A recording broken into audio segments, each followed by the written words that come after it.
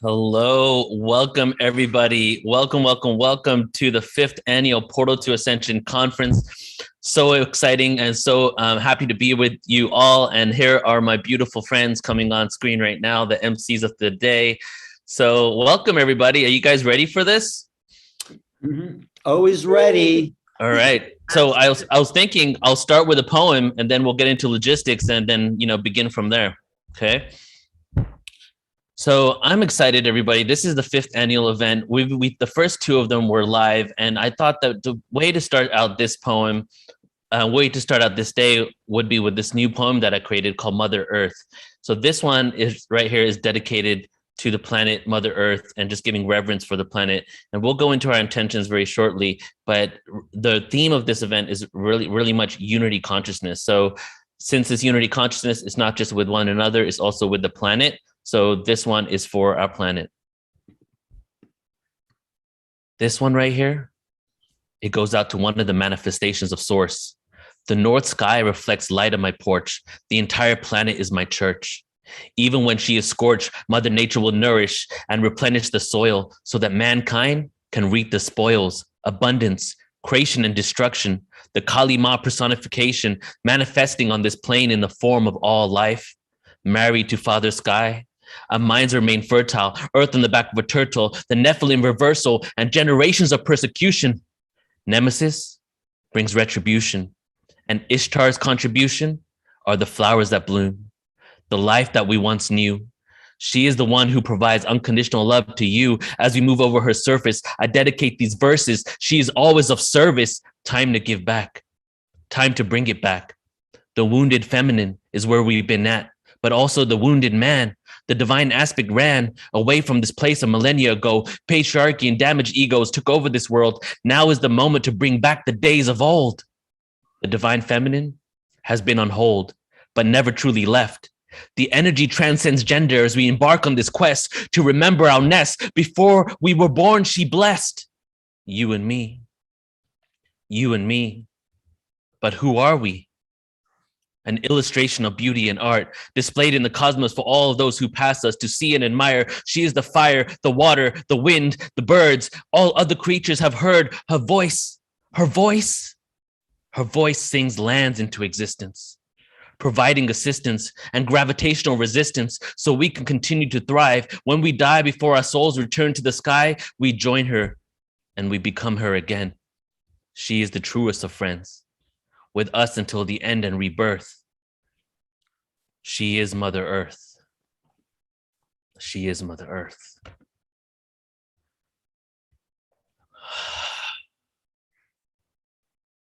Welcome, everybody. Extremely excited to bring forward the Portal to Ascension conference. We have over 5,000 people registered for this event. We're going live on multiple channels here. And right now you see in front of you some really great friends of Portal to Ascension and myself personally, that we are going to be the facilitators of this experience for you over the next 4 days. Just a couple of logistical things before we get into our intentions for today. I would love for everybody who wants to engage in the chat room to please click the chat room option area and change that from host and panelists to everyone. So right above the chat where you're typing, there is a drop down there. Go ahead and select that, change that to everyone. That's only if you want to engage with everyone. If you just want to engage with us, then leave it where it's at. But if you want to engage with everyone, go ahead and change those settings there. And if we have questions throughout any of the 4 days, please do ask them in the Q&A area, which is located center in the middle of the Zoom room. So for the panels, whenever you want to ask a question, ask them over there, because with hundreds of people in the Zoom, it's not easy to keep track of it all. Okay. So hello guys, how are you guys doing? You know, for a while we had only 144 there, which I thought was significant in the participant room. So I love that you started with the Divine Mother and bringing in the feminine. Thank you for that. Thank you. So are you guys excited?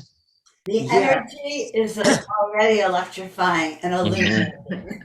Totally. You know, I have to say, this is like community. It's like, you know, the first couple of Portal to Ascensions, it was like the first day of school.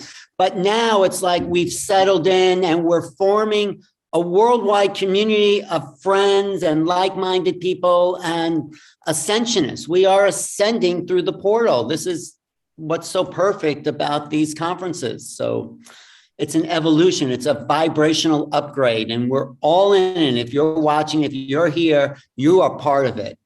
Right, Michelle?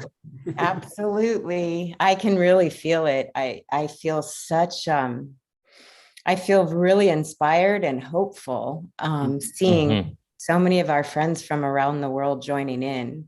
For a while, I was feeling the vibration of the planet go down, and especially with everything that's going on around us. I mean, I've been in deep prayer this morning for all those who are being impacted by what's happening in the world. And it does feel like what was in that spoken word, Neil, what you said about, I'm trying to remember the piece, but we're all feeling it, and we're the microcosm of the macrocosm. So we all have a little bit of this chaos going on within us, and we have an opportunity to heal that. And what better way to do that than to join together with family from around the world and unite to raise the vibration on the planet. I already feel it, like Joan said. You know, I have goosebumps. You know, the hairs on my arms are standing up. Yeah. And, you know, the reason why I created Portal to Ascension in the first place, and I've shared it multiple times, what came from it, like the challenges in my life. So the challenges that we have, the turmoil that we see gives us the opportunity to be the masters of that challenge, you know? So that's what this event is, that even though we might be going through some chaotic experiences, having some emotional turmoil, and I'm actually had a lot in the last 6 months, a lot of personal things happening for me, that this right here is a call for unity consciousness, and just for all of us to come together and to share love and feed each other with the love and acknowledgement, so that we can continue, you know, we get the support that we need from another, so that we can really be the way showers, all right, of this new paradigm. It's like we're in a massive initiation, a mass initiation right now. And so just connecting all of our hearts and souls and minds to know that all is well, as we receive what we're meant to receive, we share what we're meant to share, and we move forward with grace together. Exactly. So I want to share the schedule with everybody. Just let everybody know what's going to happen. I just want to say, jumping on Sheree, is that we are connecting the dots. If you just look at where everyone's from, Denmark, Czech Republic, Brazil, Florida, Hot Springs, New York, California. These are like dots, Utah, and Czech Republic. Right. We're connecting. All these dots are connected through this portal, Neil. Yes. We are connecting the planet together. And I think that's sort of miraculous in a way. It is. That's why I love doing webinars. Every time I start a webinar and I have people, say where they're from. And I forgot to say this time, please do go ahead and let us know where you're from, on or off planet. It doesn't matter. Wherever you're from, just go ahead and let us know. Because in my brain, because I'm a really visually minded person, all of a sudden I see the planet and I see these little dots everywhere. And this grid work, like sacred geometry grid work that we're creating, setting our intentions. We're going to have mass meditations every single day. And, the Maharishi effect says that when we, basically when we gather and set our intention on something, we can actually create that reality. So part of that is not only to provide a lot of information and education, but also to implement it and shift the world's vibration, utilizing our group energy. Right. Dublin, New Mexico, Scotland, Missouri, Guatemala, Belgium, New Mexico, Kenya, California, Alexandria, Israel, Orange County, Calgary, Canada, Belgium, Sedona, Colombia, Bulgaria. It's just, these dots are lighting up on the planet. We're all lighting up. Something is happening. And I've never paid attention to that before, but it seems more significant now somehow. It does actually. And doing these events and doing 2 of them this year and doing 2 last year, and then the other 2 that were, per year, I have noticed how the energy has picked up and the responses from people, the gratitude from people wanting to be involved and support in some way. Like, it really has, just being in this full time, I've seen the evolution of people really being all about it, and we're ready for what's to come. Neil. I was going to say, Neil, as we get going, I'd love to jump in and share some stuff, but whoever else was speaking, please go ahead of me. Go, Brandon, go. Hi, Joe. Again, with everything that's going on right now, I think this is such an important time for us to really just be able to reflect with what this feels like. Like there's a tangible feeling to what it is that we're experiencing. And I think what's actually so exciting about this feeling is that it's actually incredibly familiar and yet at the same time new. Like there are going to be people that are going to be like, whoa, like this is my first time at an event like this. I've never been here with so many amazing people. And suddenly, what does it make you feel like? It makes, and for those of you in the chat, what does this feel like? Like in 1 or 2 words, what does this feel like? And, for me, a lot of what this feels like, it feels like home. It feels like family. It feels like tribe. It feels primordial. It feels familiar.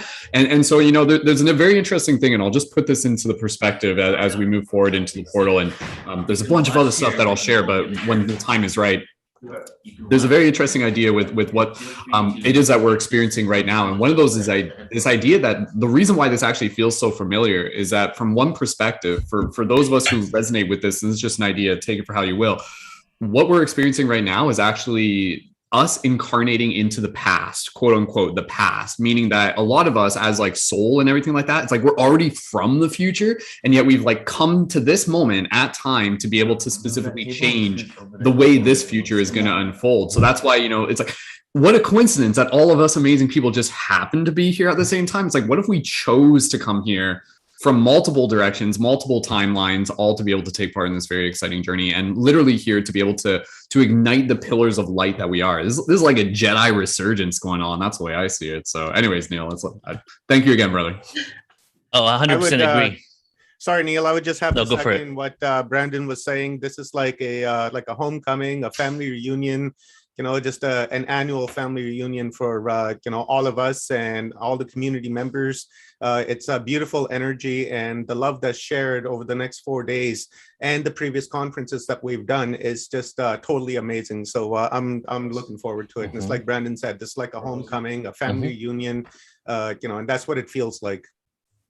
Right. I mean, I can't wait to hear some of these speakers again, because like, for instance, Dan Winter, when I listen to him, I get a little more each time. So I can't wait to hear how much more I'm going to get from that kind of genius, and Kamara Jones and JJ and Desiree Hurtak. There's so many great teachers here that I love hearing their development of their ideas, because it goes deeper into me and I become more illuminated. So thank you, Neil. Thank you. All right. So I do want to go back around with you guys and have your intention. So Sharaya, do you want to share your thought? I'll show the schedule and then we'll do a whole intention setting. I was just noticing Joan's got some cards there. She's shuffling up for us. Oh, nice. Maybe you can share that when we get to your intention, Joan. All right. Okay, everybody. So I'm going to share the schedule and talk to you about how the event's going to go over the next 4 days. And so let's go ahead and do that. Now you're seeing the back end. This is this is what I shared with the speakers and the MC. So I'm showing you this because it's more concise. The schedule is on our website, online events. And then you can go ahead and click on the on the event page. And if you scroll all the way down here we go. Day 1, day 2, day 3, day 4. Go ahead and take a look at the schedule. It's been updated as of today, so it's correct. On YouTube, if you're on YouTube, it's in the description there. And if you're in Zoom, we'll post the schedule maybe 3 times during the day, giving you guys updates. But today, who we're going to experience are the following. This is for today. So right now, we're in the introduction intention setting. After this, we're going to go into Joan Of Angels, and she's going to give us her download and also the first mass meditation intention setting for the 4 days. Then after that, I'm going to be on for today, and I'm going to do a portal to Ascension history. How did we get here? Why are we all here right now? What kind of started that? And after that, we have Zalah, who's a new speaker on our platform, incredible individual. Following him is Teah Akrish, who is a secret space program whistleblower that just came out over the last few months, but she's actually going to do a talk on ancient technology that was actually discovered by the SSP and have been implemented into advanced programs now. So that's going to be really mind-blowing. We have Aage Nost, who's going to talk about astral travel. We'll have a flute player today, a Native American flute, which is Michael DeMaria. Really amazing artist. Following him, Paul Hynek, who is the son of J. Allen Hynek, Then we have Nicole Richmond, who will be talking to us about walk-ins and hybrid ETs. And then the last presentation today would be myself. I'm going to do a presentation called The Origin Stories of Humanity, Ancient History presentation. And then to close out today, we have two amazing things to close out. Firstly, I need to tell everybody logistically, the way I have it set up is that on Friday and on Sunday, we're going to go live on YouTube for the whole conference, but the panels are separate. So the panels will be restreamed over again. So we're going to stop the stream, and then we're going to start it again for the panels on Friday and Saturday. On Sunday, you can go ahead and go to YouTube/Portal to Ascension right now, click on the panel and click the remind me button right there and get the information on it. But it's ready there to go. The video's ready there. You can even go to the page now. We're just going to be live on a separate stream for that. And then today for after hours, we have an after hours presentation. Laura Eisenhower requested to do a little mini presentation about aligning with the truth frequency is what it's called. So after we do the panel today, a few minutes later, we're going to do a separate stream once again, and that's going to be with Laura Eisenhower from 7 to 8 p.m. So we're going for a good amount of time for today. That's about 10 hours straight of nonstop information. Again, if you want to check out the schedule, go to portaltoascension.org, online events, and check it out over there. Okay, everybody. So firstly, let me tell you why we have the team that we have right here in front of you right now. You know, when we did the second live Portal to Ascension conference in Irvine, my really good friend Dave, he plays Didgeridoo at our events. He said to me, basically, you just threw a big party, invited all your friends. I was like, yes, that's exactly what it is. And that's the energy that we like to really bring with this. And the individuals that are going to be hosting with us today and part of this event are people that I have a huge amount of reverence for, that I've worked with or I've seen their work, but a lot of them are been my friends for multiple years. So it really feels like not only a family reunion, but it feels like I'm with my family here hosting and facilitating this event. And together we're going to curate, this experience for you all. So I guess I'll do every individual one at a time, and then, that person can go ahead and do an intention and introduction. So let's go ahead and start out with Alan Steinfeld, who last time I said he needs no introduction, he told me, well, I do like a little introduction. So Alan Steinfeld, even though you've probably seen him quite a lot on Portal to Ascension, has become such a great friend and one of our biggest supporters, and we're just supporting each other on many levels. Not only do we work with each other before the current world situation, but over the last 2 years, we've been doing things together almost weekly, at least multiple times a month. And the dedication and passion that he has for this information and the sincerity that he has with it really shows in all his work and his decades of work and bringing this information out. So I would like to start with you, Alan, and give it to you, let you set your intention, do whatever you like. Thank you, Neil. This is starting to feel so familiar, so comfortable, so much like a family, and everyone is welcome. Everyone, if you have a friend who's not tuned into this kind of dialogue, invite them, tell them to just check it out. It's free, it's everywhere on YouTube. So just take in, everyone watching, take in the kind of crystallization that's happening in our community. 2 years we've been isolated from each other in the world, but yet something is growing. It's underneath that decay of the old structure. There's a new level of complexity and connectivity that is growing. This is what they call in chaos theory a new manifestation of a greater world. And this is what we're in. And you can just feel, I do, and I think everyone here on the panel, everyone watching, we feel a connectivity to each other in a way where now this is comfortable. It's not just like we're isolated. Even though it's Zoom and computer and a flat screen, there is an energetic connection to all of us. And I'm feeling it more and more there. And, the weather's changing here on the East Coast. It's coming into fall. It's the 1st of October. We've kind of come through the major part of the year. And I think things are looking better. I think there's real hope for the planet and for us and the community. And people are looking for the alternatives that we present to the world. So we just put it out there, drop into ourselves, and just stretch out in your mind to those people that do need help, that are asking for guidance, that are asking for a new way to be shown to them. Let's just put it out there for 1 minute and just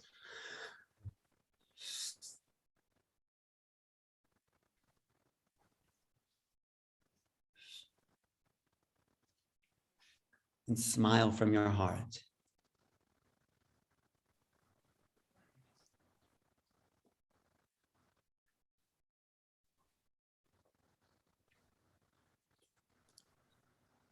So be it. You know, when everyone drops in, you feel it. You feel that boom, we're in. Thank you, Neil. Thank you for it. Thank you, Alan. Yeah. All right, so let's move on to our next intention setter, and MC and host will be Michelle Anderson. And Michelle, another individual that I've known for multiple years, but as she said when we first connected, is that, you know, not only had I heard of her for like 3 years before I even had a conversation with her, but she'd also heard of us and had been following some of the work. And we're really close friends with many of the speakers we work with, namely Michael Tellinger. She's really great friends with him.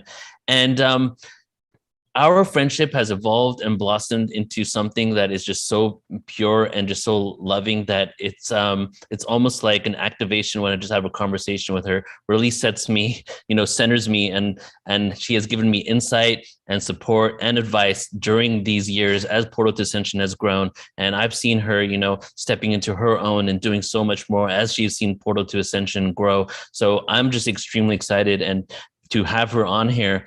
And from now on, you know, she, as long as she has us, she will be at every single large Portal to Ascension event, because she brings that energy of just the sincerity and the authenticity, but also of the pure unconditional love and the want for all of us to come together as one. So I really appreciate that you're here, Michelle. It's all yours. Please take it away. Wow, Neil, thank you so much. I feel the same way about you and everyone here. I may not have had direct conversations with everyone of our hosts, but most of them I have friendships, formed deep friendships with. And I do feel like we're a family. And when I'm aligned in these Portal to Ascension gatherings, I feel like what happens is we are refueling ourselves, because a lot of us have taken on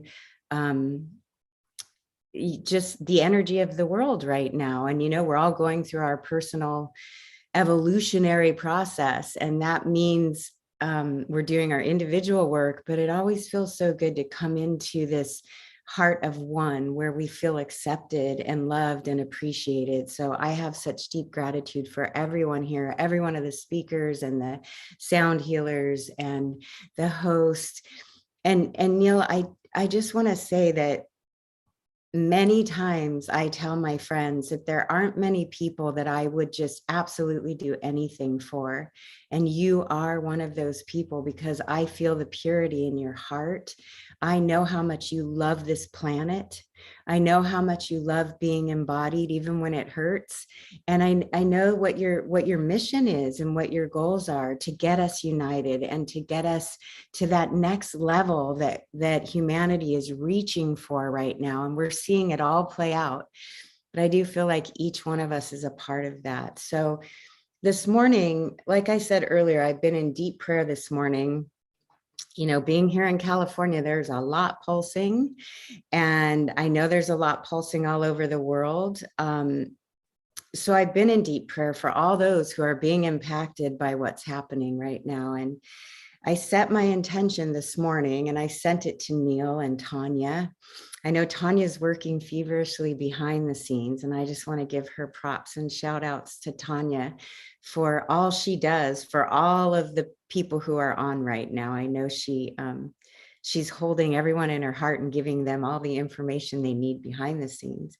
But my intention is for all who join with us here in Portal to Ascension's 4-day summit to create and be a container of divine love and unity, with visions that all needs are met and for miracles to unfold in the blink of an eye as we demonstrate and embody. I want us to feel that we embody harmony, unity, gratitude, love, peace, joy, acceptance, truth, freedom, and reverence for all life, as we open the door to the collective by bringing humanity into our heart of one, raising the vibration on earth and in the cosmos through all of the wisdom teachings, meditations, sound healings, and activations by this powerful group who have been called to join in this now moment. We are the ones. Each one of you here who is joined in right now has been called for a reason. And this is the time. So thank you. Thank you. Thank you. Thank you so much, Michelle. Thank you so much for seeing me over these years, and your love is just like words can't express my gratitude for your presence, in my life. So thank you so much. Thank you. I feel the same, and about each one of you. And let me just say again, everybody, you are every single one of these people right here are actually my favorite people in the world. So it's pretty awesome that I get to do this with my favorite people here. So let's now go to Tanya. Tanya is actually here. Since you said Tanya's name, what we've done every year is we've said thank you to everybody supporting on the back end. But this year I thought I might as well bring Tanya on camera and have her just do her intention as well. So Tanya, if you're here, do you want to start your camera? I think maybe you're not a presenter yet. Okay, we'll come back to you, Tanya. I'll set you as a presenter in just a moment. So let's move on to, let's go to Omar. So I'm excited to be introducing Omar to you. Omar, I am one from Watches Talk TV. We have cultivated a very good friendship, a solid friendship, and much mutual reverence for each other over the years, in which it was like 4 or 5 years ago, Omar and I had a conversation because they were running some groups on ancient aliens and other groups online, and asked me to be on their podcast. And from that moment onwards, just like with many people I've worked with, we've kind of just seen where it would evolve into and wanted to work with each other. But over the 4 years, we've started to work with each other on many levels. Not only would I like to maybe say that I've actually offered him insight on how to create these events and that he's started doing a lot on his own. But at the same time, he's been a support for us. He helps on the back end. He jumps into places and does things without even me knowing I need it, one, or even me asking. He's been really taking the initiative just to be a huge support in everything that we do. And then on top of that, I would say that he's like one of my very close friends that even though we haven't met in person, he lives in Canada. I think of him often and I send him love and blessings just because of the grounding conversations that we have with each other and our mutual intention and mission on earth. So everybody, I'm really happy to introduce you to Omar. Omar, go ahead, take it away. Thank you, Neil. I appreciate the introduction, brother. That's beautiful. And yeah, indeed, over the last 4 or 5 years, we have developed a very good relationship, more like a brother type of relationship. And I hope to be in California soon to hang out with you and just have a in-person conversation and just hang out. But when it really comes to this type of stuff, I would have to give great big gratitude to you, because it really opened up my eyes as to the capacity that my channel can do, and you really helped me helped organize my mind as to what needs to be done, how it needs to be done, and who I should have on, what should I do, how should I vet these people. So I totally appreciate that.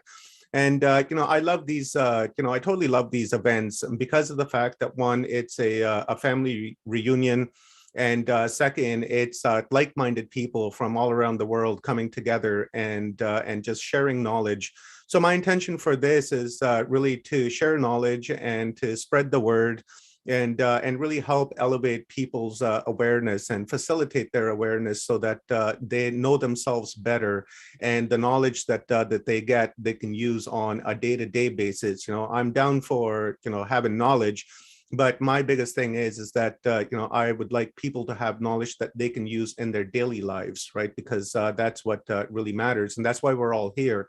And so that's really what my intention is to throw out that love and show everybody that, as much as we are divided, we're still unified as a single family from across the world.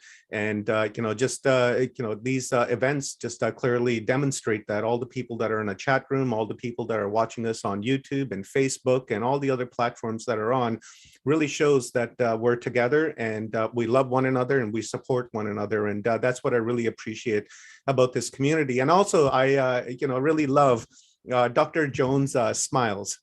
She's she's always smiling, so I always appreciate that. And just seeing the big smiles from everybody, like Brandon, for instance, I totally love it. So thank you very much, Neil, Shariah, Brandon, Alan, Michelle, Dr. Joan, Tanya, Rob. I appreciate every single one of you, and I love you guys very much. And you guys are like family to me. And I hope to continue to develop this relationship over the next decades to come, because we have a lot of work to do, right? So let's get it out there. Yep. A lot of shifts and changes in store for the future. Who knows? Yeah, exactly.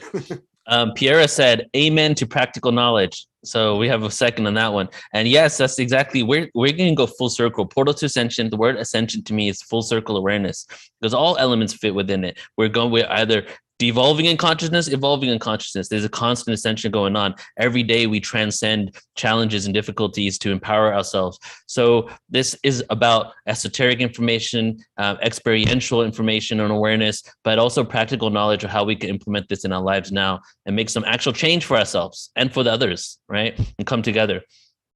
And that's the biggest thing, Neil, is to, make that change within. Right? Mm-hmm. Because you can't change what's happening out there, but you can surely change what's within. And when you change what's within, that really has a ripple effect within your family, within your friends and your community and your place of work. And it really has that effect. So exactly. Indeed, self-awareness and looking within is really the key to higher awareness and higher consciousness. Exactly. Thank you, brother. All right. So let's go over to, I think, Tanya. Tanya, are you on now? Oh, she's still having tech difficulties. Okay, so we will come back to her once again. All right, let's move over to Rob Yucks. So Rob, everybody, he is the creator, founder of Full Spectrum Universe. And I met him through Omar, and he and Omar have produced a couple of epic events together. Just did a 4-day, I think it was 4-day event, multiple speakers called Total Disclosure that we also broadcasted to our YouTube, and it's actually on there right now if you guys want to check it out later. But as I've been watching Rob, not only the way he communicates with speakers, but his curiosity for life and information, I've gained this deep respect for just him as an individual. And I really feel like I do see him just in all the productions and all the work that he does. So I'm really happy to, say that now that we are friends and acquainted, and bringing him on here for the first time to actually host a Portal to Ascension event is just the beginning of many. So I'm excited for all of you to get to know him over the next few days. So go ahead, Rob, take it away. Thank you.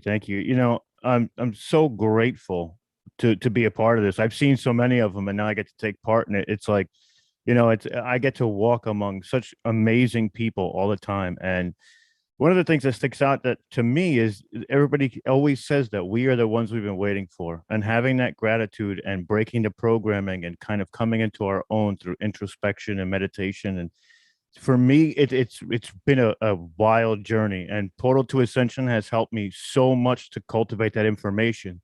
So for me to be here to help out and to do whatever I can to give back to the cause it's full circle, and it makes me feel so amazing. And I just have great eternal love for all of you, and it is like a family. And like, when I see all these different places coming up in the chat, it's like different hubs, and that's emanating from those hubs so we can encompass the entire globe. And it's an amazing thing. And I look forward to doing so much more work with everybody here. And just thank you. And I appreciate you letting me be here to be, among these great people.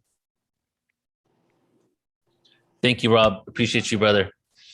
All right. So here's Tanya, everybody. So Tanya Fitzpatrick was working at the center where we did our first large Portal to Ascension conference in 2012 called Cosmic Reunion 2012. But we met a little bit before that when we were doing smaller events at the center before they moved to that new location. So she has known us and been with us from the moments where we were like, what are we doing? Who are we? Trying to figure out what Portal to Ascension is, and really has witnessed firsthand because she's also been working with us on and off during that time, not only working at the venues and, doing things that the venues would have to handle for us to be, renting it out, but then also for a period of time working as an assistant in communicating with everybody and helping us with graphics. But now she's actually working for Portal to Ascension, with Portal to Ascension, let me say, for part-time over the last over 6 months, maybe up to a year now, in which that she might have been the individual corresponding with you via emails or getting back to you, responding to your messages on the website, does a lot of the back end, helps me run everything in a way that provides support so we can create more of these events. And the last two events, we all did a little hands up energy towards Tanya, giving her gratitude at the end of the event. But this time I thought, why don't we bring you on, Tanya, so that you can share your intention and everybody can get to see the individual that's really helping support us in the back end. So welcome, Tanya. Thank you, Neil. I appreciate the intro. It's really a privilege to be in the background. That's where I'm most comfortable. If you notice, I've had nothing but technical difficulties for the last 15 minutes because I really do like to hide in the background. But thank you for bringing me on. I do like to connect with people. And like you said, when we met, 2011, I think it was, I knew then, basically echoing what Michelle said, you're one person that I've come across in the community that when you meet someone who's all heart and has this pure motive to literally help awaken humanity and bring love, no matter what the issues are, bringing love to the planet. And that is a mission that I can lend my support to. So right then I knew that I didn't know why, but for some reason, this guy in 10 years or whatever, he's going to have this channel. And here's the channel.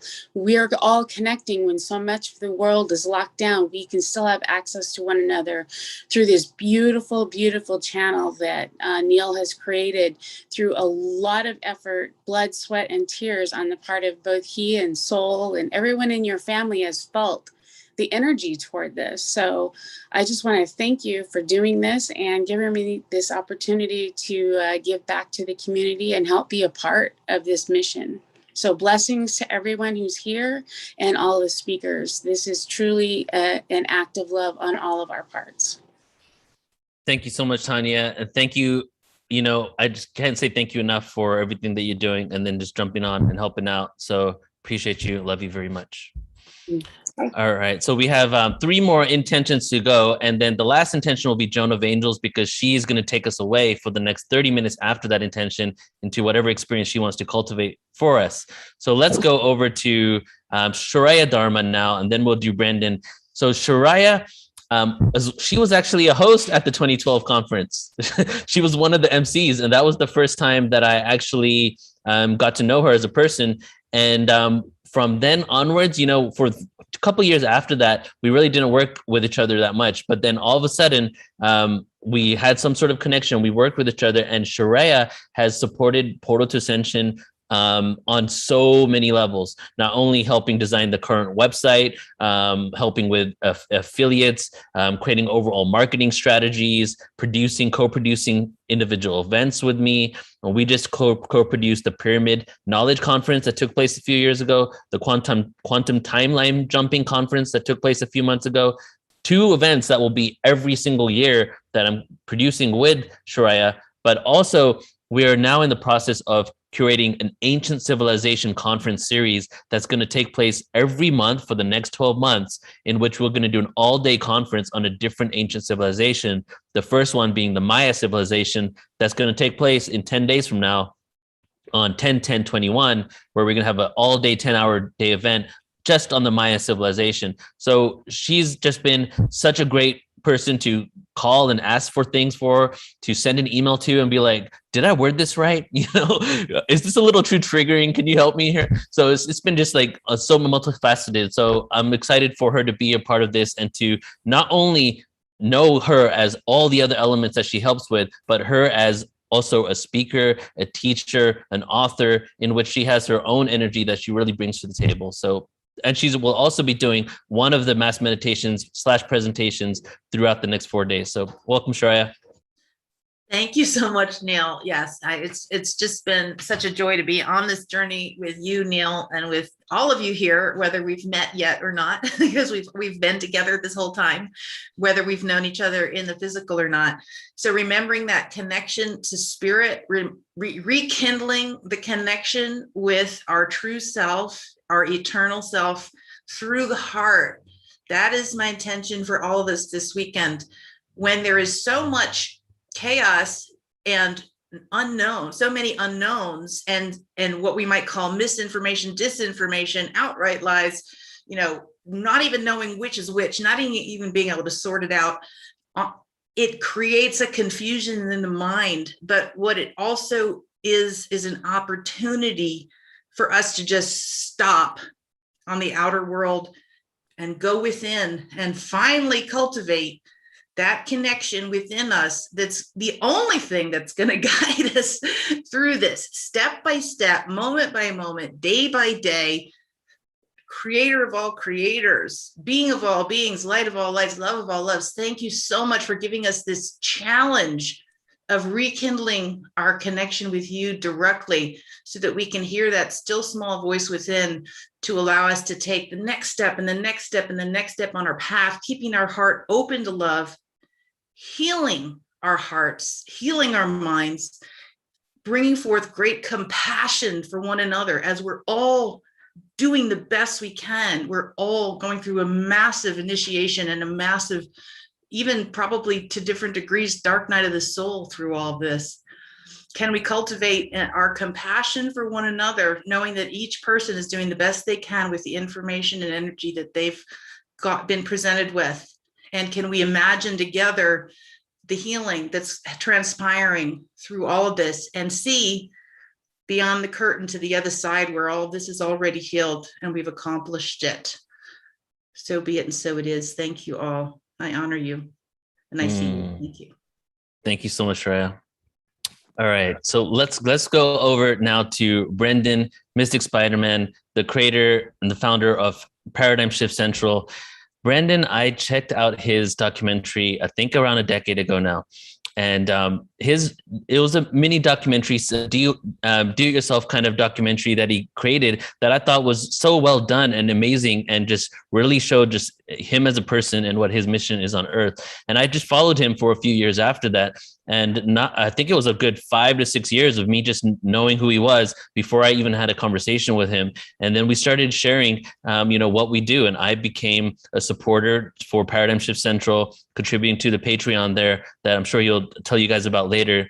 And with that, we began growing our relationship. I had him on a few different events. He creates many different circles where they speak on different topics, and people get together as a panel discussion on a range of topics on spirituality, extraterrestrials, what's happening with disclosure, even more fine-tuned niche topics like that, as well as something that he just started more recently, which is a Flowetry workshop that allows creators and conscious creators to have an opportunity, a safe space to express themselves through freestyle poetry. Right? Just like whatever is coming from you, whatever you want to express, that's just one of the tools that he has cultivated for conscious creators. So if you're someone out there that also is creating content and putting it out to the world, Brendan is the support for that. It is kind of the way shower for other creators within the consciousness movement.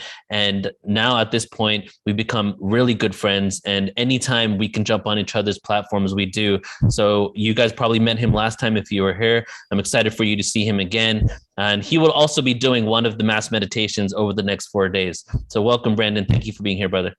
Thank you, Neil. Thank you so much for having me. Just before I start babbling on, is my microphone sounding okay? I had to do some adjustments and stuff like that. Is it okay? Sounds good. Okay, cool. Perfect. So yeah, thank you, Neil, so much for having me, for everybody here, for just holding this space together. Again, my name is Brendan. In the YouTube chat, you guys will see my username is Skull Babylon Neo Gonzo Journalist of the Future. And on Instagram, I'm Mystic Spider-Man. And again, ParadigmShiftCentral.com is kind of the portal for the website that we've created over the years. And, you know, it's really exciting to just be able to look back on how far this journey has been able to just like, not only for myself, because I mean, again, you know, when I started creating conscious media, like I was about like 20 years old when I kind of was just like feeling something within my heart that was just like, you know, it was me asking, it was my answer to the question of how can I help change the world? And that for me is really the intention that I want to be able to invite other people who are here with us right now, is for you to ask that question yourself. How can you help change the world? And when you get down to it, there's a lot of different ways that you can go about that. You know, you can do it through the creation of your content, through the art, but really it's about being able to bring it back to the wisdom of the heart. Because even though within this world right now, there's a lot going on, there's a lot of, you know, like chaos all around us. The simplicity of this is that, you know, through the creation of circles like this and through the creation of, you know, events and broadcasts of all various sorts, what we're doing is, again, we're serving this process of being sacred mirrors for each other that are leading people back to the wisdom of the heart. Like that is it. That is as simple as it is. And then through the wisdom of the heart, this is where the solutions arise, you know, solutions. So even though we don't always know what it is that we may need to do, quote unquote, what I do know through my own experience of creating circles and bringing people together is that when you bring people together with intention, and you allow themselves to just like feel safe and coming into their heart space, the solutions of what is needed will naturally arise. So even for us being here on this weekend, you know, it's a bit of a mystery that we get to explore together. There's going to be a lot of things where, you know, Neil's done all the work to be able to create the container, to be able to do a lot of the, you know, there's a lot of like this kind of like masculine and feminine energy that's kind of integrated throughout the entire experience of the Ascension conference, where, you know, it's scheduled, it's routine. We got hosts, we got this and this and this. But then within that, you know, it's like, this is a chance for spirit to dance. This is a chance for spirit to play. And in the process of doing that, you know, the intention here, very simply put, for those of you who are watching this, again, you know, let it be something that fills your cup with love, that nurtures your heart, that sparks something inside of you. And as I've said, even in the previous Portal to Ascensions, this is practice for what we do beyond this broadcast. What do you bring with you? So there's an actual resonance to you tuning in right now. And by you just being open to receiving it, allow it to be something that, again, not only just like is observed through your senses, but is integrated into your very being so that you become the portal to ascension. You carry it with you out into the world through your conversations, through your compassion, through your creativity, through your presence. And again, you know, it's not this idea of like, it's like, oh, we have to go overthrow the government tomorrow. Like, it's not just that, you know, it's literally this process of being able to activate the internal governance. This is the journey of reclaiming our sovereignty, you know? So Neil, I'm so grateful to be able to be here. Again, for those of you who are tuned in, if you guys want to connect with me further, Mystic Spider-Man on Instagram and TikTok, Skull Babylon on YouTube, and I'll be hosting the meditation on Sunday at 11 a.m. PDT. And yeah, I'm excited. I know we got to stick with our schedule and everything like that, but Neil, thank you again for being here. This is always a blast and absolute pleasure to everyone who's tuned in. So thank you so much, brother. And I second that. Please do check out especially on Instagram or TikTok, Brendan's, because he's got some really cool videos and very funny things too. Like he just did a video promoting this event, but he had a filter where his face was an alien. And he was like playing this whole role of like his mom telling him to tell everybody about Portal to Ascension. It was so hilarious, but check him out for sure. It's great. It was perfect, bro. All right, everybody. Okay, so now we're getting into the last intention setter of today, who is also going to be the first experience for the day here. So everybody, all the MCs that are on, feel free to stay on until Joan begins, you know, or you can go ahead and switch your camera off now. It's completely up to you. But let me tell you, everybody, about Joan of Angels. And really, I feel like maybe hopefully I could just like send a frequency so you guys could really understand the gravity of Joan of Angels, because it's so much to really say. Like I should have actually created a presentation on it. But so Joan of Angels has become one of our best friends and biggest like personal support, like friendship connection, helping us on the individual level, both for my wife's soul and for myself. also met to 2011, 2012. And the first time we met each other was at the 2012 conference. Well, no, the second time we met each other, I believe, was when she came to the 2012 conference. And I think she purchased that ET from Cynthia Crawford that is right there at that same event. So we got synchronicities galore here. And Joan, at this point, only lives maybe a couple of hours away from us. We make routine stops over there every few months to be at her place, not just to be in the energy and be with someone who's a great friend, but to be in a safe environment.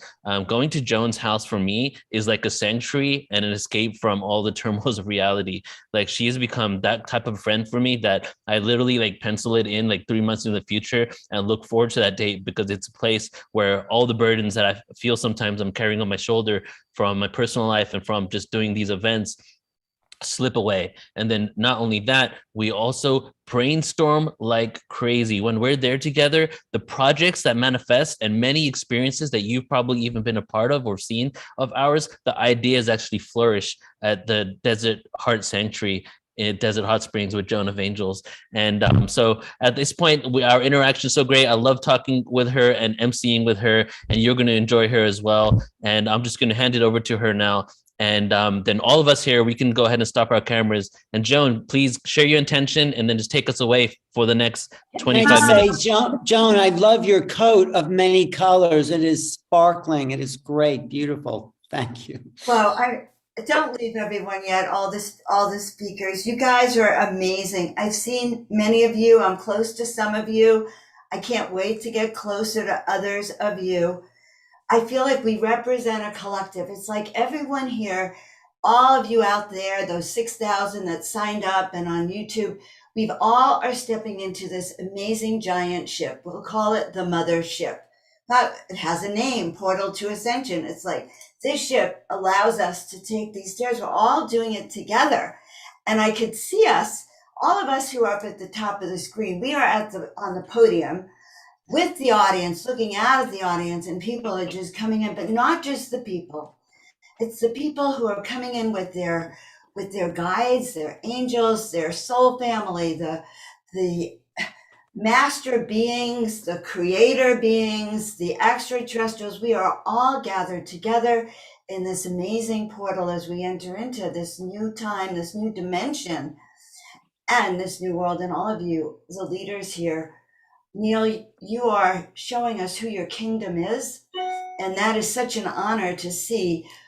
I feel like we're living our past life where we have all been together and have done this before. We're just re-engaging now with the soul contracts that we have to do this. I asked the guides to show me. So I want to see myself actually. Hi. Just want to say hi. Hi. Okay, so I asked the guides to give me an understanding of what it is that they wanted for today. And I pulled from a very special deck, the Earth Warriors. And many of you know that I am an oracle. I am an intuitive guide, and I love giving messages from the ETs, from Yvonne, and from the messengers themselves. And it was the guardian of the Amakua. And I'm going to read the first paragraph because it is so powerful, the times we are in today. We are in a portal, of course, going into the light. We are in a doorway, stepping into the new way of being. And there is much chaos and confusion down below in the earthly planes, of which us who are here have that ability to walk both worlds. We have the ability to walk between the 3D and the 5D. And as a matter of fact, Alan's taking everyone on a remote viewing platform just to confirm that in the next week. So because we have that ability, we are stepping on that stairway and taking our tribe and going home to bring source information forward to the world. The wisdom we are gaining over the next 4 days go in what I love to refer to as our toolkit of mastery. These times of chaos and degeneration into the times we've been foretold. We are in that place now. We have waited for it. We have prayed for it. But beloveds, we are here right now. And it is messy. It is messy because it didn't come with flowers and roses. It said, okay, guys, the new world is right here. Open up that window. No, we have to go through a portal of ascension. We have to sit and understand and clarify what is happening on all levels, and then send that energy and be that energy when we walk back down in that 3D world, and know that we were not only called for these times, we are those spiritual warriors. We are one of those leaders. Each and every one of you who are listening to us here, you came here as a volunteer to be here. We need you. And so this card represents that. And it's a number 24, which I see is responsibility. So no matter how compelling an experience of challenge, darkness, or defeat may seem, and boy, oh boy, 2020, 2021 were dark, and they have predicted it will get darker for a moment, just a blink of time.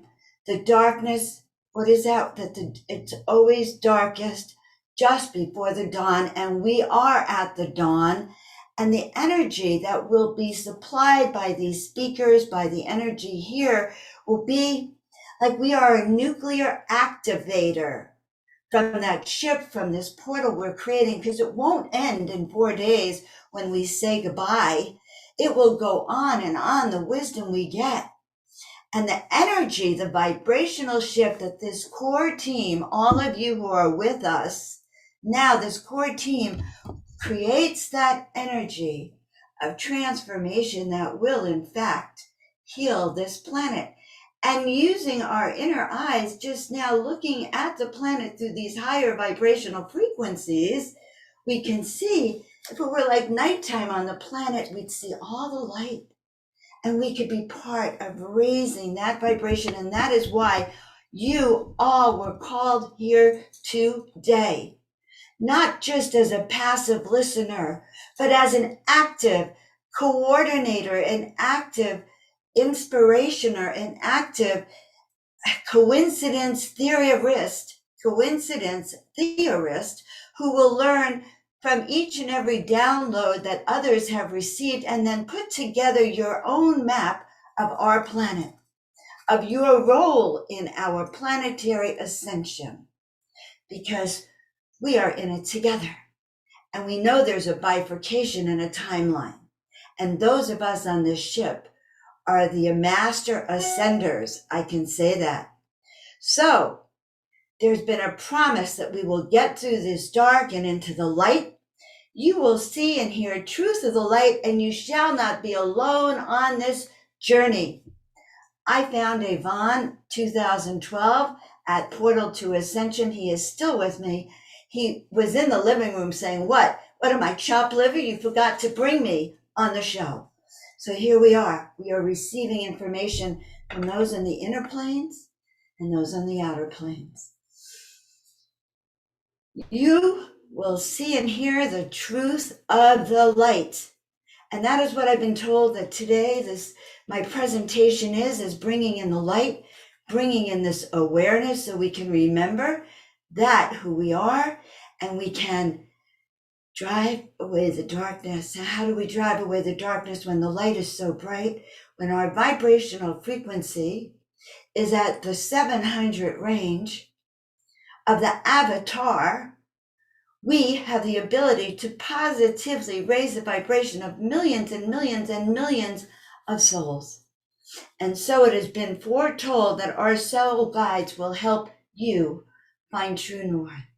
And this 4 days is a journey into your soul, journey into true north. And so it is. May you know the truth of who you are. May you be able to handle the warfare down on that 3D realm by knowing the truth of who you are and discerning your place in it, regardless of what others tell you, regardless of what your government, your political figures, your friends, your family tell you. The truth resides within you. And this weekend, more and more channels for you to understand truth and wisdom are about to be revealed. We are on an exciting journey, my friends. So and I'm still reading that little paragraph. If you have been walking on a darker path, this is your opportunity to be refined. This is our opportunity this weekend to let go of what no longer serves us, to allow new energies, to let go of soul contracts that don't work, to let go of the cloud over our eyes so we can see the truth and truth be revealed to each and every one of you, so that you become a part of the soul solution, the soul mastery, the soul awakening, the soul experience, and the soul wisdom that each and every one of us has. This is our time of initiation.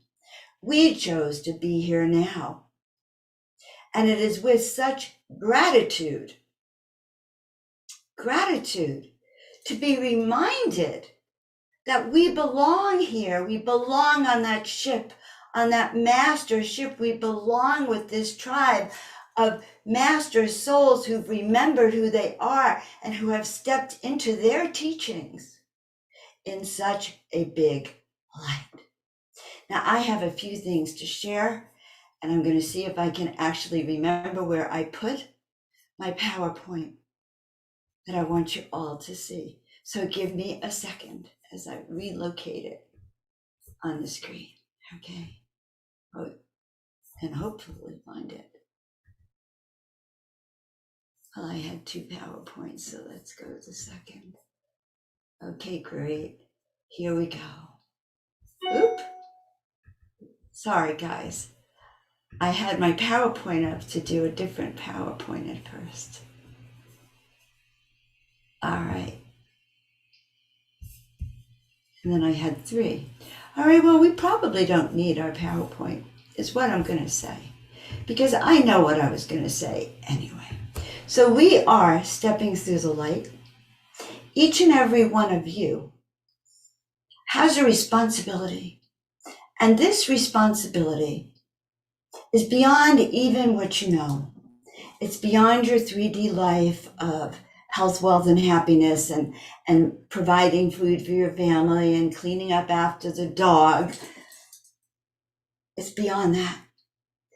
Each of you are here today who have been given that pass of admittance to this mothership, by the way, which is in itself an honor, because yes, you think you chose and signed up, but I'm here to tell you that your guides tapped you on the shoulder and said, this means you. You are a part of this collective, and get your little fanny in there with your pack and all. And so as we ascend and step into this light, and as we start to shine so bright, our responsibility is to ascend into that 5th dimension, to find our way into mastery. And you have been given gifts in order to do that. Now, there are 3 levels that have been going on our planet. The first level is the rise of individualism, the importance of each and every one of us as not only a soul, but a human on the planet. Our thoughts, our actions, what we buy have suddenly become hugely important, because never in the history of our planet have we had so many choices that if you want cereal, you can go in and buy 100 different varieties. Therefore, producers know they have to please the consumer or hypnotize them into believing that what they are selling is what you want. But we had the rise of individualism, of which we are a part. And then we had the rise of globalism. So today we know what is happening in Australia. We know what is happening in the UK, and we know what is happening about how the world is responding to what is going on in that 3-dimensional frequency down below us, of which we have an opportunity to watch and see and stand apart, because we know what is true for us, whether we go along with agendas or whether we do not. It is our job to raise light frequency. We do that by not by pretending nothing exists, but by knowing the light within us. So we are globally connected around the world and have an opportunity now to see how there is a rise in a collective desire for freedom around the planet, soul awakening freedom. And one of the things I do on this planet is I am a soul awakening specialist. My guides told me one New Year's Eve that to wake up, I was a soul ascension trainer and a soul mastery awakener. And it was time for me to start sharing this wisdom and helping each and every individual whose job is to raise up to those next levels. So as we are on this giant mothership together, the third component of what has so transformed this planet is our connection, our intergalactic, internet, cell phone, our ability, if I wanted to call Michelle or Alan or send out a thought to them, well, I could send it in this chat room, I could send it in a message. Well, it's not as quick as telepathy, but it's the one step before. I have instant manifestation, each and every one of us in this web. So here this weekend, we have all the components of what we need to not only step into mastery in our personal lives, but to start to raise the vibrational frequency on our planet to that of miracles. Because we are more than the 5,000 who signed up with this.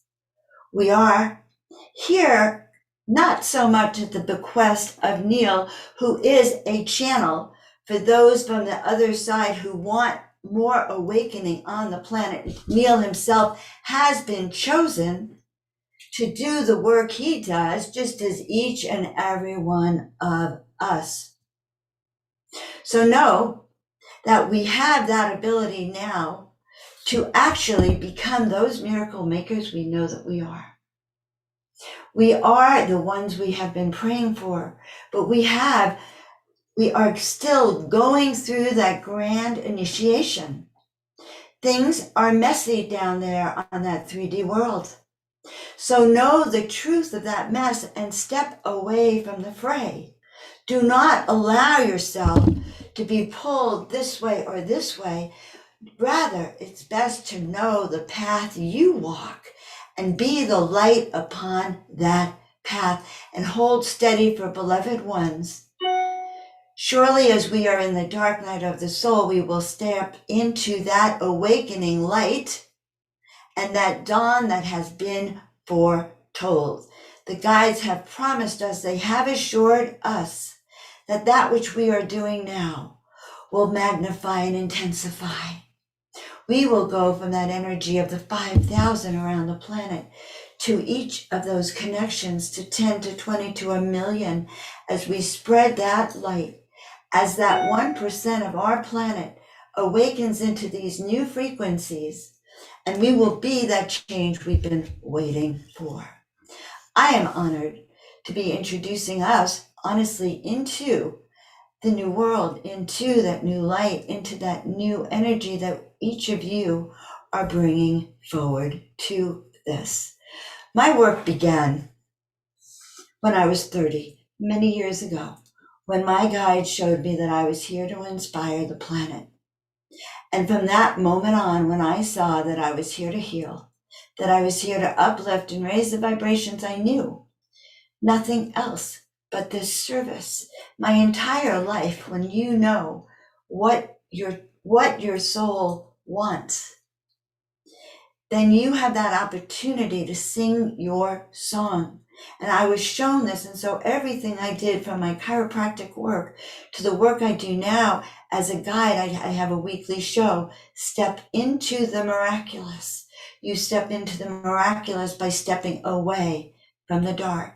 So if you have been on the path of reading too much news or freaking too much or going, oh my God, have you seen this? Have you seen this? Have you seen this? Know that you do not have to live in that dark and fear. Trust that we are in the times that we're called for. We are in the quickening. We are in that energy that will evolve into the place, the home, the life that we do know. See the future as we want it. In fact, see Avon and our ETs walking among us. See the angels walking among us. See us walking among them. See each and every human living their best life to the fullest potential, honoring their soul choices. See that each of us has that freedom to express who we are in our body, mind, and soul, and that we live in that prosperity that Spirit has promised us. For I have seen the prophecies, and the prophecies that have said that they never meant for us to suffer on this planet like we have. So know that our time is so near, hastened by the next few days, hastened by your presence on our mothership, on our portal to ascension. So if you've been proceeding along that dangerous path, know that we will guide you safely from evil and ill wishing and guiding us back to our highest purpose and our sacred path. So I invite you all to join me every week on my Miracle Mondays and my Step into the Miraculous. Please go and love my YouTube channel. All of you people on Portal to Ascension have helped grow my channel, and I so appreciate that. If you can subscribe to it, I would so be honored. I am the host of Step into the Miraculous and Miracle Mondays, and I do private individual coaching on how to step into your soul purpose this life and clarify, let go of what no longer serves you and clarify. So you can check that out at my website, and I'll put it below in a minute when I'm done. So I'm so honored to be part of this collective. I am part of Soul Family here.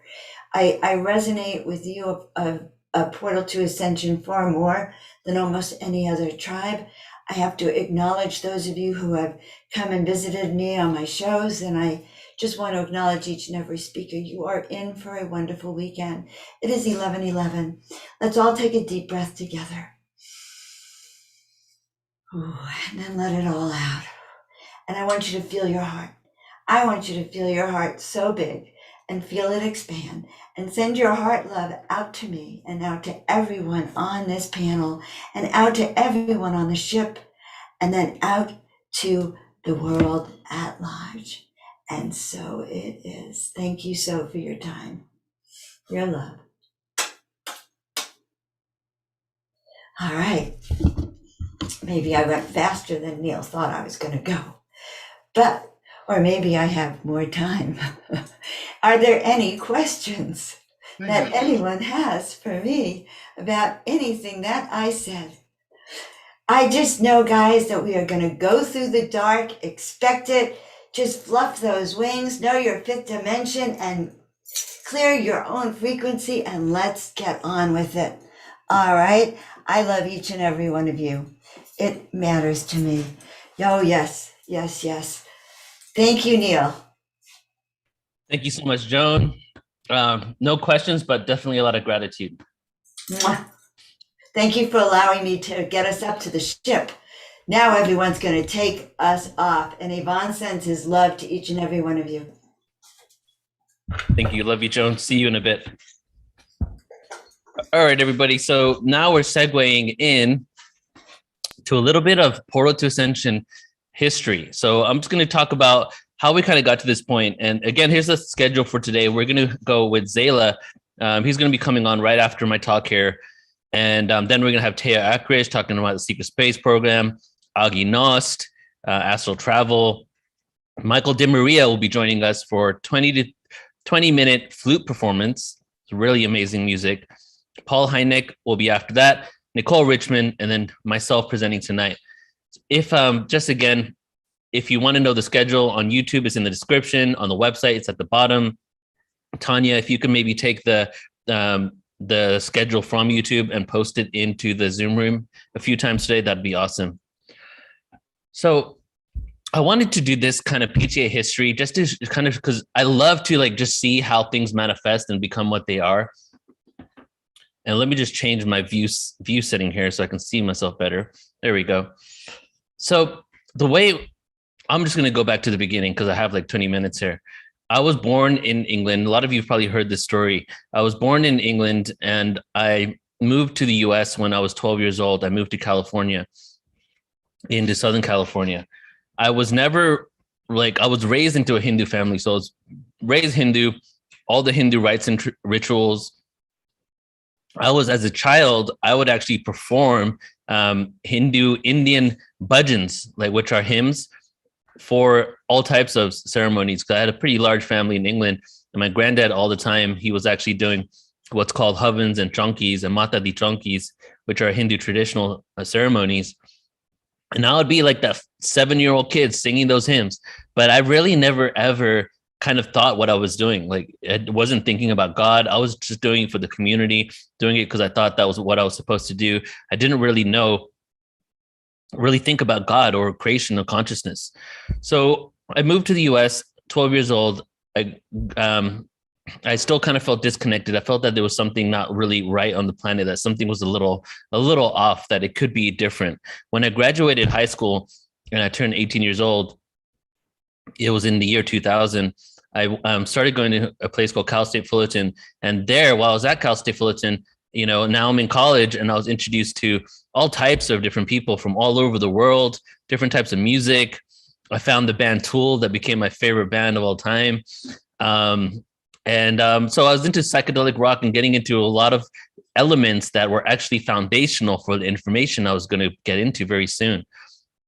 As I started doing that, I started writing spoken word poetry that some of you experienced one of my poems at the beginning of today that I'll be sharing throughout the next 4 days. I started writing poetry on black holes. I even wrote a short story. I actually wrote a short story on two different gender, race, two different groups of people that were genders that weren't male or female, that were from another planet. And I had this whole short story series in 2001 that I was putting out on LiveJournal that was basically about these other planets and the interaction between these two different beings and how they became one. And at this point, mind you, I wasn't into any of this information. I believe now that it was part of me and my cells and my DNA for sure, but I wasn't consciously aware of everything, right? And as I started writing this poetry, I decided, it was like sci-fi poetry, I decided to go ahead and start searching the keywords of what I was actually finding. And as I started searching the keywords as of what I was writing, actually, so I started searching the keywords like ancient civilization, black hole, right? Things like that. I started stumbling on a range of speakers, most of which, if not all of them, I've had the opportunity to work with at this point. And I found William Henry, Nassim Haramein, Jordan Maxwell, Jim Self. This information started connecting dots for me. And even though I kind of considered myself an atheist Hindu because I was Hindu, but I just did the rites and rituals, I just did what I was told. I didn't ever have any beliefs. So I consider myself an atheist Hindu. And I was very mathematical, linear minded, right? Like science, frequency, vibration. The vibration and frequency information that I started finding out that ancient civilizations were also talking about make me start realizing that they had some awareness of an advanced science of how creation is made that has completely been lost to time, that we're only now rediscovering. That appeased my linear mind. It made me start realizing that, wait a second, is spirituality, meditation, yoga, conscious living, eating really good foods, having great water, are these all elements that are designed to specifically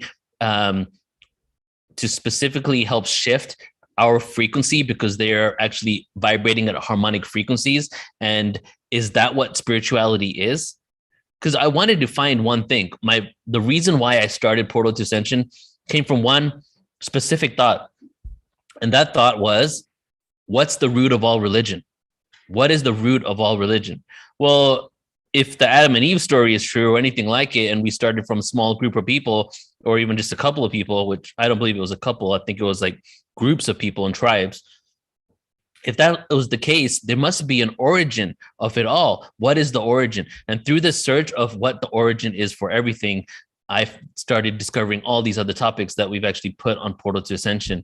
And my search for the root of all religion led me quickly down the ancient civilizations path, in which I found the Sumerian scriptures. I read the Sumerian scriptures. I read the Old Testament, the New Testament. I read the Quran, and I would draw parallels. I'll be there in 2002.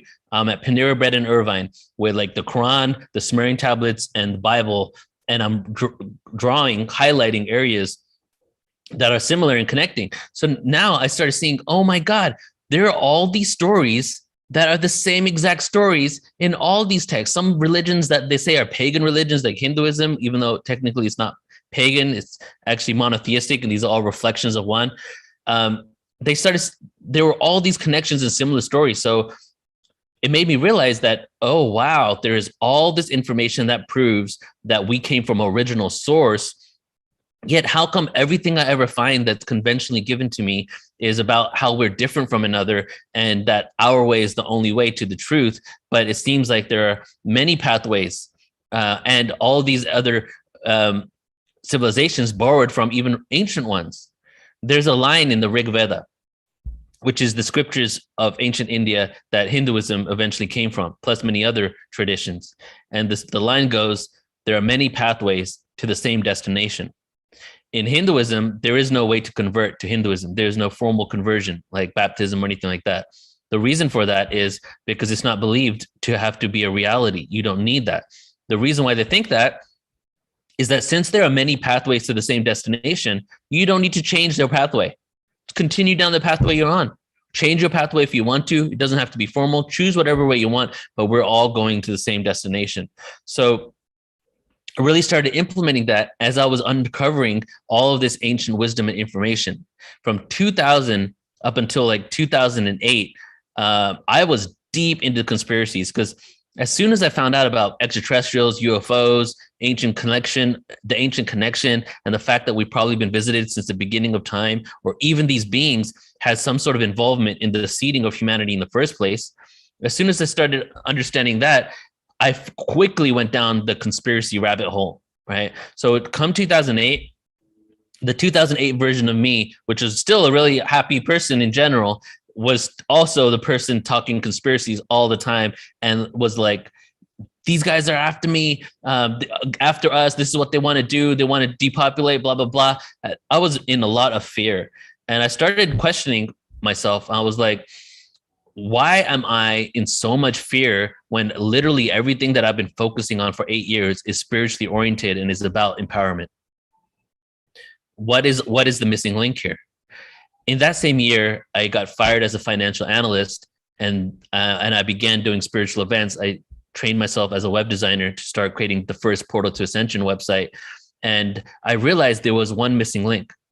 And the missing link for me was the love. Like, I was so into this information, it was so heady, but where was the love, so to speak, that I just did not feel that connection. And as soon as I realized the missing link was love, I changed my view on the reality as, instead of they are doing this to me, to almost like gratitude for the experience, even the experience of darkness, and also the acceptance of they also being a reflection of me, and even gratitude for them giving the experience that they gave me. No, in no way does that mean that I'm allowing this to continue to happen. I'm still taking informed action to make some shifts so that we can live in a world where we don't have controllers dictating the way we live in such a unharmonic way, right?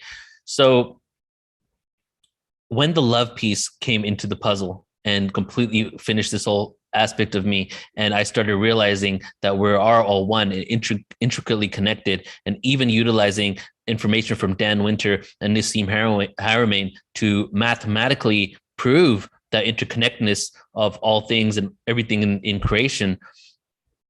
As that occurred, I started the first ever Portal to Ascension group, which wasn't called Portal to Ascension at this point. In 2008, it was called 2012 Consciousness, Mind, Evolution, and Presence. And I changed the name over a couple of years. So it was called that. Actually, it was a little bit before 2008, like 2007, when I created the group. I started changing the name because I realized, firstly, I took out the title 2012, because my evolution took me to a point where I realized it wasn't about waiting for a date, but really cultivating the inner peace so you can experience the moment, be present in this moment. So it became Cosmic Consciousness, Mind, Evolution, and Presence. Then it became Cosmic Consciousness, Evolution, and Presence. And then in 2008, 2009, I had a dream. And in that dream, I was told to change the name of the groups to Portal to Ascension. And I changed the names of the groups to Portal to Ascension. And then this entity was born. For the first couple of years, we just started with sound healing events, small sound healing events. But when 2010 hit, we did 3 tours to Canada back and forth, back from San Diego to Victoria Island and back down again. The first was with Dr. Dream, who facilitates something called the Galactivation, where we were playing 3 hours of sound healing tools. And the other 2, one was a sound healing tour, and the other one was called Galactic Remembrance, which was a channeling tour in which a friend of mine was channeling a being from Sirius. So this was the playing ground. 2008, 2009, 2010, it was the playing ground for Portal to Ascension in creating these events. Jump forward a couple of years, and now I'm going to screen share to give you guys some visuals here.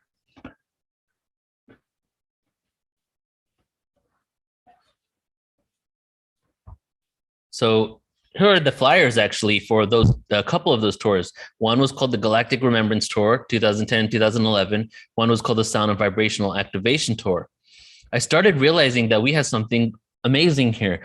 Thousands of people were joining the Portal to Ascension groups. I had to create a Portal to Ascension fan page. I created the UK chapter on Facebook, the Canada chapter on Facebook, California, New York, Portland, Seattle. All these mini groups were popping up with thousands of people joining them. So I thought to myself, what if I created a large scale event, a 3-day conference, like these events I've been going to for a few years, and invited some of these speakers that I've been connecting with. So I did that. In 2012, we had the Cosmic Reunion 2012. And then in 2013, we had the Cosmic Reunion 4th Density. And these were really the milestone events in the production capabilities of Portal to Ascension so that we could be where we're at today. And as I said earlier, about 4 of the MCs, actually our friendships kind of began around this time, and some of them actually at these events. And now fast forward into the future. It's for the last 6 to 7 years, we've cultivated and curated this online university of consciousness awareness, where I've worked with over 1,500 speakers at this point, panel speakers, presenters, researchers, yogis, quantum physicists, archaeologists, and so much more, in order to really look at what the nature of reality is. Who are we? Where do we come from? What does this all mean? What is our true history? And what can we learn from that? So at this point, there's about 10,000 hours of presentations on our website that you can sort by speaker, you can sort by category, you can search by any topic, you can look at documentaries, interviews, 10,000 hours altogether. And 3,000 hours of that 10,000 hours is completely for free, ready to be viewed for anybody to join. Everyone that signed up for this event, you get access to the archives of 3,000 hours of presentations. It's curated in a way where it's not complicated to go through. You can add things to your watch list, watch them later. You can continue watching from where you left off, and all that, all the bells and whistles that come with a streaming platform.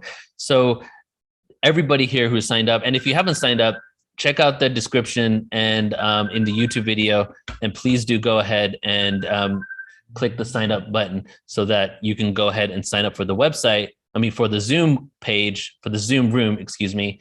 And then if you sign up for the Zoom room, then you can also get access to the back end of the website. And that's where we're at today. And here's some of these documentaries that I've created too. Just one last thing I kind of want to show you guys is 2 of the last Portal to Ascension conferences. This one was in 2019. This right here was the last live event that we did, Portal to Ascension 2019. Look forward to Portal to Ascension 2022, which we will be doing in exactly a year from today. Exactly a year from today. Hopefully, we're going to be in Desert Hot Springs. In about 2 weeks from now, we'll be at Joan of Angels' house, and we're actually going to be looking for venues for our next one. So hopefully some of you guys can attend live and in person. We're going to have a huge, extremely amazing, exciting party with all the speakers and attendees invited, and we'll also be streaming it online for anybody that wants to, tune online and you can't make it out. So this was the last one there, and you can see some of the people that we had, including Whitley Strieber and Jason quit. And exactly a year ago from today, this was our last Portal to Ascension 2022 conference.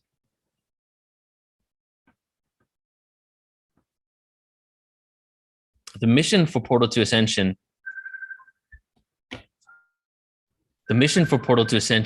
really is to provide a stream of conscious awareness so that we can shift into a reality where we understand our oneness and we understand the interconnectedness of all things. But through that, we also discover and uncover our ancient civilizations and who they were, what they knew, and what we can learn from them. And then it even goes beyond that into the cosmos, our galactic history. Where did we come from? What was the seeding of humanity? What was the initial intention? What was the initial intention of even creating this planet of experiences in the first place? And as we explored that, we've worked with so many different speakers. And today, for the next 4 days, is almost like a variety show of all the awareness that we've kind of curated. You know, really, there's a lot more information, but we really did attempt to focus on so many different topics that we created a bubble where you get a sneak peek, really, of everything that we're doing at Portal to Ascension or have done in the past. All right, so let me just take a look at the time here, see when our next speaker is on. We have Zalah right now. So let me see if he's in the room. So thank you all for letting me share that with you. That was just a little backstory on Portal to Ascension. And if you're in the YouTube and you want to know more about Portal to Ascension, just go to portaltoascension.org, sign up there, and you can get some information on us and a username and password so that you can access the 3,000 hours of presentations that are currently available for you. Hey, Brandon. Hey, Neil, standing by. And yeah, that was, man, it's awesome to see how much things have grown. And again, it's been like so organic too. And so, you know, it's kind of like this, like it literally is the portal to ascension. It's like the spirals from one year to the next. And it evolves. It's very much like a fractal. It's like a Fibonacci sequence where it's like the years previous add to the years still to come. So yeah, moving into the future. So beautiful. Awesome. And there's Zalah. Thank you so much. Beautiful. All right, take it away. Wonderful. All right. So thank you again, everyone, for joining us. This is our first official guest of the Portal to Ascension conference. And Zalah, just check in with me real quick. Am I pronouncing your name correctly or? Close. It's Zalah. Zalah. Perfect. Thank you so much. That's and okay, so, man. yeah, happy to be able to have you here. And you know, one of the beautiful things about Portal to Ascension is that you get to meet so many amazing people that maybe you haven't met before. This world's a really big place, and there's a lot of amazing people doing some amazing things. And Zalah, again, for those of you who haven't heard, he is both an author and he's done a TED Talk, and he started the Center for Transformation in Calgary and also in Canada as well. So nice to be able to have again some of that Canadian energy here on board for the conference. And Zalah, I'll let you just share a little bit about your story, because again, just from getting to know you a bit, you have this very powerful story of having this experience both within the business world, going through your own transformation, and then within that, really feeling this calling to bring people back to their own understanding of oneness and integrity, and really helping people understand what that means in a very practical way as well. But please go ahead and tell us more about you, and I'll be here just kind of in the background if you need me, and let me know if you want to chat about anything as we go. Okay, so. Great. Thanks, Brendan. I just want to also say thanks to Neil. That was a really informative expose that he did on the history of how this whole thing came together. I mean, this is enormous with regards to its tentacles and its reach. I mean, my goodness. As for me, I speak from my point of ignorance. I do.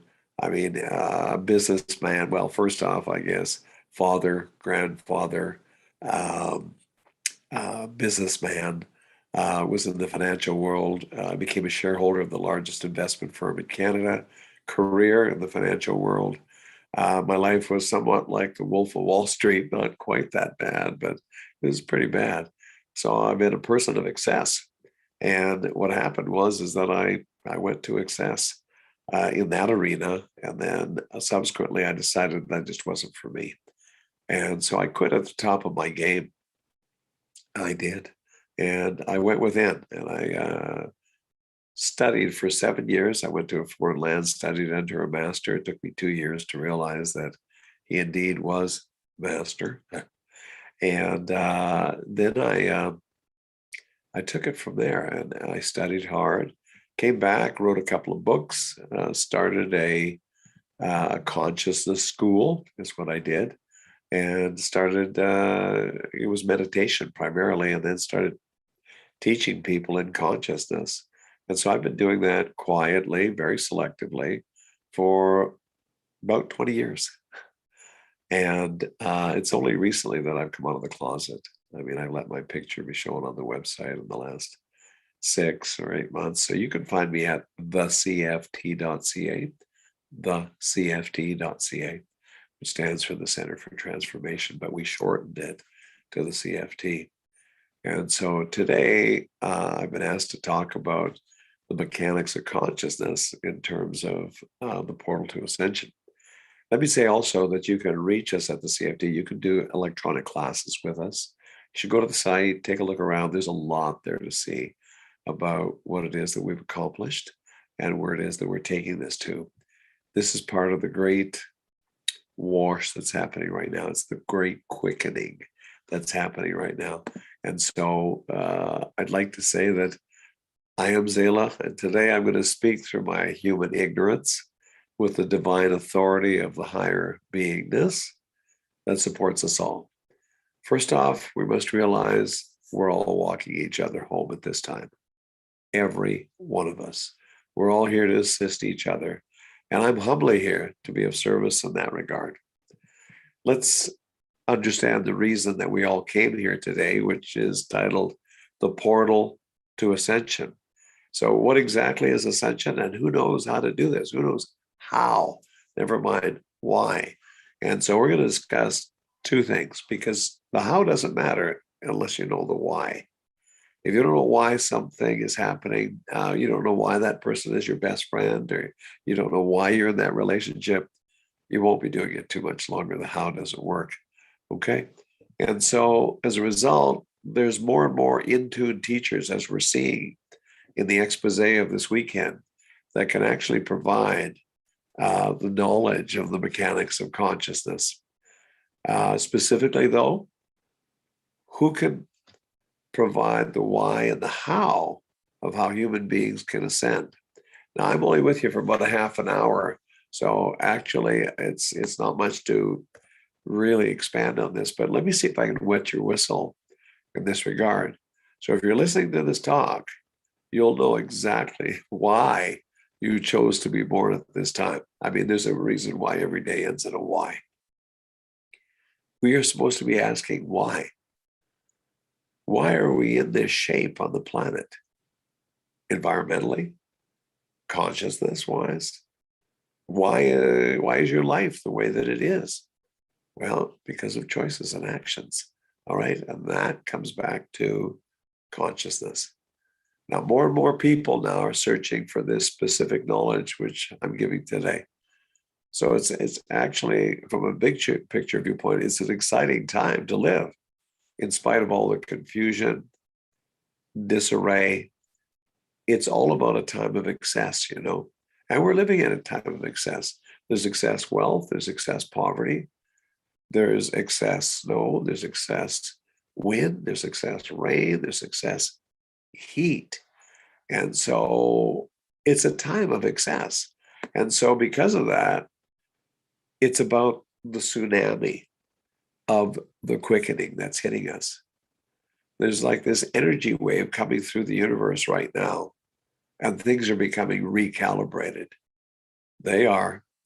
Wherever you're at right now is magnified. If you're into fear, guilt, and shame, it's magnified. If you're into worry, it's magnified. Worry is a prayer for what you don't want. Well, actually, the only safe place to be right now is love and peace. So ascension is about where you're coming from.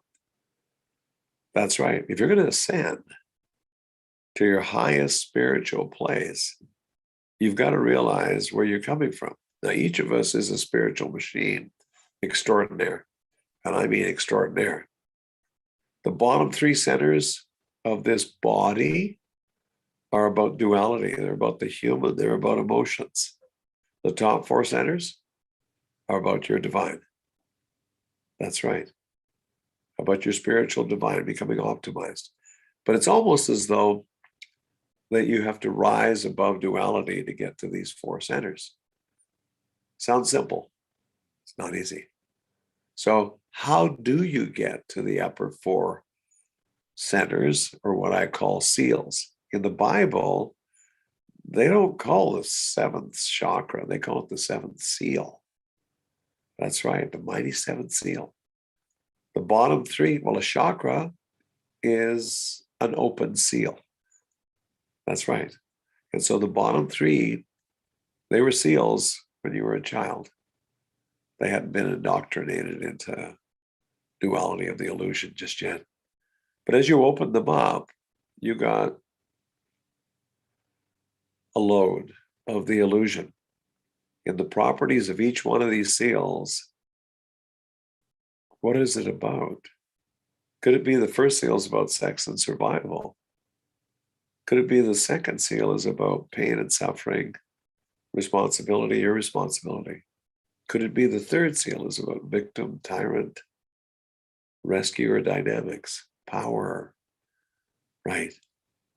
And most humans are caught in the bottom 3 their entire life. Lifetimes, actually. Some thousands and thousands, lifetimes. So it's all about being optimized in getting and rising above duality.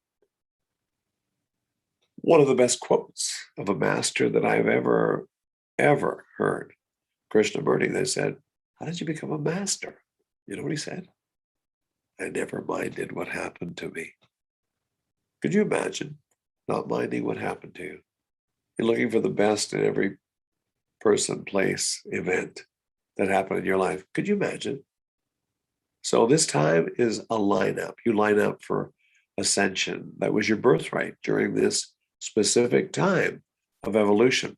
It's why you came here. It's why you came to the planet. It's anybody that I teach say, I knew there was something there that I was looking for. And ultimately, it's about getting into your radiant light body. Right. Your radiant light body. Well, how do you do that? Well, this requires a lot of instruction. But once you get it, you'll get it. You'll get it. And you get to try it. And suddenly you'll see that you can actually be very, very immersed in love. That of which you contemplate expands, you know. So could it be that you'd like to contemplate rising above it all, an ascension? Now that thought is greatly assisted by this winds of change that's coming in called the quickening, because wherever you're at is magnified. And so it's amazing, but let me prove to you what's going on in terms of how time is quickening. All right, let me do this. Let me read something from this document, this research that was put together by Peter Russell. The planet is 14 to 16 billion years old. So let's imagine the billions of years of biological evolution condensed into a single year. During the first 9 months, only simple cells evolve. In October, more complex cells appear. The first multicellular organisms develop a few weeks later. Late in November, fish crawl onto the lands. December 10th, the dinosaurs appear, and they rule till Christmas Day. In the final week of the year, mammals evolve. Now, it's not until the middle of the last day does man walk. Now, it's taken 99.9% of life's evolutionary journey to reach this point. But humanity is just beginning. 5 minutes before midnight, language emerges. 20 seconds before midnight, the first civilizations appear. And now, with seconds to go, things really start to speed up in evolution as we've gone past the end of the Mayan calendar of 2012. The Renaissance, it occurs 2 seconds ago. The whole of modern history happens in a flash. I'm sure you'd agree, wherever we're going very fast. Hence, the whole of society is in the quickening, whether society realizes it or not. And I'll say this again, because of the quickening, wherever you're at in your evolution, it's not just fast, but it's compounded because it's magnified and it's magnetized as well. So if you're into fear, guilt, shame, anxiety, it's magnetized and it's magnified. The only place really to be is love, peace, and connection with God, Spirit. The dynamics are magnetized. Be very, very conscious, I should say, of what's happening right now. It's a wonderful time to live if you put the wind to your back. That's what you must do right now, is just contemplate having the quickening to your back. Right.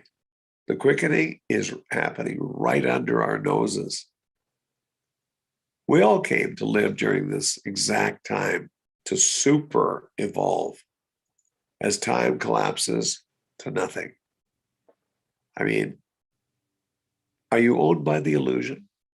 Are you owned by people, places, things, events? Is your whole life based on time? Look at the word time. Timey. Timey. How many of us are tied by time? Lots. So during this time, you must contemplate getting free of what owns you. Then you can be a candidate for ascension. You can make the most out of your life. But what do you do to do this? Well, you need to be complete in your life. I mean, what are you not complete with? And there's a difference between being finished and complete. You might be finished with a certain person, but you're not complete if you've still got emotional discord wrapped around that. When you sit and you meditate, it creeps into your sitting. You're polluted. How do you get complete? Well, you got to lose the emotion. You got to contemplate losing the emotion. How do you lose the emotion? With presence. You got to really, really understand presence. Sitting there having no other thought than any other thing other than presence. A now moment. Now, can you get past it? Yes. How? By being the observer. You can actually get complete. What's the lesson? Lose the emotion, and there's a doorway there. There'll be a doorway that opens. So right now, Spirit is trying to get everybody's attention. Spirit's rubbing a lot of people. And some people are getting seriously chafing. Yes. Hopefully you can get to the point where you stop and say, why? And the answer is, we're all supposed to get reconnected to Source. We have a planet of people that are in mass disconnected or not connected enough. And the quickening is about magnifying wherever you're at to the point that you start asking why. And so wherever you're at right now is perfect for your evolution. Maybe not for what your wishes are, but for your evolution is perfect. Everybody's getting what they need, not necessarily what they want. And need maybe should be spelled K-N-E-A-D-E-D. Maybe you're being needed like bread. Maybe you're being punched around to the point that you're realizing what's important and what's essential. There's a difference, what's essential is in the top drawer. Let's just say your arms. Your arms are important. They're in the second drawer, but oxygen is essential right now. And it's like that with spirit. You need to be putting your connection, your divinity in the top drawer, your consciousness, meditation, your ability to create. We were born to create. It is our birthright. And as long as no one fools with our DNA, we can create. You heard me correctly. Nothing should fool with our DNA. We were born to create. If we can create a child, the most magnificent thing of life form on this planet, if we can do that within 9 months, and it happens a lot, it happens every day, why should we ever doubt that we could create something less than and in less time? Exactly. So look at all the creations that are occurring right now on the planet. There's an explosion of creations. It's absolute truth, proof. Creativity is abound. So you must get reconnected, spirit. That's priority right now. That's what this winds of change are about. That's what exactly you're feeling. Because everybody who's kind of in tune is knowing that there's a recalibration going on right now. And that's the word. It's a recalibration of society.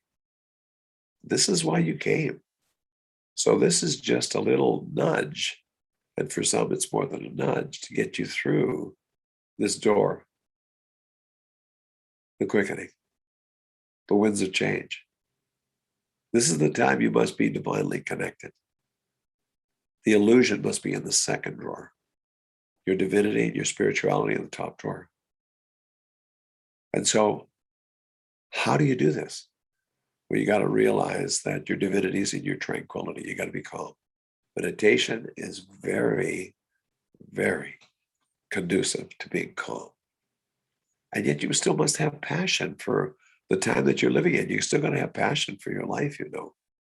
So calm, passion, compassion is understanding. To do this means that the energy around your body spins in a different way. And all great teachers know this. When you were in your childhood time, from the time that you were born till the time you're about 18 or 20, the body was growing up, but not growing old. How so? Once you got past that point, the illusion stepped in. And you were up and down in emotional disarray, learning what you needed to learn in that second phase of your life. Jesus talked about, you must become like a child to enter the kingdom of heaven. The energy around your body spins in a certain way when you've got childlike properties. The universe favors childlike properties. All true teachers will tell you that. And so as a result, think about what I said, because Christ said this. I think it was in Matthew. You must become like a child to enter the kingdom of heaven. Most people don't know the spin that has to occur, but that spin comes through love, peace, integrity. That's right. Now, if you combine that with the quickening, all of a sudden, you can see why the integrity of the individual comes into play. And integrity is about being connected to your God first. That's really what it's about, Can you use this knowledge to your advantage? Yes. It's what you're here to do. But first, you're going to have to really, really calm down in the eye of the storm, the face of the storm. You're going to have to be love first, will second. And most humans are will first with no love. Some are will first with a little bit of love. Others, they're out someplace far away where I can't imagine. But this is your opportunity for love first, will second. This is your life. How many opportunities for love have you missed? The idea here, if you're going to get into the portal of ascension, you're going to have to learn how to put things in the first drawer and the second drawer. Essential and important. Your spiritual connection is essential. We've all been disconnected too long in this life. I teach this at the CFT.ca. The CFT.ca. We've got courses online. In fact, for anybody listening to this, there's one course that we have called the Consciousness Accelerator. And it's $299 US. It's a 10-part course. I teach sections of it. In fact, I teach all of it actually in 10 minutes chunks, and then I give you an assignment. So for the first 10 people that come to our site that inquire, I'll give you a complimentary course. Free. It's free. After all, freedom is key, you know. In order to create, in order to manifest, you have to get free. Creation comes from freedom. So what are you not free from? Perhaps it's debt, perhaps it's relationships, perhaps it's assets, perhaps it's money. You have to get free. As you get free, you have peace. You must have peace to create, to get a fertile imagination, because that's really where it's at. Peace, love, integrity. Why was Jesus known as the Prince of Peace? That's why. His fertile imagination was key. And remember what he said, what I can do, you can do also and more. And I believe that. I really, really do. Each of us need to really understand that we can get beyond the wheel of life, where we're just running and running and running and becoming exhausted. That's right. So this is your time to get real, to get very real. I mean, Brendan, are you listening? How much time do we have before we have to close? Are you there, Brendan? Absolutely. Been tuned in and listening with my heart and my mind and all of it together. And we have, I'll check in with Neil as well, but we do have the next speaker that's going to be starting at about 10 minutes past the hour. So that gives us a little bit longer. If there's anything else you just want to continue to share. And yeah, I'm here if you want to chit chat as need be. So. Okay, that's great. Well, I've just been teaching. I haven't taken any questions from the chat box here because I wanted to just lay this out for the people at hand. And so if there's something there that you feel that I should address in terms of the theme of getting to the portal of ascension, perhaps you could read those for me and I'll answer them on the fly right now. Well, there's a lot of gratitude in the chat. And you know, I think even as just to add a bit of a conclusion to the discussion we're having here today, one of the questions that I always like to go back to is this simple question of just, you know, what is needed right now in this moment individually. So maybe, you know, from your perspective and even just summarizing some of what you've already said, what do you feel people need to do right now, you know, both within a personal level and how that ripples out into the world, if that's something you feel called to share? Yes. Sit down, get to peace. Your divinity is in your tranquility. That's what everyone needs to do right now, because we can't always be just head down, bum up, just working so hard, running around. You've got to take time every day to sit and meditate. All right. So Brendan, I don't know if I see I got one inquiry there about the courses. And this is a consciousness accelerator course. Come to the CFT.ca. You'll see the course, just register for it or shoot us an email. The first part is free anyway. So just go to the first part, see what it's all about. And if you want to continue with the other parts, you usually have to pay, but I will comp the first 10 people that come this way.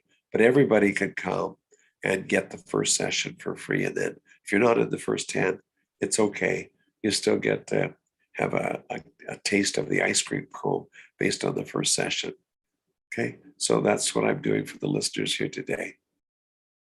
Any other questions that you want me to answer? I know Layden is in the chat, and Layden's been helping out and letting us know about the course as well. If there is anything else that you would like to mention about the course, please, by all means. One of the things that related to the course is, when you find people showing up for these experiences, what do you feel that they receive as they go through the process? What do they feel they have by the time they come out of them? They feel a common sense of inspiration by the mechanics of consciousness. So it's not generic. It's not, it's very specific as to the detail. And you'll know if it's for you. You will absolutely know, because it's very deep. It's very strong. And if you take it, it will, I'm going to say it will change your life if you're ready. I mean, some come to drink at the fountain of knowledge. Others come to gargle. and I understand that. And some come to swim. I got students that have been with me for over 10 years, some 15 years, and they're still learning, because at the center, we teach from basic spirituality right through to quantum physics over years. We take you right through. Okay.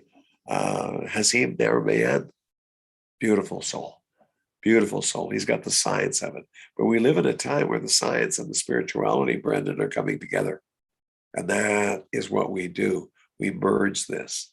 We merge this together. Okay? Absolutely. And again, right now that's so important. And to just have this information accessible for people is such an exciting time. And just taking a couple questions from the chat, and Neil, feel free to just jump in when we're ready to be able to wrap things up. There was a question from Jenna, and Jenna was just asking, can you explain how emotions relate to the lower chakras and the upper seals? If you'd like to be able to maybe just explain a little bit more about that, please feel free. Sure. Absolutely. Your bottom three seals are basically to do with your human. They have emotions to them, which are typically polarized. They're typically polarized. And what they do is they create certain neural nets in the brain, actually, that hold you captive in terms of reality. Reality being limited. If you're going to get beyond the first three seals or the first three centers, you have to understand that it's like a granite slab between the third and the fourth seal. You have to really have presence in order to make the jump between the emotional bottom three seals, which, unless they're controlled, they hold you captive, your evolution captive, to getting to peace where you can perforate the fourth level, fourth seal, I should say. And that's why I say your divinity is in your tranquility. You must be calm. You must be calm. Remember what I said about Krishnamurti. How'd you become a master? I never minded what happened to me. So he was cool about everything. All right. And not too many people can be cool. Am I reactionary?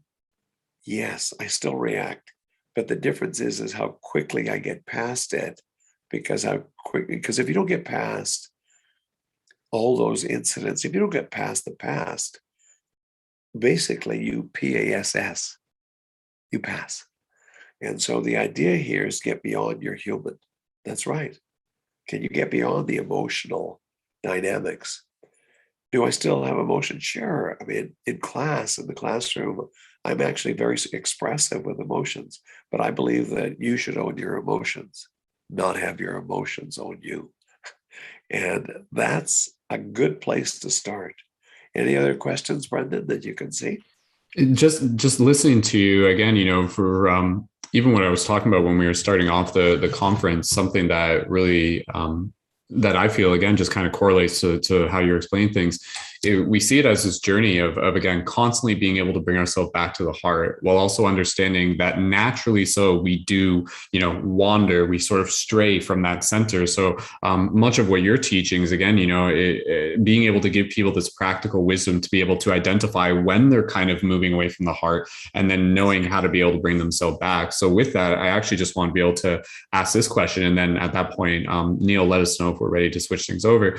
What are some practical ways that people can bring themselves back to their heart space, if you want to even just end with any sort of practical tips that people can take with them, that would be great. Super. The best way is to get yourself out of man-made stuff. We are so disturbed as a race because too much man-made things get in this aperture in the eye, and it's disturbing. We need to get more non-man-made things in here. Go out in the forest, sit amongst trees, look at the stars, the moon, the sun, look at the sky, and just allow that energy to come into you. I mean, love is blue. Look at the sky more and sit there and meditate and get beyond what's disturbing you. Get beyond it. Your divinity is in your tranquility.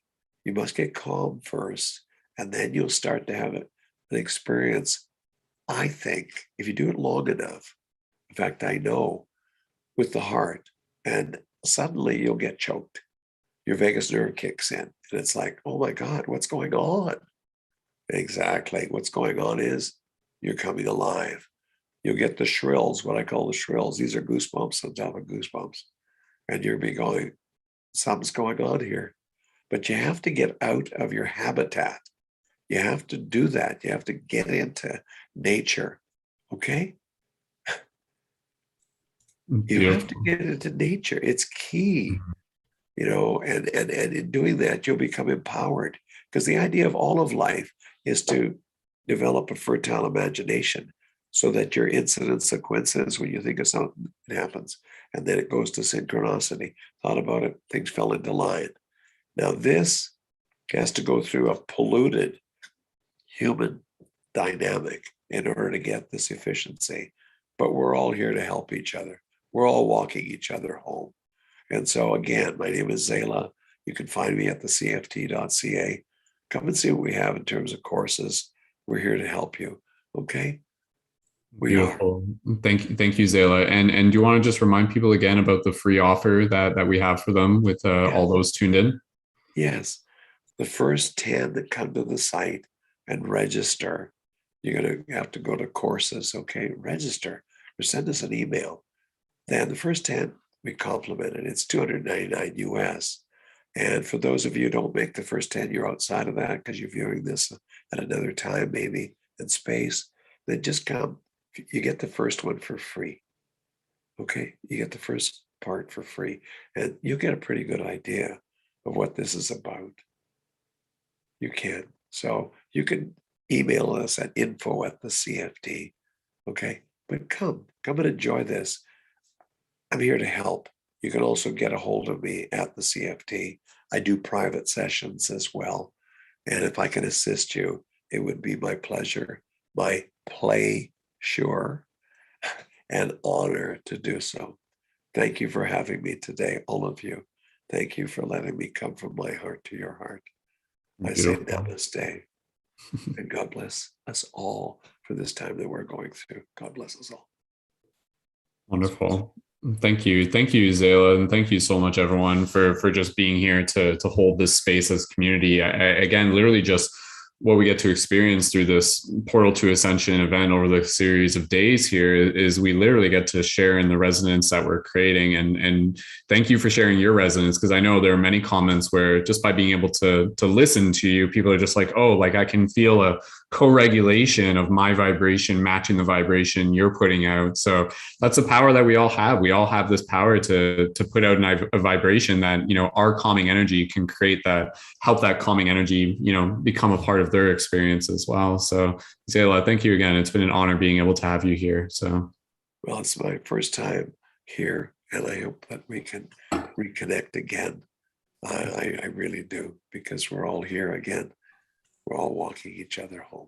Yes, I like again the great quickening. This is the great Kali Yuga. This is a very, very exciting time, and everybody here has an exciting role to play. And thank you for being a leader amongst that shift in consciousness. So beautiful, awesome. So again, for everybody here, just moving into conclusions for this this speaker, for Zalah. Again, go to thecft.ca and /courses to learn more about their courses. Again, 10 people who sign up for the course that we've linked into the comments in the chat. We'll receive that for free. And if you have any questions, you can always email them. And Zalah, thank you again. And Neil, if you're ready to be able to switch things over, please feel free to do that. And Zalah, just any closing gratitude you'd like to share. And then at that point, we'll be ready to move into our next speaker. Sure. When I was a kid, I'll give you some humor. It'll only take me about 30 seconds. My mom caught me playing with a stick, and I loved to be sword fighting with a stick. And she'd say, "Don't, you're going to lose an eye." And then as I became a teacher, that came up. And I mean, life is all fun and games till people lose an eye, which is the connection, the capital I. Life is all fun and games until you lose your eye. Then you're confused and things ain't working so well. And actually they're working perfectly for your evolution. You're just not getting what you want. Absolutely. Yeah. So I love what you were saying where, we don't always get what we want, but we do get what we need. And again, it's like needing out the elements of ourselves. And no, it's like we didn't, consciousness isn't here necessarily to make us quote unquote happy. Like this world isn't here to make us necessarily happy. It's here to evolve our consciousness. So, I mean, the happiness is just one state within like a bigger state of self-awareness. So at least that's one way that I've come to understand it. Yes, you're on the right path. Yeah. So just remember, love first, will second. There we go. So beautiful. Lots of opportunities for love. Awesome. Well, Zalah, again, it's been wonderful chatting with you. For everybody here in the chat, please feel free to leave your comments of gratitude for Zalah. Again, even just any comments, please feel free to send those to their email. And I think we're at that point, we're right on time. So Zalah, thank you again. And we look forward to continuing to be able to receive the wisdom that you have to share. So thank you for being all that you are. So beautiful. Namaste. Awesome. Thank you. Wonderful. So with that said, everybody, we'll keep things moving along into our next speaker. And Omar, if you're there, feel free to come up on camera and I will pass it over to you. And I will see you guys around. My name is Brendan, aka Mystic Spider-Man. Thank you guys so much. Omar, over to you, brother. Take care. Thank you very much, Brandon. And thank you, Zalah. That was beautiful and a wonderful message. Really enjoyed listening to that. And bring on our next speaker is Teah Akrish, and Teah Akrish can best describe herself as a regular person until she was able to fit the strange and controlled puzzle pieces of her life together with the regular ones. The day these two pieces snapped together was back in July of 2017. That day, she had finally accepted that she was military abductee and had served in various factions within the secret space program, the American and breakaway Draco governments among them. Since that moment, seeking to understand how to unlock the vault of her mind, she has been finding and refining the means to heal and deliberately trigger herself to actively remember. Teah has been remembering these abductions her entire life through dreams and sporadic triggering, all the while being denied. Where was I? Sorry, I just kind of lost it. My mouse is going crazy here.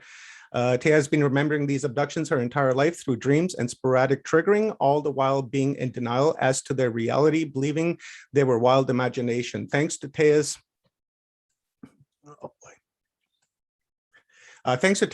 spiritual gifts of clairvoyance, seeing visions, claircognizance, knowing, clairsentience, feeling, and clairaudience, hearing.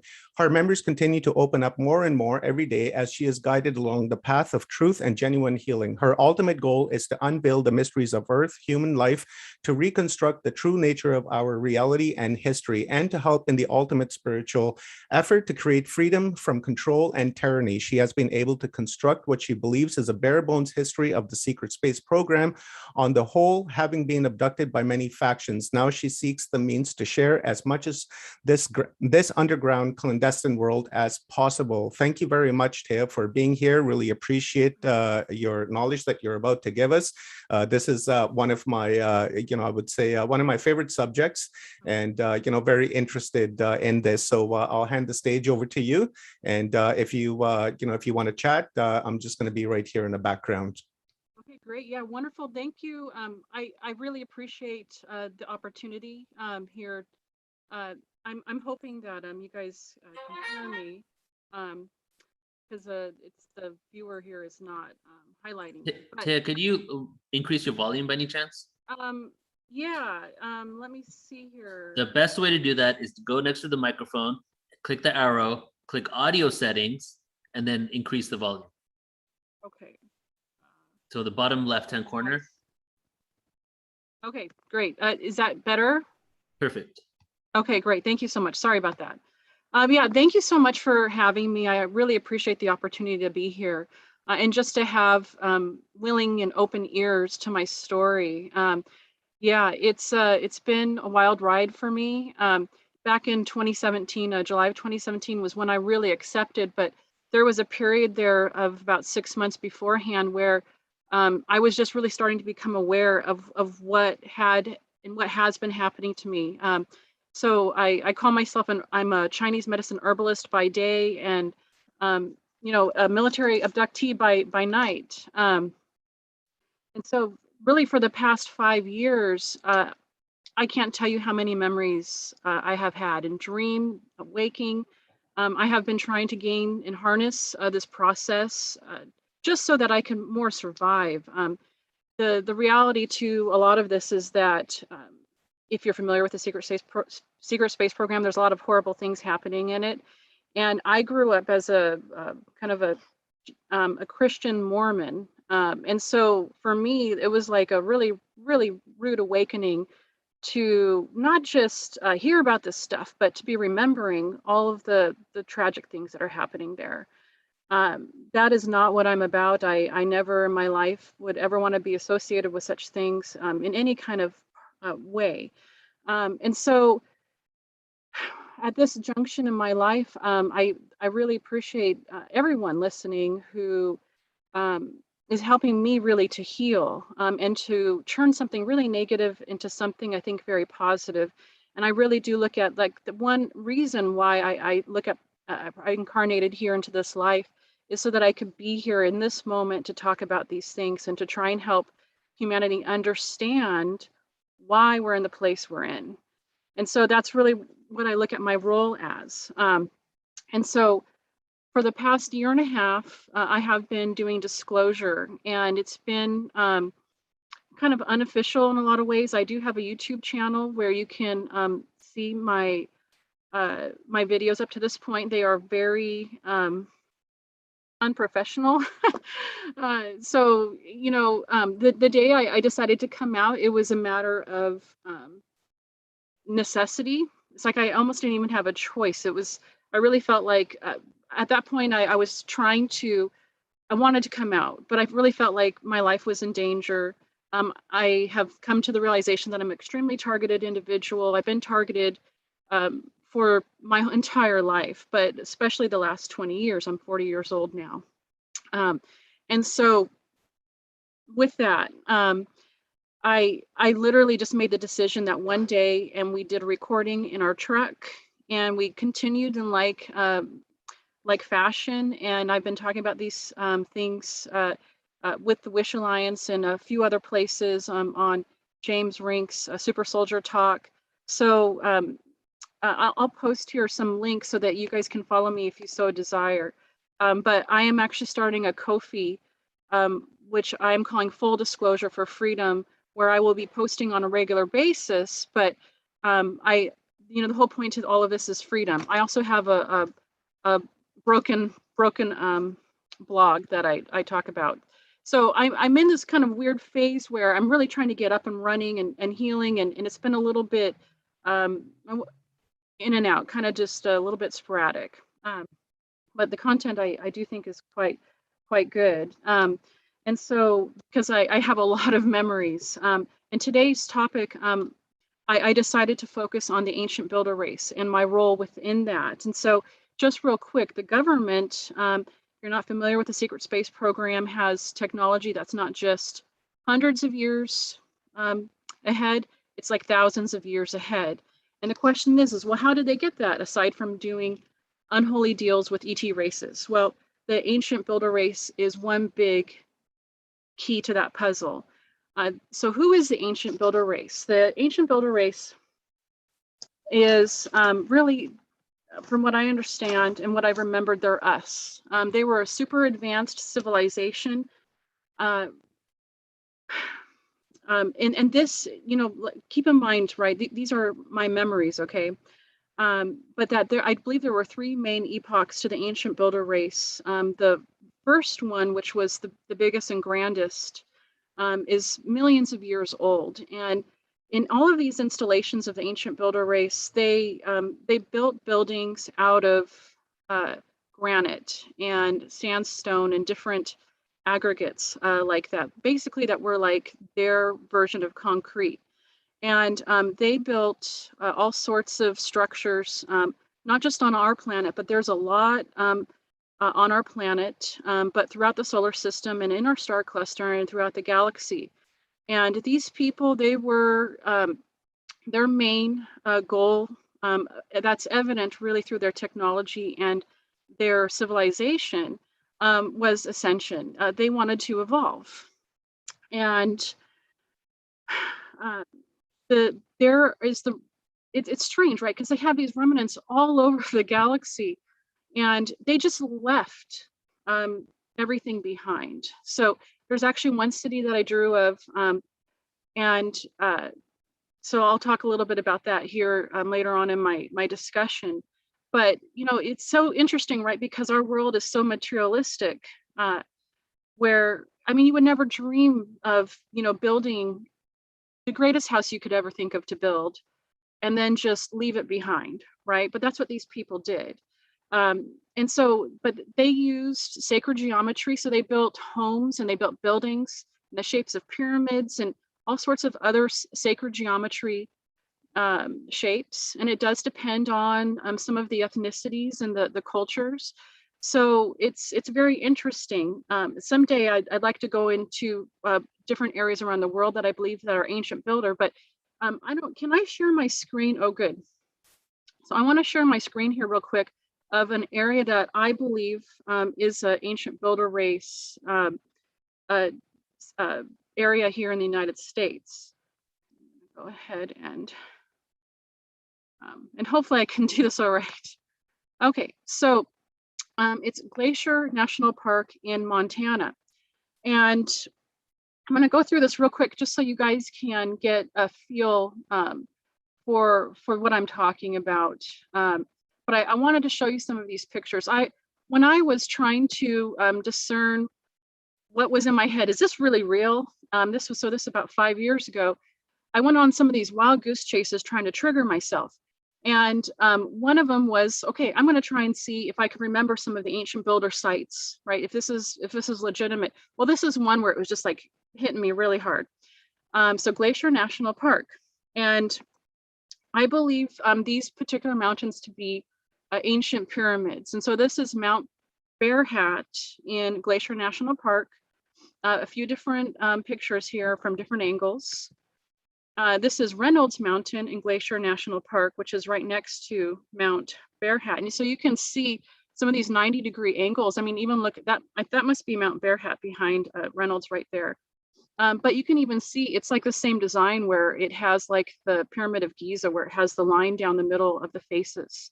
And so here's another great angle. I think that's like my favorite angle right there. And then here is a nice photo of those two particular mountains. It's from a similar angle, and so you can see here, it's almost a perfect pyramid shape there. Now the thing is because here on the Earth, because the Earth has been through a lot of tumultuous events, earthquakes, how the Earth flips every so many years, the polar shifts and all of that. That a lot of this stuff has been essentially torn apart. And so a lot of the ancient pyramids, when you do see them, a lot of times they only really look right from one angle, but that's not always the case. And so this is Clements Mountain, also in Glacier National Park. And this type of structure on the whole is very typical of ancient builder race. They not only do they build pyramids, but they build different size pyramids. The one city I'm going to show you, the small pyramids are actually dwellings. They were actually homes. And so, but there's platforms and there's rivers and there's waterfalls. And like this big area right here, I hope you guys can see my cursor. But this here in the right side of the picture, I believe this to be a building as well. Okay. And the strange thing about these buildings, right, is you're going, these are buildings. When you're in them, because the technology is so advanced, so I was used in part as a telepath. Okay, I was trained as a telepath, and the telepath ability is pretty big in spectrum. Actually, before I go on that tangent, hold on, let me finish this. This is Matafi Peak here, and you can see some of these really great angles, hard angles, harsh angles, right? Now, this to me also looks like a building here, this on the right, but this is another view of Matafi Peak. And then here's yet another angle where you know, to me, this really says, oh yeah, that's definitely ancient builder pyramid right there. Okay, so that is that. So I'm gonna switch back here to not sharing my screen. It looks like another pyramid in the back there, just yes, at right? like at 12 o'clock, it looks like there's another one there. Yes, right there. Yes, it does. And for me, like when you're kind of clued into this, you start looking for this stuff and you're going, holy Toledo, this is insane, because they're really everywhere. And especially that particular design of the pyramid, I have been able to find that all over the world. And so here in on Earth, a lot of these sites are extremely hard to see. So what part of my job as a telepath was, and as somebody who I was taught to meditate, and of course they teach you to go into trance, and they use different devices to actually trigger you to go into these different mental states. But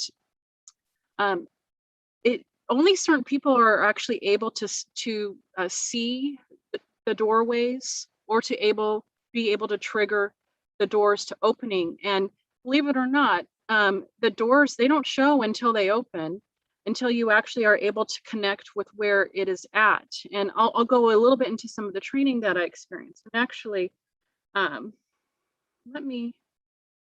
sorry, I'm just looking at my notes here. But let me go real quick here before I move into the training. So one thing that I have been remembering quite a bit is Montauk. And let me actually share my screen one more time. So I did prepare here so a couple of slides. Montauk is a naval air station in 1917 and became an Air Force station in August 1942. It's decommissioned in 1981 and is now a state park in New York. Now, what I have remembered of this place is I believe it to be an altar factory. You will hear a lot of other SSP whistleblowers talk about the torture that they've endured. And that type of device, it is actually purposeful. Torture is used to shatter your present personality and to make you dissociate. And from there, there are other devices used, especially that of memory erasure, because they can erase your memory. Really, the way I look at it is they don't actually erase it, because if they did erase it, I wouldn't be able to remember. But what they do is they are able to control the process of those memories going into your subconscious. And so it's like they just really push it really far back into your mind. Very much, in the way that reincarnation, reincarnation is a real thing, right? I discovered that as part of this whole remembering process, and that the way that our other past lives are blocked from us in this moment in time, it's like the same means and mechanism that they do with the memory erasure. So it's like they put up these massive walls and push these memories in the way back there. And so, but as they're doing that, they are creating altars. And so you can imagine, like, let's say you go hiking somewhere. Let's see where I'm at with the time. You go hiking somewhere and you're by yourself because you're trying to, find yourself, okay? Let's say you have an accident, you hit your head and you have amnesia and you don't remember anything of your life. Let's say you're lucky to come upon a native tribe who adopts you, and you go on and you live a new life. They give you a new name, you learn new trades, perhaps you develop new relationships, perhaps a new spouse, children, right? It's as if it's a new life. And that's essentially the process that they're recreating when they create an altar. And so for me, in Montauk, one of the things that they did, and this is obviously American, right? But also in the breakaway, they did a lot of site training, even more than the Americans. And so there's a lot of bleed through and bleed over between those things, and some sharing of technologies between the two governments. But they did a lot of training for me in meditation, hypnosis, and altered states of consciousness. And part of these things is that, from what I understand at this point, is that because we are the ancient builder race, because what's essentially been done is that, from what I have remembered, is that there was an ancient war a long time ago, and the people who are here right now today are essentially the children of those who were captured, and we're basically prisoners of war. And what has been done is that our bodies are super advanced, like 6 density bodies from what I understand or what I believe, but they've been able to devolve us and turn certain things off. And there's a spectrum of your consciousness, like if this is your brain, like let's say this side is your forehead, the front of your face, this is the back of your head, right? They've been able to make our awareness, our conscious awareness, just like the very front aspects of our consciousness, where before our whole brain used to be used. And I'm not an expert in evolution, but I do remember a little bit from class in school.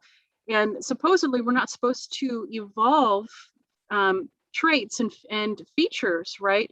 Unless evolution calls upon us to create these attributes, right? Through the evolutionary process. Well, why do we have these really big brains, but we only use a couple of percentages of it, right? Like supposedly Einstein used like 5%. So the reality is, right, is that our brains did evolve. And at one point, human beings did use their whole brain. But what's been happening is that our awareness has been shrunk more and more and more and more. And so what they were looking for in the program was people, and I was among those, at least this is what I believe, who could have multiple frequencies going on at once in their mind. And so that we could have a larger bandwidth of frequencies going on, and that you need to have that to be able to spot doors and open doors in the ancient builder race technology. And what one memory I had that's like horrible is that at least the Draco space Nazis, as I call them, they actually capture people, and they have a lot of people who are just outright prisoners. And among these were giants, and they actually used giants to break into some of these ancient builder race buildings. And I remember this one really large giant who's probably about 90 feet tall, climbing up one of these mountains and just trying to break in, right? And so and they had like a whole lineup of these giants of different sizes. One was only about 12 or 13 or 14 feet tall, but there was a number of different giants that they were trying to use, and they can control people because they have these incredible means of leverage. But anyway, so I do want to share a little bit more, go in a little bit more detail into my memories. But another thing that I, in addition to being an altar, and the reason why I'm talking about this is because that telepathic ability to be able to open doors and whatnot was hidden inside not just me, but actually an altar they made. And that altar was an archaeologist. And so, and they trained me to be a super advanced archaeologist, higher, I would say, than a PhD level. And then within her was this ability to spot doors and open doors. And so I was essentially a scout, and that's where some of these memories came from. And so let me go ahead and share my screen one more time. Oh, and another thing I wanted to mention is that, okay, so this is part of the remembering process. I just wanted to share this. So I've been doing different things to record my memories. That at this particular point, I was actually writing stuff down. And so I just wanted to share a little bit. This is actually a diagram that I made. I made a much better drawing for you of this particular memory. But this was in dream, and I just wanted to read a little bit about what I wrote. It radiated this mist power. I was walking in this river that had no walls on one side. And so that was here, and saw this incredible waterfall with a tunnel through it. I had to go try and see if I could go through it. I wanted to know if it was an illusion. So water was only deep until I got to the falls, and then I plunged in. It was so incredibly cold, I could not stand it, and I had to abort. It was amazing. There were a few possible secret passageways I had identified. I think that was my job. And so that was back, you can see here, almost a year ago. And so what happens is after I have a memory, it will continue to open up more. And that's actually one way that I know it's a memory, is like during the day, I will, during the day, I will be able to probe and go behind and go afterwards and be able to learn more about that particular moment in time. Okay, so let's see here. Share my screen again. But this is just another interesting diagram of what it kind of looks like. So you can see the outer shape here of like a mountain. And this is a much larger mountain. And this is actually what it looks like inside in some of the ancient builder race buildings, where it's tunnels. This is a stairwell. And over here was just a very large room. Now, this is probably hard to see. I will make a better drawing of this one day, but this is actually a pyramid, okay? And then there were these really big crystals, and there was this orange mist everywhere. So I believe that this was on Titan around Saturn. This is another drawing that I have of just some weird tech that I saw. It was an all black stone, and it had these interesting divots and pivots in it. And it was very pyramid in shape, and it was on this funny little wooden table. Yeah, it was very strange, but I remembered all sorts of kind of weird tech like that. And so what ends up happening is the governments, they want to know what this stuff is. And a lot of it is consciousness activated. And so they can't figure it out unless they have somebody who can actually connect with the technology. Okay, so now getting back to Montauk here. So on Montauk, we were children, and I remember a room that I had, and they kept me drugged a lot because I was rebellious. I did not comply. And but there is an ancient pyramid. I believe that this actually is in Oregon. And so you can see here Pacific Northwest, possibly Oregon, you're unknown, but I estimate it to be the early 1900s. And so this is one thing I wanted to mention is at one point, one of my jobs was to whitewash public records.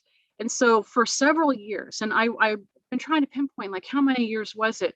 It might have been 10 years. I'm not actually sure, but I went through a lot of libraries all over the United States and other just areas of public record looking for articles that people had written about pyramids and just odd things, giant skeletons and things like that all over the United States. And my job was to steal these records. And so stealing newspapers, cutting out articles of newspapers. And then my job was to submit it to my superior officer, who I knew was going to destroy it. And the reason why I believe this to be in Oregon, because I remember that there was actually an article, I believe in an Oregon library. And it was about this pyramid it's small, by the way, not much taller than an average human being. But it was right on this cliff that overlooked the ocean. And this place had a lot of special significance for me. In that moment, I didn't actually remember any of the training that I had undergone to be able to open up ancient builder race tech. But I had this emotional connection to it. And I remember handing over some articles to my superior, being really upset because I knew he was going to destroy the articles. And I was just asking him, if they could just file it away to be classified, so that someday we could actually show the public these things. And so so that was something that was, and that's actually the way my memory works, is I believe I'm an emotional thinker. And so that's where a lot of these memories come through, is that if I am emotional about something is very important to me, I will remember it. And so I remember pleading with my superior officer. And I just wanted to, since I'm here in a public forum, I wanted to just make a public statement and ask the government to release those articles. Now, I know they will not release the actual documents themselves, but if there was some sort of loophole where they could make some photocopies of the articles and then release those, and even do it in such a way where you have multiple articles on one sheet, so it looks obvious that it's a collection, that somebody went through and collected these things, because we need this information. And I know that the government is worried about people freaking out and not being able to handle the truth. You can't handle the truth, but they need to take responsibility to a certain extent, because they have hid this knowledge from us deliberately. And so it's not quite our fault that we are unaware of these things. They have played a part in our ignorance, and it's time that we know and understand, and they need to start releasing these things, to be more aggressive about it. And as people, we need to ask and demand that they do that, because they have this information. They know where all of these sites are, and they took all of the public records. Okay, so I just wanted to make that statement. But okay, so now I'm going to get into a little more of my memory. All right. Teah, Yes, just go ahead. wanted to give you a heads up. About 10 minutes, we're going to be bringing on our next speaker. Okay, sounds great. I'm going to run through these really fast. Okay. Okay. So, anyways, so this particular memory, we trained on this pyramid, and the interesting thing about it is that it would only open if it was on a special cosmic day. It was like a solstice or an equinox. Not entirely sure, but what was interesting is that when you stood in front of the pyramid and you held some good thoughts in your mind, and that was a big part to this, is that you actually had to have kind of feelings of joy and love in your heart. A keyhole would open up that would shine light from the sun through the pyramid, and it would shine on your face. And if you had, and you had to make sure it actually shined on your forehead. And if you were holding benevolent thoughts and you were thinking open or door, a door would appear. And I remember going inside this thing, but there was at least 20 of us in my class, and they had this funky, observation station, and they watched us like a hawk. And of course, we were getting erased all the time. All right, so this is that picture I just showed you of my journal entry. So this is a better diagram. And so this was a different planet. This was untouched. I believe it to be in a very arid and high altitude because there was nothing growing. A lot of some of the ancient builder stuff I've remembered that even if it was untouched, if it's at sea level, there's just plants everywhere. And it's beautiful usually. It's like a paradise, but this was just arid and dry and it looked like this. And so what was interesting is that there was a river, and one of the things that the ancient builder race did is, how we will have dams, right, for waterfalls to generate power. They would use the whole river as a means of energy source. And so, and what's really weird about this that I remember is that, so this edge here did not have a curb or anything to block the water, and that's the water was somehow refined and changed where it was sticking to the ground. And it's weird how the memory comes through, but it was like the water, especially when it came through the river here, it's like it was all aligned like a magnet. and that the molecules were actually aligned with each other, and for that reason that the water was it wouldn't go out of bounds. It just kind of, it went right where it was programmed on the ground here. And so all of this here is really like a power generator. And then that's the big pool where it was only ankle deep, but here it got very deep. And then behind here is where there was a passageway, what I believe to be an illusion. And that's another interesting thing about the ancient builder race, is that they had illusions everywhere, and you don't know it's an illusion until you actually step through it. So when you're on an ancient builder race site, you actually have to just start kind of trying to walk through walls and stuff like that. But there is kind of a means to how they work. But pyramids like this, I believe, at least in this particular drawing, I can only estimate that they were dwellings. And then you had some bigger ones. And then these two actually over here, these were very large pyramids, and they were very beautiful and majestic, even as plain as they were. But of course, I wasn't able to fit that in. And that's actually a little fuzzy right there. And then this, okay, now this is an ancient builder race city, and this is the city I was talking about, where, you know, they just left this stuff. And I don't remember what planet this was on either, but this was incredibly huge. And actually this big pyramid in the middle here wasn't actually there. I was just tired of drawing squares. But all of these were homes. And the bulk of my memory from this was actually when I was doing work for the breakaway, the breakaway German civilization. And once again, my job was to open doors. And what's interesting is when you're in, so the buildings themselves are, I want to say about 8 stories tall, and the homes were multi-generational. And when you open it, it's like porcelain on the inside. It's just really smooth and clear, and it's largely very empty. They had the technology just to print things, you know, like in Star Trek, where they have the what is it called, the holodeck. They had that, only they can, you know, it's all real force fields, right? And so their furniture and everything was just, you know, they could program it, and it could be whatever they wanted, whenever they wanted, they can change it. And another interesting thing too is just like the doors, how the doors will just appear. And I can't quite recall if it was all illusion or if the matter actually changed shape.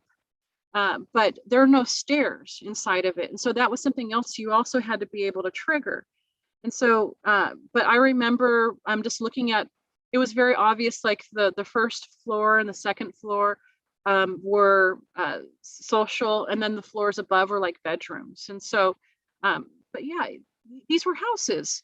And then off in the distance were just these massively huge pyramids, just incredible, the size.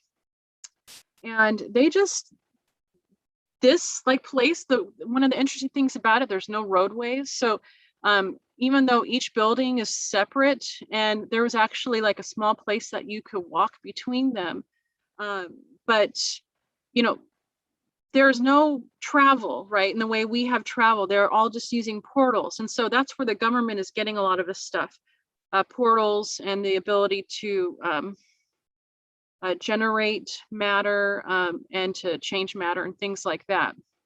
And so that is just a few of my memories. What's been fun about doing this presentation is actually these were memories that I had quite a while ago, especially that Golden City. I probably had that 4 years ago, and so I haven't been able to talk about that. But yeah, you know, the ancient builder race is really magnificent. It would be wonderful someday if people really get to experience these things for themselves. But at this point in time, the politics is beyond complex. there's infiltration in the government, the cabal, as I call them, the cabal, and the organization, that they have a good majority of power in the United States. And so they hold these things ransom and at bay, and well, they sell this technology, the moon, Mars. You wouldn't believe how the kind of technology they have there. And that was one of the reasons why they needed us to be trained as a telepath and intuitives, because a lot of the super soldiers, maybe they weren't outright telepaths, but they were intuitives, is because just about all the technology there is all consciousness driven. And so that was one of the interesting things as to why they had to use us and use us the way that they did. But in general, I just try not to apply judgment to any of this stuff, because it's just horribly complex. And so so yeah.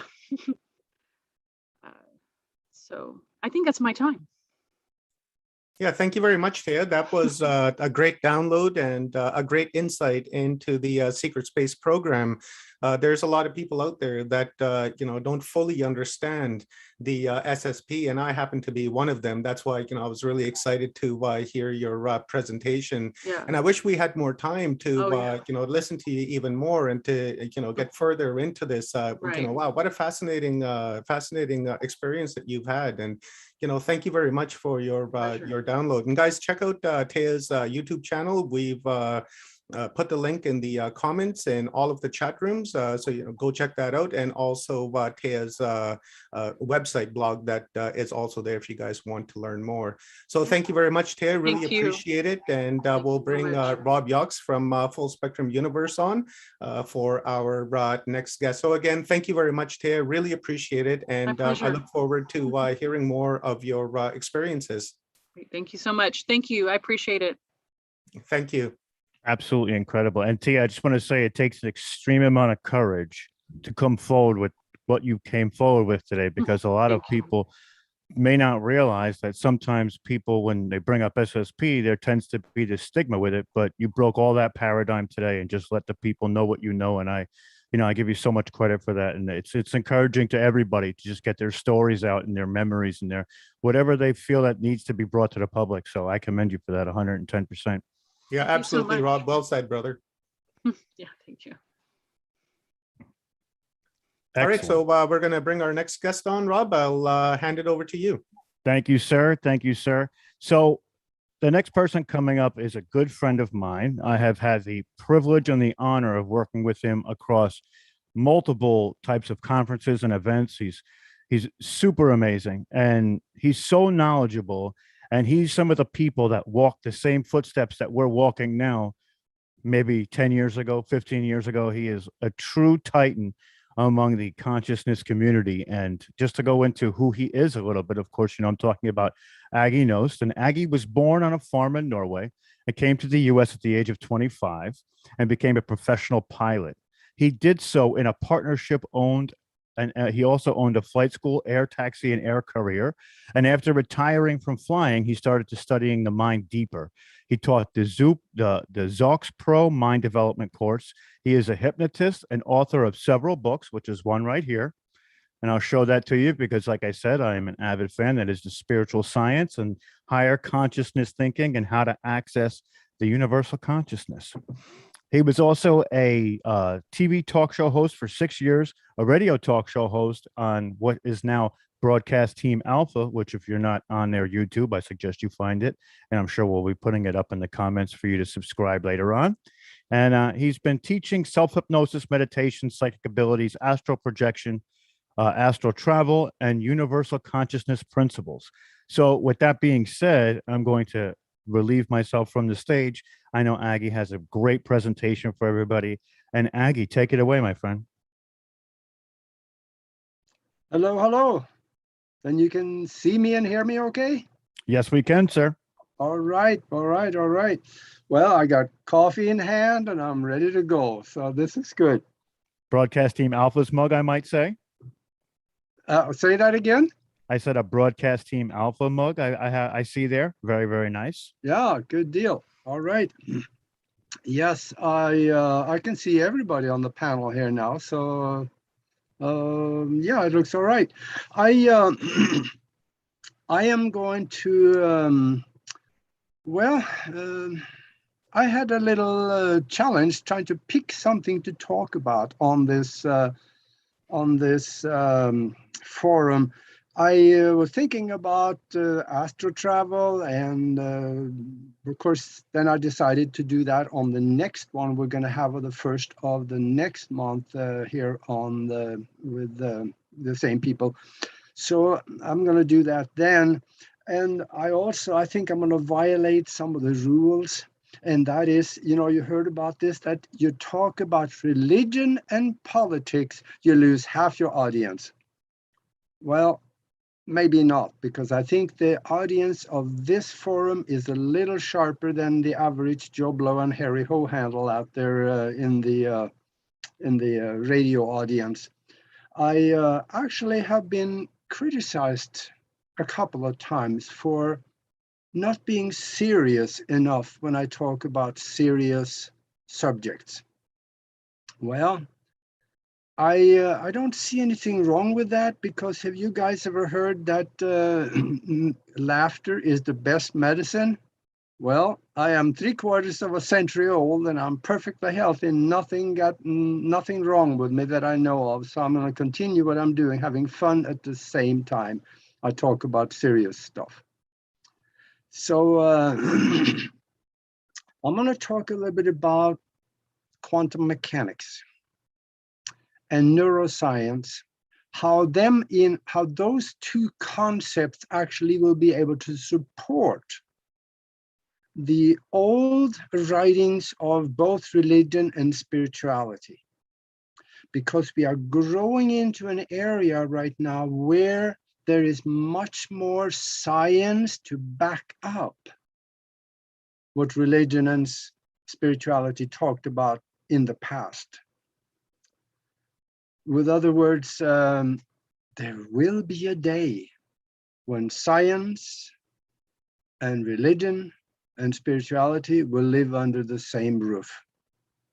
If you go to broadcastteamalpha.com, I did a video on that here. It got very interesting, so you can watch that video over there.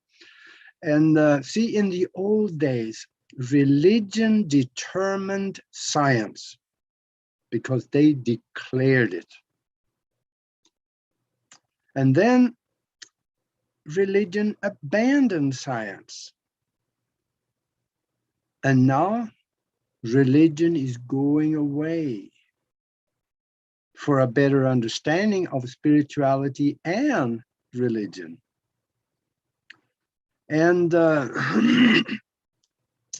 because now science can actually prove that the old tales of religion, some of them, not all of them, but some of them were actually true.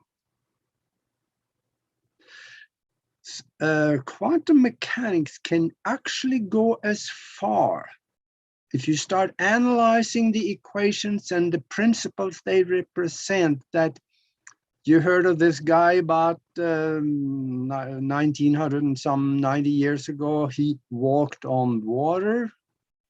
Well, you know him as Jesus.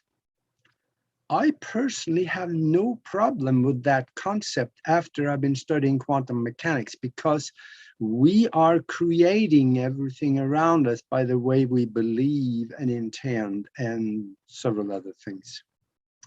So, well, science has also found that not all our thoughts are coming from ourselves. You remember back in the religious textbooks, so-called holy books, they talk to the fact that God speaks to you. Okay. Now there are some research showing that not all our thoughts that come into our mind come from us. They come from somewhere else.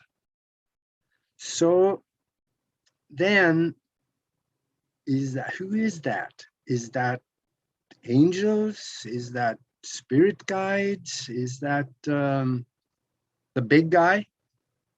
You know, the one with the big G. Think about that.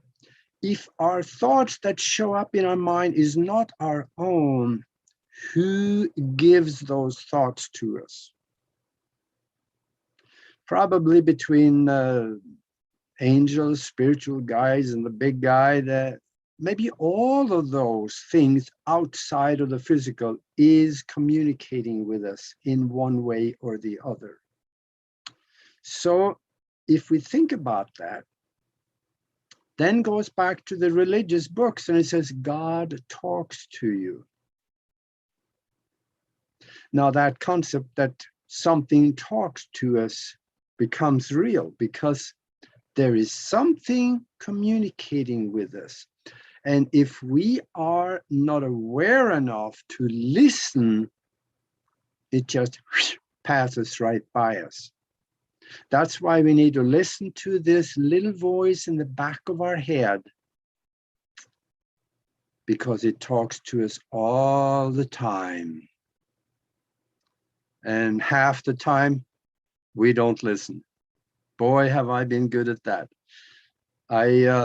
Most of the time when I'm not listening, I'm missing out on something, or I go with make wrong decisions.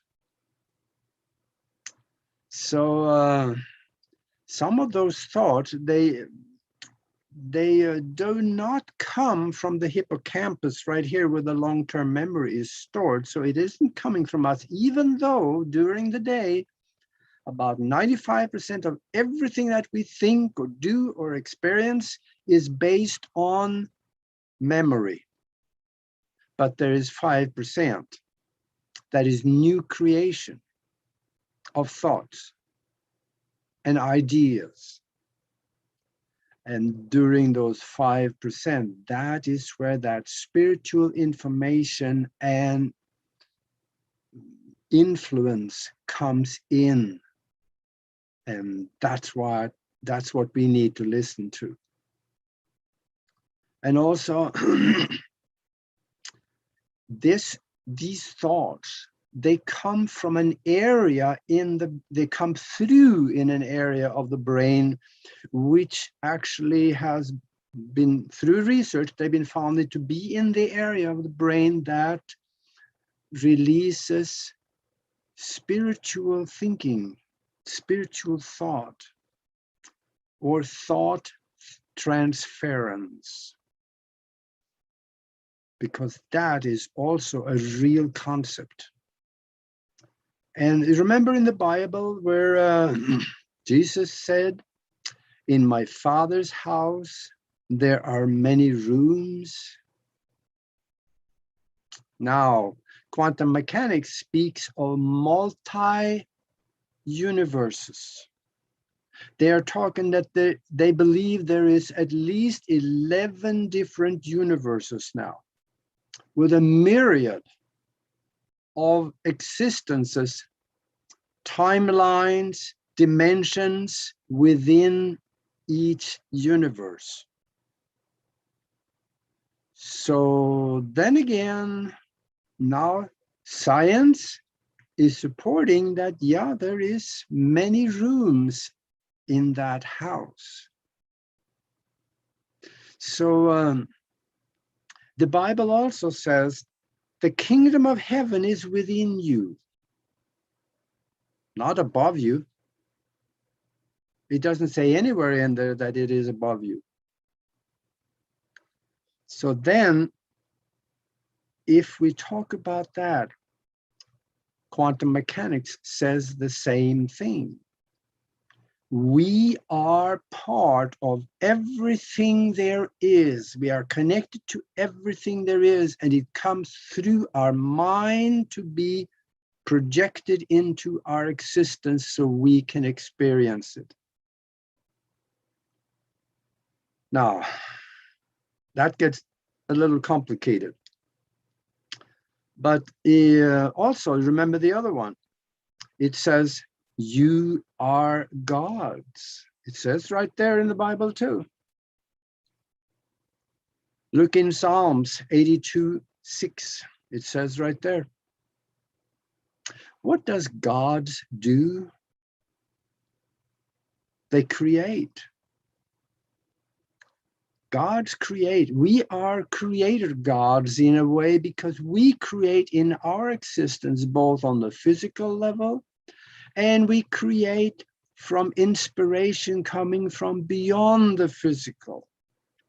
And we bring it into the physical and create it here for us so we can experience it in the physical existence. So think about that. So could it be that we are spiritual beings with an unlimited creative power that creates this whole universe around us as we see it and experience it, so we can live in it and have experiences, physical experiences for the higher self or the spirit or soul or whatever you would call it out there, to have the experience of a physical existence. Think of it, a soul or a spirit doesn't have physical hands and feet. We have to do that, run around and have these experiences so spirit or the soul can learn from what we do and what we experience. And since the soul is an individualized spark of life, given temporary individualized sensation from the universe's own mind, so we are connected all the way through this. So with other words, the universal mind learns from what the soul experiences through us. Now, it doesn't talk about that in any of the spiritual books that I've read, but this is what science is coming up with. And in concept, they are confirming what they talk about in some of those spiritual books. Now, quantum mechanics and neuroscience also, they talk about everything around you is created by consciousness. So in the Bible, they talk about the mind of God talking to us.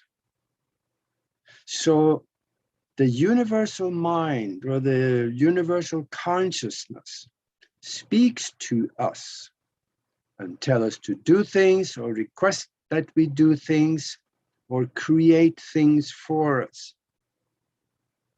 And also, the Bible talks about prayer because it works. And a lot of people say, yeah, well, that's good. I'm glad for you because none of my prayers work. Well, maybe that's what you expect and that's what you get. Quantum mechanics and neuroscience, they have proven that it works.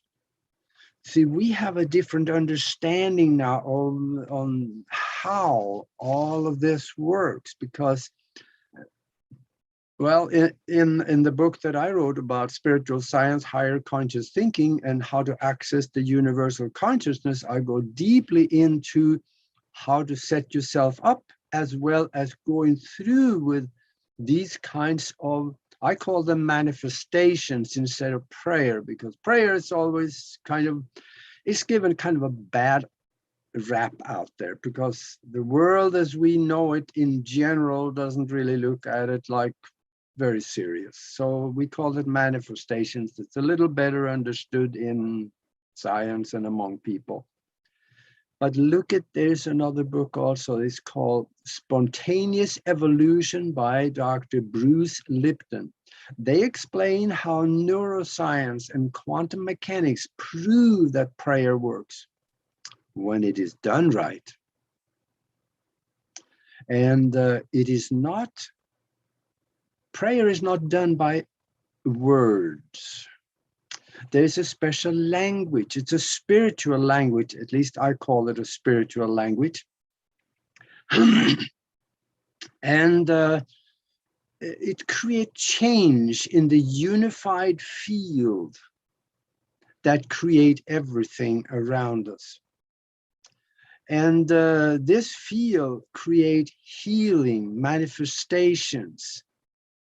And in fact, Greg Braden, he went to India up in the Himalayas, and he visited a monastery, and he asked the abbot of the monastery, that's the head of the monastery, he asked him, when you are doing what you do with your chants, how do you do this prayer? And the abbot told him, you have not seen my prayer, or our prayer, because prayers cannot be seen. What we do in our chants, we set up the vibration and the mindset in, and we set up our mind so that we get the feeling that creates the prayer or manifestations. I think that was poorly represented, but that was basically what he said. And on there also, I saw a video here by YouTube. In fact, I also placed that video on our Patreon page, the Mastermind Connection. You can go there on Patreon, and you can, as a member, you can see that video where there was somebody at the medicineless hospital in China, in Peking, I guess it was back then, but now it's Beijing. And they cured a small fist-like tumor on a bladder in 3 minutes. You have a split screen on the screen. On the left, there was a picture of the tumor sitting there. And on the right side, there were the live shot of the sonic picture of the tumor as they were spiritual teachers, I suppose. I believe they were Qigong. And they were chanting that it is healed, because they developed a feeling of the tumor being gone. And we could see on the screen the tumor disappearing into nothing in 3 minutes. It wasn't even 3 minutes. Now that is powerful, and that is healing, when we have developed the feeling, the visualized image of it, the intention of it being done. And there's several other things in there in that spiritual language, which I also explain in my book. And what is very important for healing is the strong feeling of love and compassion. It changes the field we are in, so we can create everything we want in that field that will again manifest itself in our reality. See, there is also a doctor, Dr. Larry Dossey. He wrote a book, Healing Words and Prayer is Good Medicine.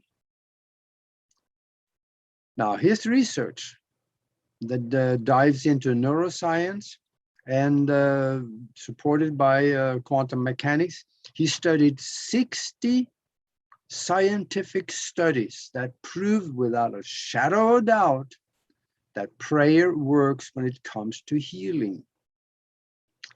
And in many of them, they took double-blind studies. They had one group over here that got no treatment whatsoever, up and beyond whatever that they wanted to do. And then there was another group that they did whatever they wanted to do and also added prayer to it. And they said a huge decrease in the size of the tumor by the ones that had been prayed over. So there's also a Dr. Leonard Laskov. He did some studies and he found that the people that was prayed over, they had a 39% decrease in the size of tumors just by prayer alone, by someone sending love to them. And is also these feelings of love, they were added to by visualized images of the organ being perfectly healthy. The increase of healing doubled. So yes, it works. The holy books are correct on that. It does work. See, when it comes to prayer, we don't get what we want. We get according to what we are. And see, prayer is not something we do. It is something we are. And that was something that, there was a rainmaker that was made, he was asked about, how do you create rain? And he says, I don't create rain. He says, the Great Spirit creates the rain. But he says, I ask for it by what I am. And what he explained how he did that, he says that I see myself, I feel myself, I visualize myself standing in the mud, rain coming down, is dripping down my face. I feel gratitude for the rain, for all the good that it's doing to the crops, to the land, to the people. That feeling created the rain. And this was one of the best rainmakers. When he went and did something, they were usually rain. So when it comes to prayer, it's kind of, a lot of people, they look at that like something that, yeah, that's something that religious people do. I don't need to. Well, maybe you should start thinking about it, because the church never teaches how prayer is done. Of course, we can wonder why, right? What would happen to the church if you engaged in prayer and you got everything you asked for? What would you need the church for? And you know, churches are organized like government. There is somebody at the top dictating to everybody else, and they want financial support. They have rigid rules that you have to comply with, otherwise they kick you out. Well, at least the Christians. And well, Muslims too. They don't like you if you don't believe in what they're talking about.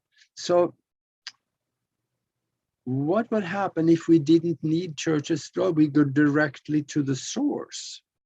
They would lose their power, they would lose their funding, and everything else will go to pot for them. So obviously, even if they knew how to do it, they wouldn't tell you.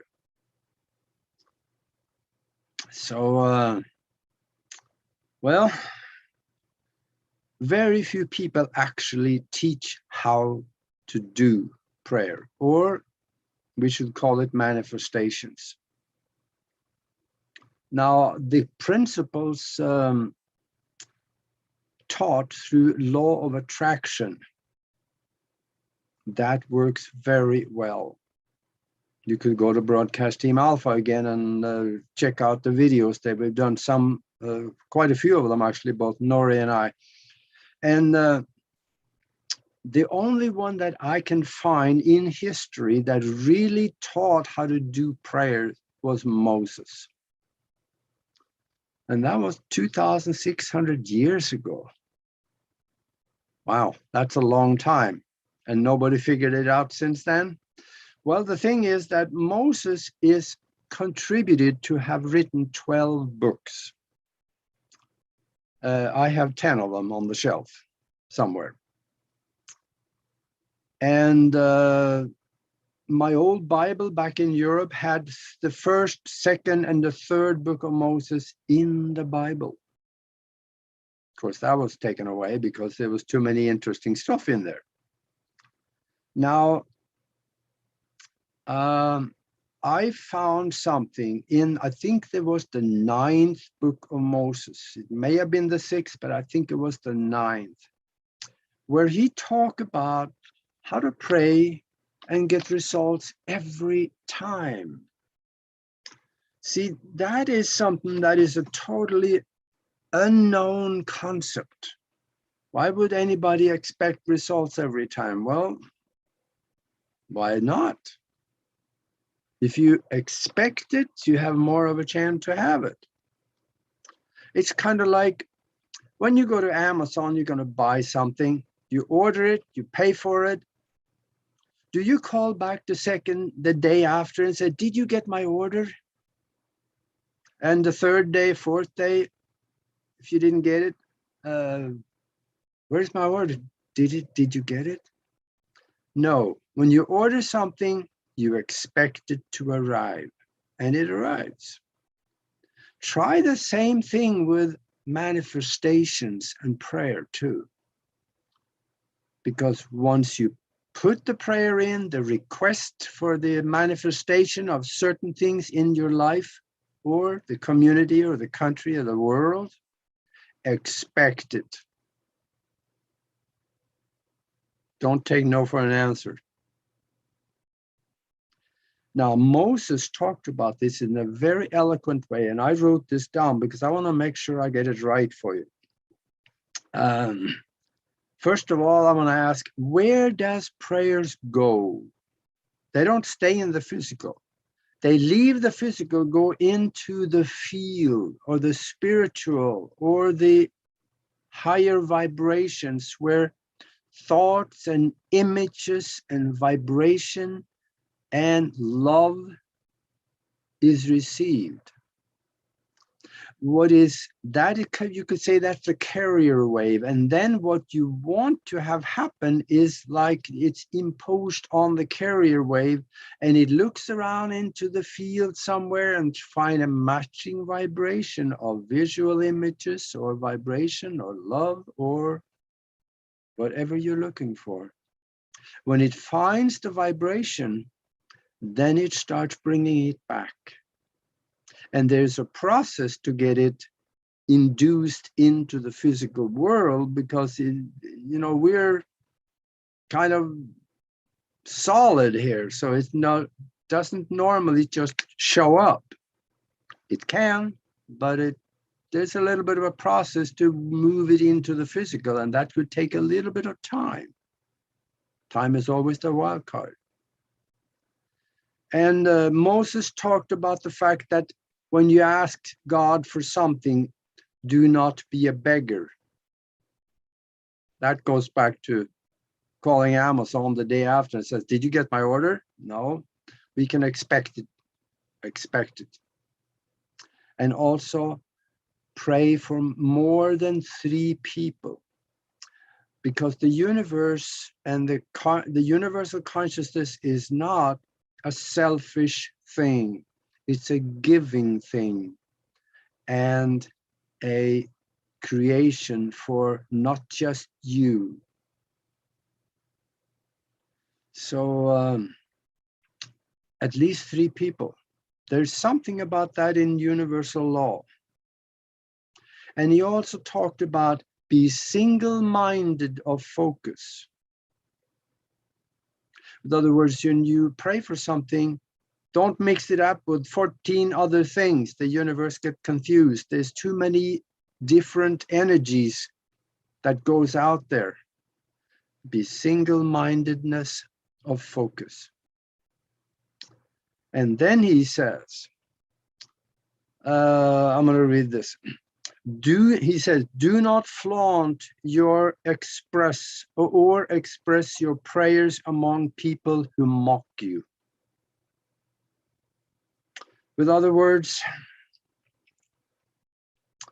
if you are in a group of people that don't believe in this at all, maybe you're better off not even talking about it, because they're going to make fun of you possibly, or they're going to poo-poo it, and it will decrease your effectiveness because of your belief possibly, or your energy directed towards fulfillment of prayer.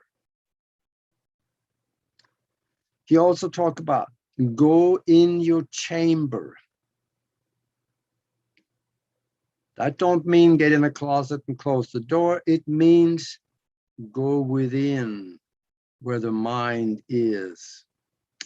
That is here and here. It's a combination of the heart and the head and the brain. So go within. And that means go within, be still, and put your request in. Then he says, know what you want. So if you want nothing, then what's the universe going to do? Sometimes nothing. Or what is best for you at the time. I know there is some contentions on this, because there is books out there and there's people that talk about live in the now. Don't ask the universe for anything, because it will supply you with what you need. And that's true. It will. So if you are perfectly happy with everything you have, stay in the now, because it is there for you to enjoy. If you are missing something, chances are that you may want to ask. My mom had a saying that was kind of funny. She used it on me quite a bit. She said, beggars may not get much, but the one that never asks will get nothing. Maybe there's something to that also when it comes to the spiritual arena. If you don't ask for something, why would you get it? Think on that. And also know it's got to be for the highest good. Especially if you want something for someone else. You should either have their permission to ask for it for them, or like somebody say, pray for me. Well, that's fine. Then we have the permission to do. But it also has to be for the highest good. If somebody wants you to pray for them, and they ask for something you know is not really very good, or maybe not for their best good, you suspect it probably will not come out good for them, maybe you should also add to for the best of all concerned. Because then what you ask for will be for the best of all concerned, so it would not hurt them. It may not be a positive experience, but good results will arise from it. I have had many negative experiences that I had a phenomenal learning lesson from it, and a lot of good things happen from that. And then Moses says, see it in your heart. And we got to remember, back 2,600 years ago, the word mind and heart was the same word. So when he said, see it in your heart, that means visualize it, know what it is, feel it, love it. Because that's what the heart does. It creates feelings. And then he says, speak it aloud with emotion so the tears flow. That is pure feeling.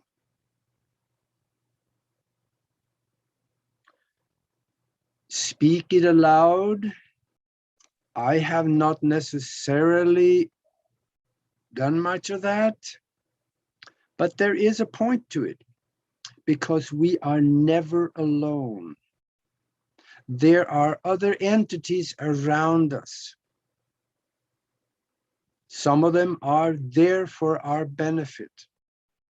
That could be spiritual guides, disembodied entities that have our best interest at heart.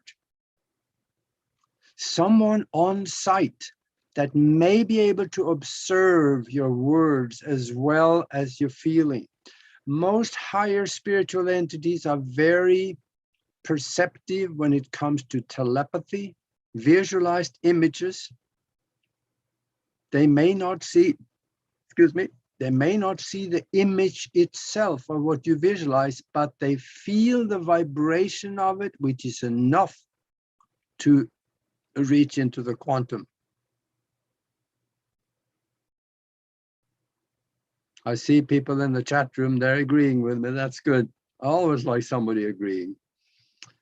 And then Moses says, no, it is yours. In other words, don't waffle on it. When you put in your request, expect it to happen. And that is something that doubt, oh gosh, that thing just keeps sneaking up on us.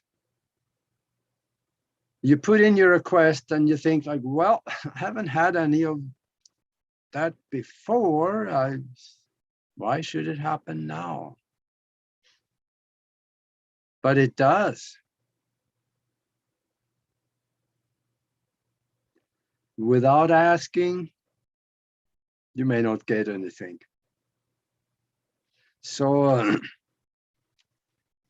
and that's why I have been touting meditation for decades, because the gate to higher consciousness, both in the so-called holy books as well as in neuroscience and in quantum mechanics, they talk about going within, quiet the mind, so you open up the channel into the universal mind where you can have a two-way flow of information coming in through the pituitary, or actually it could be coming in through the heart. That I'm not so sure of, but I know the pituitary is the gate in and out of spiritual attachments and channels.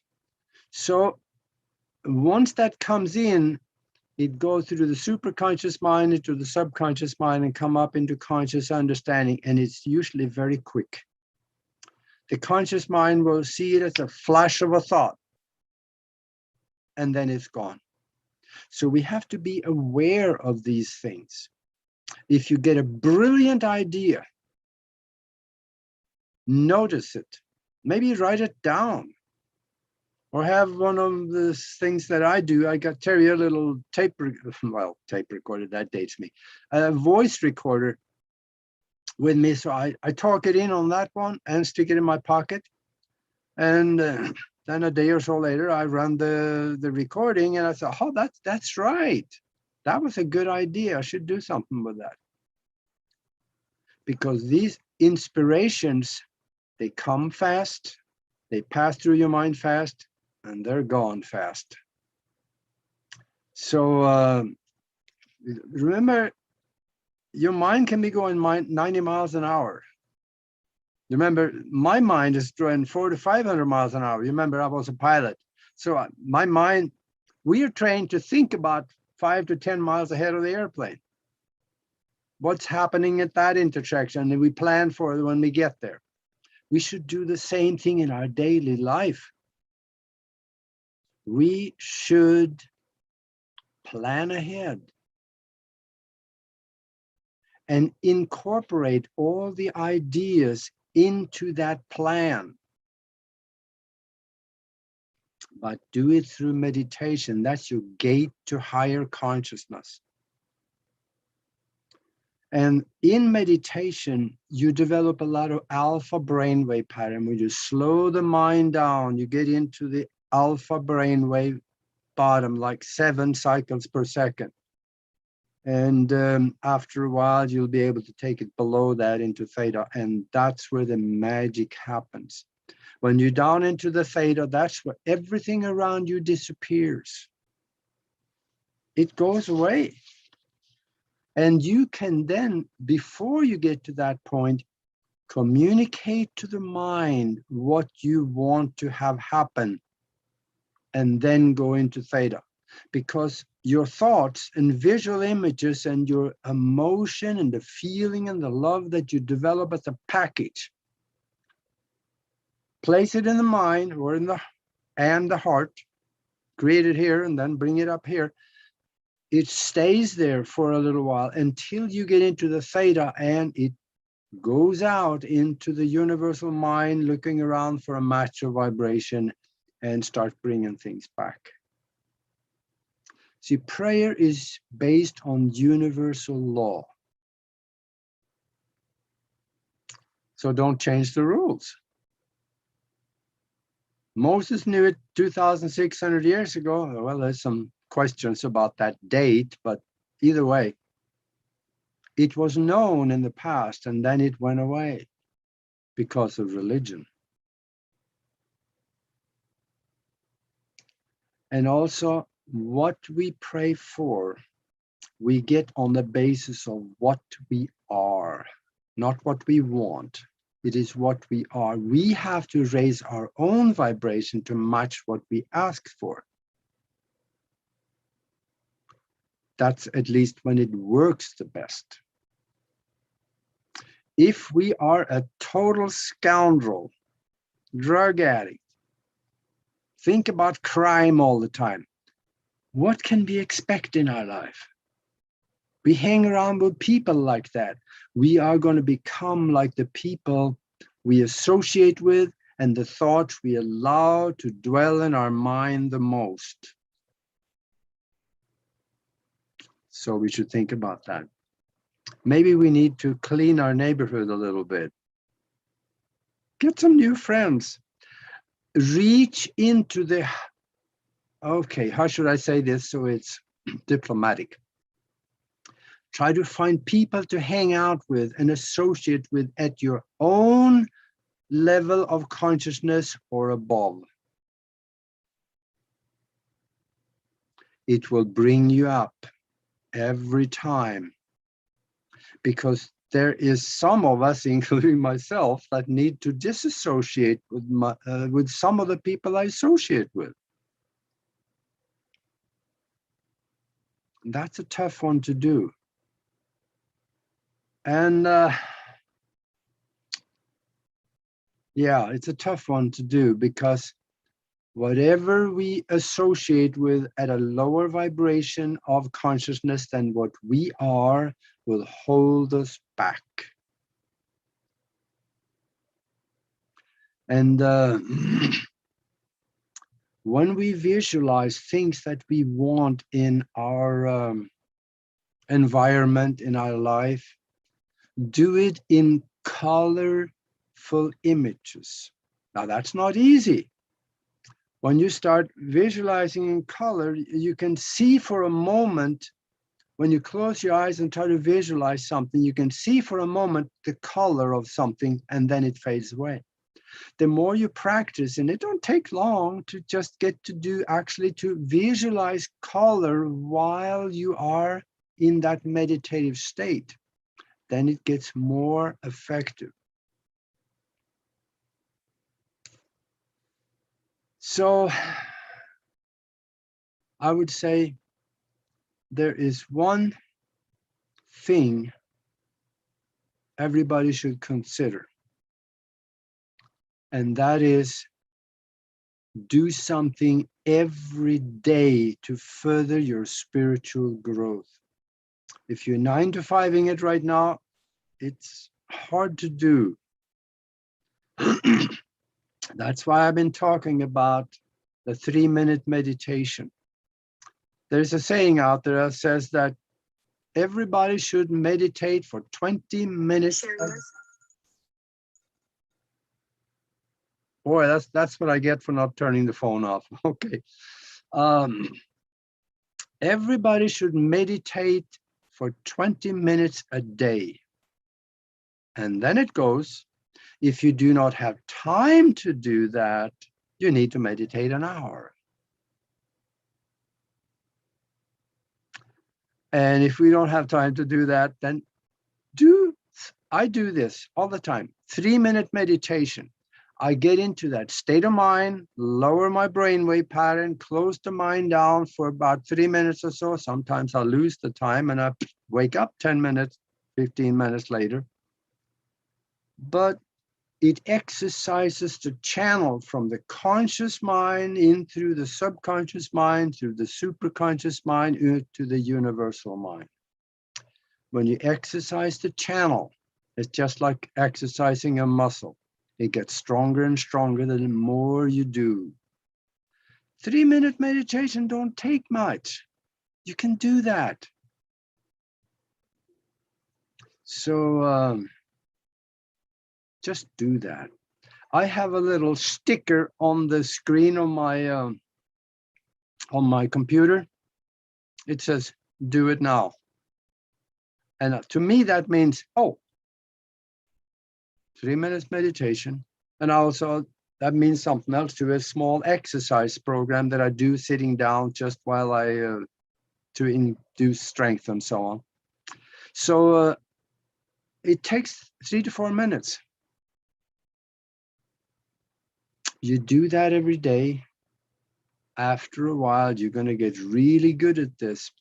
And when you get good at meditation, closing the mind down, then there are some things that I talk about in my book here, where I actually teach you how to use your mind in ways that you normally would think would be impossible.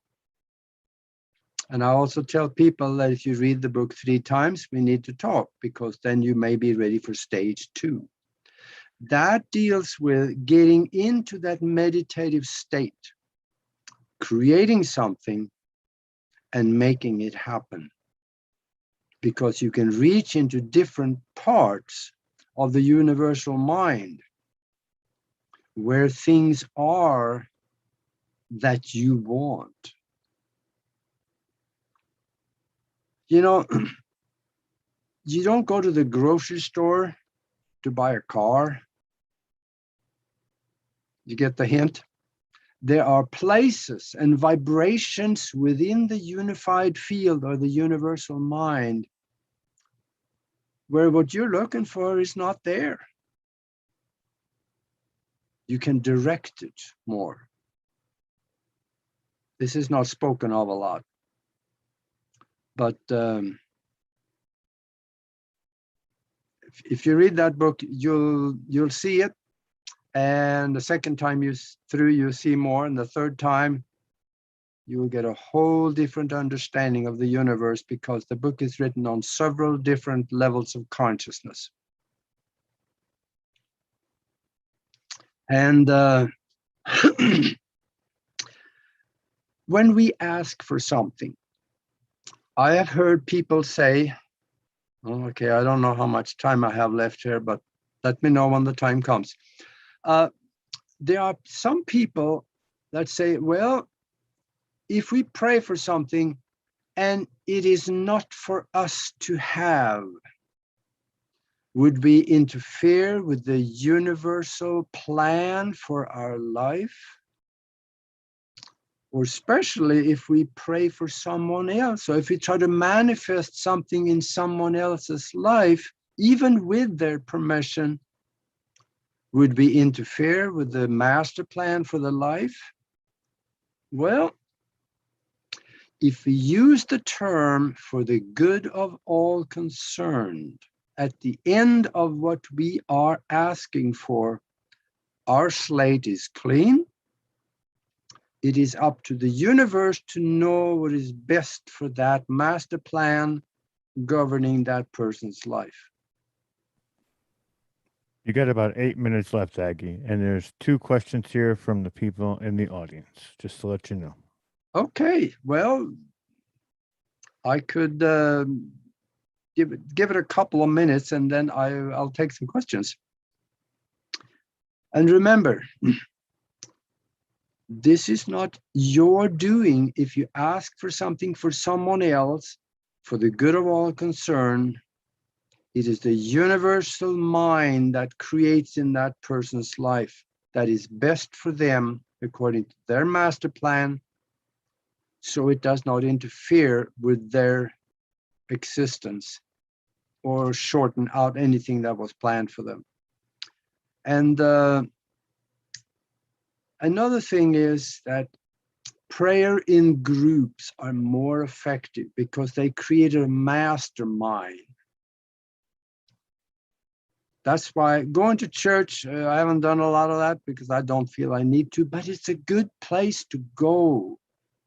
Because even though you may not necessarily hear the words much, but it's a lot of good people going there. And it's a good place to sit and meditate. So you can think about that. And also, Nori and I have, Nori Love and I, we have created this mastermind group that we have done some incredible things by creating both for people, for the world, and as well for ourselves. And if you want to be part of that, want to come and check out the mastermind, it's kind of like a spiritual think tank where we make things happen. You can send us an email to themastermindconnection@gmail.com. themastermindconnection@gmail.com. And also broadcast team alpha.com. It is the website where we have a lot of videos, and also on YouTube with the same name. And we have a picture gallery, about 5,000 unbelievable pictures of things that should not exist, but does. It has NASA prints of pyramids on the moon, people walking on the moon. Of course, these, they disappeared, and decades later they show up because of leaks and stuff. So yeah, it's all there. And also I would show off the book again. I have no shame, so I'm going to show off the book again. Spiritual Science, Higher Conscious Thinking, and How to Access the Universal Consciousness. And what I do there, I teach you how to use your mind in ways that will benefit you an awful lot. And you can go to Amazon and put my name in, or that title in, and read about all the subjects that is in the book. There is about 60 some different subjects that are how to explain the universe and our place in it, and what we can do to improve our lives, and how to use the mind. So yeah, maybe we should take some questions. I'm all ears of what people would want to know. Excellent, Aage. And just, I have to say that was an amazing presentation. I've talked to you, you've come on my show, Full Spectrum Universe. I've gone to Broadcast Team Alpha, and we've even done events together. And every time you say what you're saying about the consciousness, every time there's this profound moment where I feel like my ears perk up, and then all of a sudden I have to dig deeper and get to the fundamentals. And when I picked up your book, it changed the way that I experienced internally myself within my own consciousness. And that was one of the highlights for me, and how to manifest and really experience it. You can talk about it, learn about it, but really experiencing it is something a little bit different. It's in a wild thing. So let's go to some of the questions we have here. And one of the questions from Raya is, how can we transform our life into a living meditation? A living meditation? Mm-hmm. I can meditate walking down the street, and you can too. But you're still aware of things around you. But that is, be at peace. If you have people around you that is disrupting, it's tough to create peace. But if when you have peace, you lower your brainwave pattern and you create that harmony with peace and the universe in here. That comes by itself once you lower the brainwave pattern, because it brings you closer to the universal vibrations. I would say start with meditation. Start with 3 minutes, 3 or 4 times a day, and then the 20 minutes. I would say meditation is your gate to higher consciousness again. So just start meditating and then know what you want and start asking. Excellent advice. Excellent advice. We have some more questions here. It says, how do you know what is for you or not in this life? Well, most of the time we don't even know. And sometimes it's good to not know. Boy, oh boy, I'm glad I didn't know some of the stuff that happened to me. But I love surprises, but we can know if we listen to that little voice in the back of our head. When we really want something, oh God, I want to do that. Take the time to listen.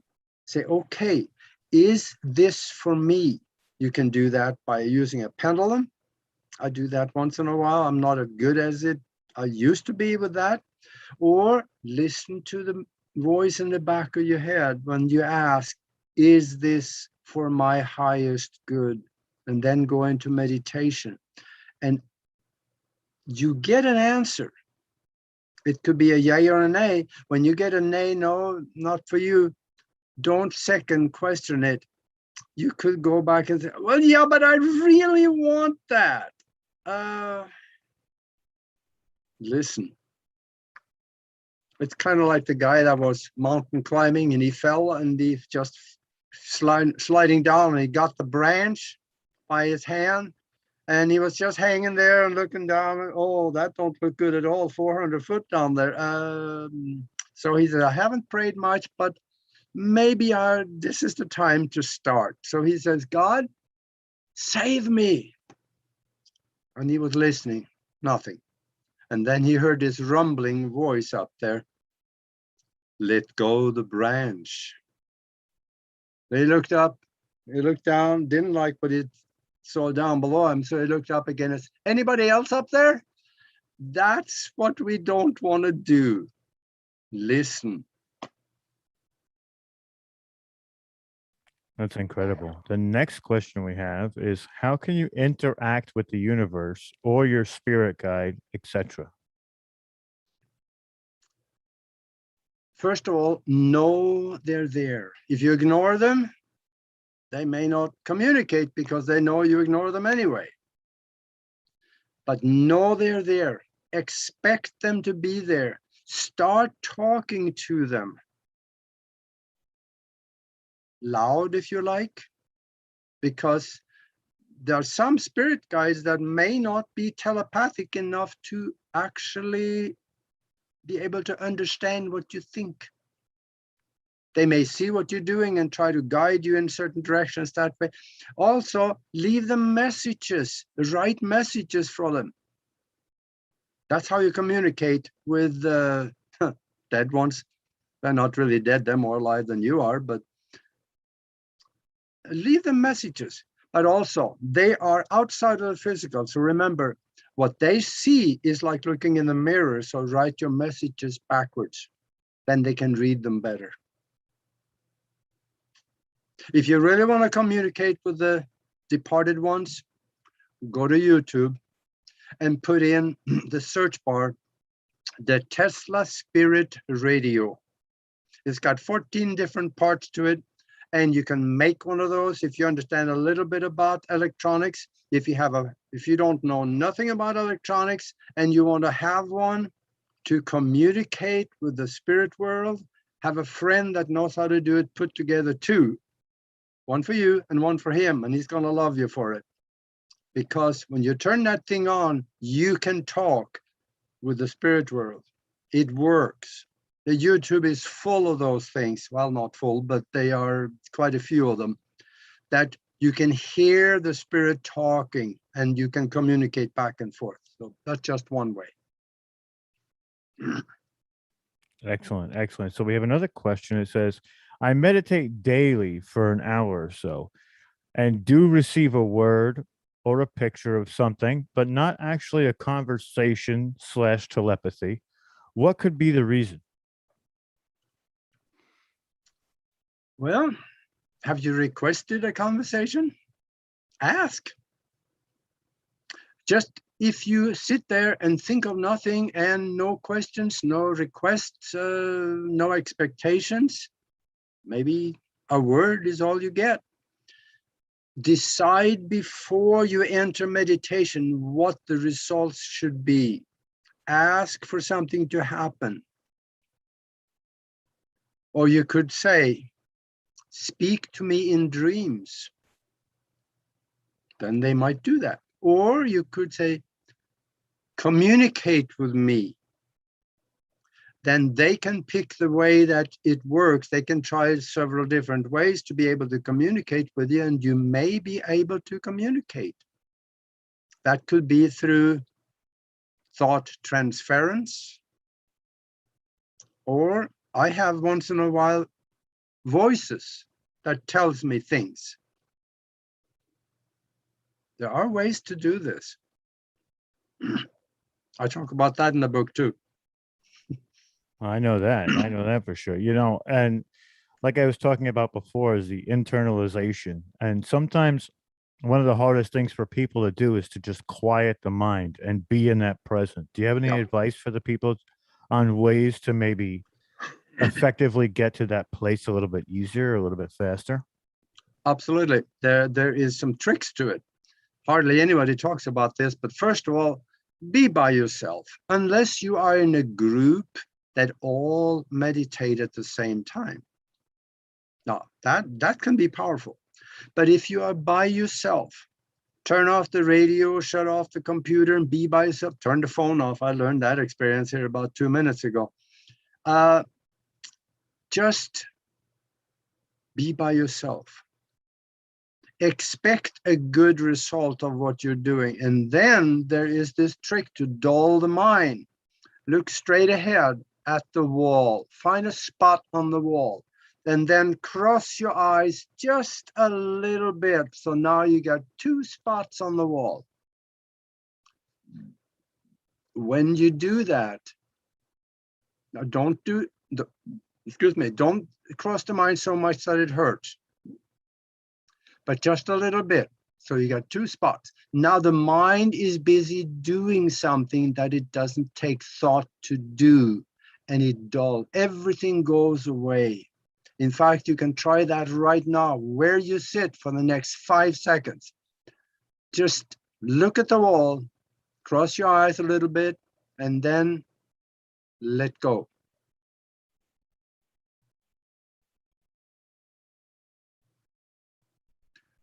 Did you notice everything went away? It will do that. And it'll, as long as your eyes are crossed, and then close your eyes and keep your eyes crossed a little bit, everything goes away. You dive down into that bottom of the alpha range of the brainwave pattern. You know, another thing that helped me too is not just turning those devices off, but getting away from them completely. Because sometimes even while off, they give off a frequency that sort of, I don't know how to explain it. It almost like draws you to it a little bit. It's almost right there with you. And, you know, and Aage, I just want to say, brother, it's always a pleasure talking to you. I thank you so much for coming through. And I always get a great download from you, man. And I appreciate you and I love you, brother. Well, thank you very much for saying that. I sure appreciate being here. I always have fun doing these kinds of things. Besides, I never met a microphone I didn't like, you know, so I'm here. I'm the same way. So you guys, just again, you can find Aage on Broadcast Team Alpha on YouTube. And we have broadcastteamalpha.com, right? Go up and pick his books up. And I'm going to relinquish the stage to Neil after we say goodbye to Aage. So thank you, Aage. We're going to get to the next speaker. But actually, I think we're going to be, there's some musical interlude next, which is going to be absolutely amazing. Yeah, and let's keep Aage on for a second because sure. I want to show an event the second event that Aage, myself, and Laura Eisenhower is producing together.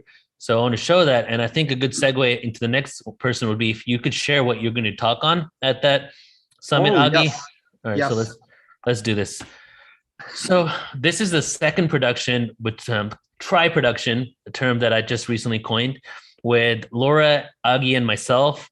This is called Activating Conscious Evolution. It's a 2-day event.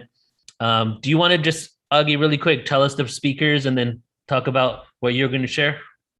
Yeah, what I'm going to do is I'm going to talk about astral travel and leaving the body, going out and seeing, observing, learning, associating, and actually communicating with disembodied spirits. Well, I used disembodied, not necessarily true. Some of them never had a body, but there is things out there that you can see and communicate with, and the places you can go and see and observe.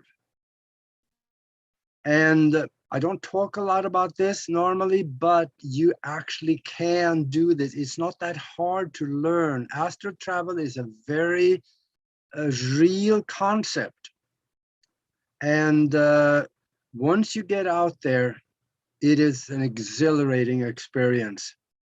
And there is a good way to do it. I'm going to talk about how to do it. And it's going to be a pretty quick course. And if you really want to learn astral travel, go to Broadcast Team Alpha, check under classes, and on and also as a member of the Mastermind Connection, you can access there's 4 classes and 1 hour each that teach you all the environment, what you're getting into, how to do it, and what to expect, and how to go about doing this. And this is what I'm going to talk about on this conference. It's going to be shortened down a little bit, but it's going to be right there, and you're going to see what you can do. Beautiful. I'll go ahead and share that in all the platforms right now. And Rob, did you want to close out with Aage? Say thanks, bye, and jump back on if you want. Yeah, sure. Like I said, Aage, it's always a pleasure, and the downloads you give to people are just truly incredible.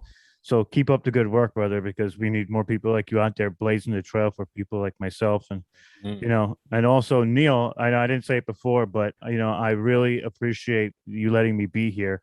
And I'm loving the friendship that we are cultivating and the spaces that we are creating together. I think it's truly exceptional.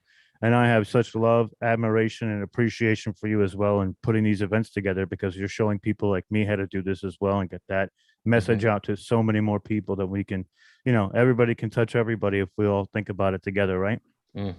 Thank you, brother. Thank you, Aage. Thank you, Rob. And thank you, and live long and prosper. Thank you. Appreciate you. Yeah, and it's what basically we're bringing the band back together. The Cosmic Celestial Band is coming together again. The family's uniting so that we can create real change on Earth by doing what? Coming together and, focusing our intention on what we know is possible. Aage, I appreciate you, brother. We'll see you a little bit later. Okay? Take care. Take care. All right, everybody. We're going to go now into our next presenter for today. And the next presenter, his name is Michael Brandt DeMaria. He is in the room, so let me go ahead and set him up really quick as I'm doing his bio here. Extremely excited for this this meditative / performance. And Michael was on, I think he was on both of the last online Portal to Ascension conferences.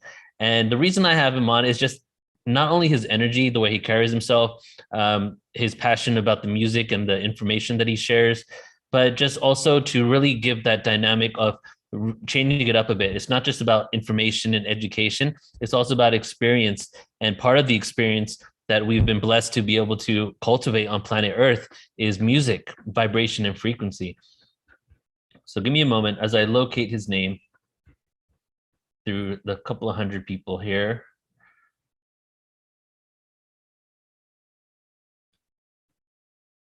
All right, so a little bit about Michael. And as he comes on, I'll go ahead and read this. Dr. Michael DeMaria life turned inside out and upside down after the first decade of his professional life when he underwent a life-transforming vision quest without food or water, guided by a native teacher. He went there suffering compassion fatigue and burnout after working for many years with severe cases of child abuse as a child protection team psychologist. The experience provided a profound healing, a course correction, and gave him a vision for his life. Ever since his mission, he has been here to help guide others to what he calls the ocean of peace that lies within each human heart. He does this through his work as a creative mentor for the soul's journey, yoga, meditation, mindfulness teacher, and above all, as a musician, artist, poet, and filmmaker. His healing music is heard over 1 million times a week across the world, garnering him 4 Grammy nominations, 8 ZMR awards, 6 #1 albums, a Native American Music Award, and appearing on the Grammy-winning album All About Bullies, Big and Small. He is also a Sounds True recording artist, with his music being featured on projects with Eckhart Tolle, Mark Nepo, and Noah Levine. He is the author of 4 books, 3 of which were bestsellers, and is the creator and author of The Peace Within Process for Integrative Wellness. His newest book of poetry, When All Is Lost, Finding Heart in the Dark, came out in 2020, and Heart Warrior, Birthing and Tending a Soulful Life, is due out in 2021, so it actually might have been out by now. You can find out more about his work at michaeldemaria.com, as well as get his 7x7 meditation challenge at youtube.com/mbdmaria. And we'll go ahead and post those links in all the chats. So, hey, Michael, how you doing, brother? I am great, Neil. Thank you so much for having me, and thank you for that awesome introduction and just the last section. I had a chance to listen in, and it's always a joy to be with you and this great conference. So thank you, man. Thank you. And as with you too, just like your energy and whenever you're here, it just adds such a beautiful dynamic. Words can't express my appreciation for you. Go ahead and take away. It's all yours. God bless you, brother. Thank you so much. Well, hello, everyone. It's so great to be here. And I want to begin with what I call releasing into the now. And I just need to get this set up to where I can see what's going on here. Okay. So some of you who may have been with me before, I want us all to give ourselves permission, full permission to be here right now for a time together. And so it's very simple. All we're doing is your palms are facing skyward, coming straight up the central channel of the spine as you breathe in. Turn 360 at your throat, reach up, and then you're going to breathe out with an ah, just going, ah. Let's do that again, breathing in and up. Ah. Let's do one more. And you know, there's the ah of Monday morning, which is ah. And then there's the ah of Friday night with Ascension, which is ah. So I want you to get all your ahs in there, okay? It's a very Michael, really quick, can you turn your volume up a little? Yes, thank you for. I was going to check to see if you were if it was sounding okay. How's that? Check. Beautiful, yes. Okay, great. Thanks for checking in on making sure. I meant to ask you. Okay, and I want to just check my other audio setting here. All right, great. All right, so great, because now you can actually hear me a little better. A nice ah sound where we're getting all of that energy in there. It's such a sacred sound. Amen, Buddha, God, Allah, all Shiva. It's such a powerful, powerful word. So breathing in, get all your deep ahs in there. Breathing in. Ah.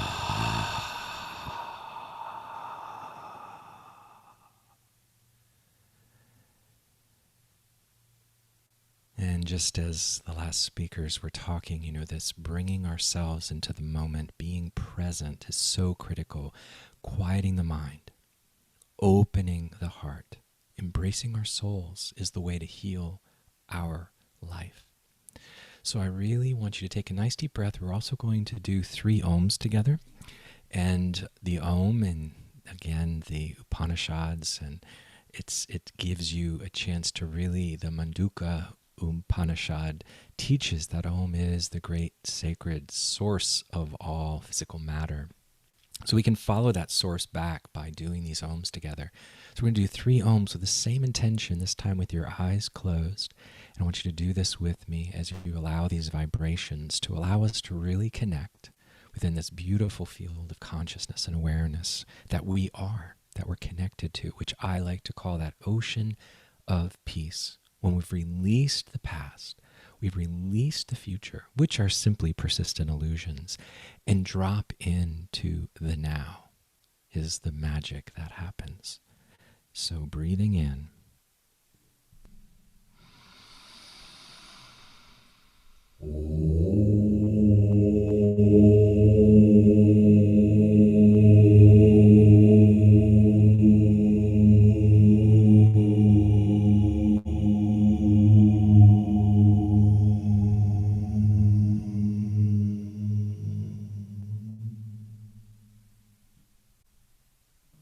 Again.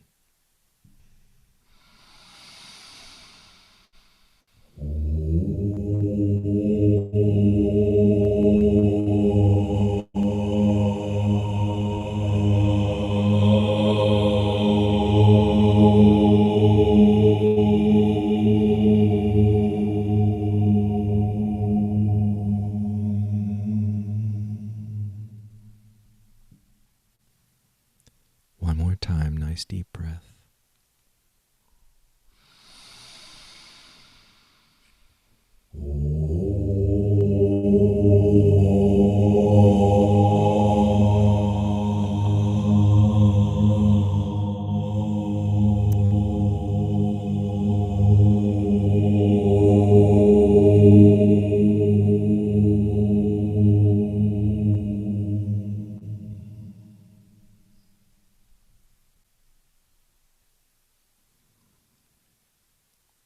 And now allowing your eyes to remain closed for a moment, just tuning in to how differently you feel in your body before doing our 3 Ahs and our 3 Oms. Really feeling the points of contact between your body and the earth, whether you're sitting down or standing or lying down. Really tune into that barely perceptible plane of contact between your body and the earth. Neither your body nor the earth, but that barely perceptible plane of contact. And just for this moment, imagine breathing in from the earth, somewhere deep down within the earth, up through the central channel of the spine to the top of the head. Breathing out and down from the top of the head all the way down through the central channel of the spine, down through the pelvic bowl into the earth. We call this full-bodied breathing. Breathing in again from the earth up to the top of the head. Out and down from the top of the head all the way down into the earth. One more time. Breathing in all the way to the top of your head. Out and down from the top of your head all the way down into the depths of the earth.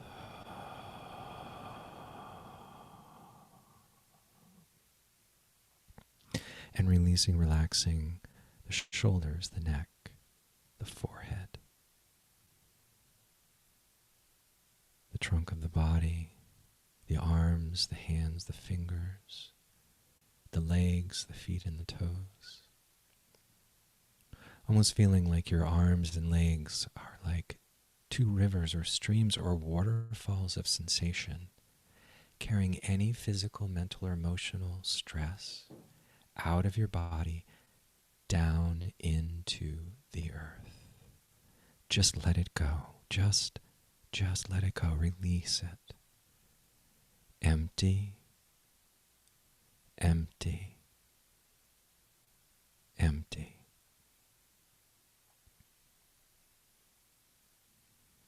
And just in this moment, giving yourself full permission to be fully present. Nowhere to go. Nothing to have to be. Nothing to have to do. for anyone.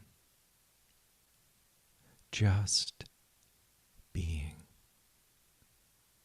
Just being.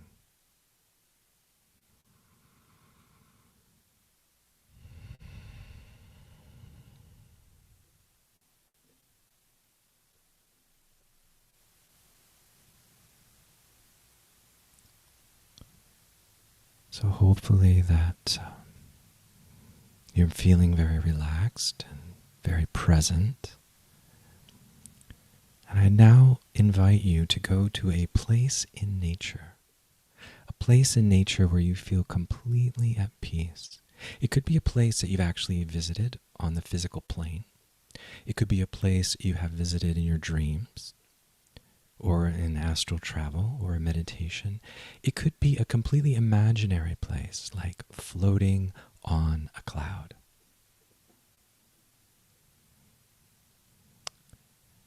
And as you do, allow yourself to know in this place in nature, anything is possible.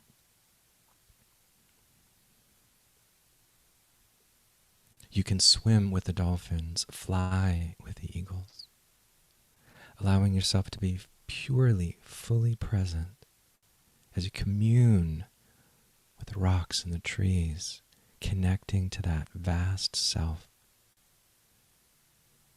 And allow this medicine place to take you home to your soul as you hear the sounds of the flute taking you there.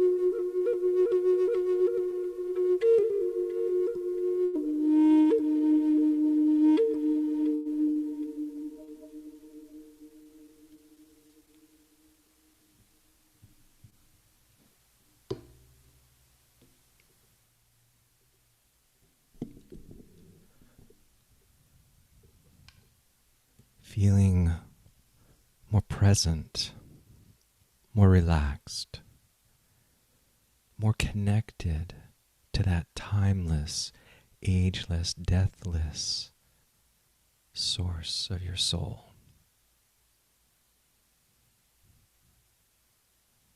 And in this space, I invite you to imagine breathing in and out of your heart center, or perhaps bathing your heart with the breath.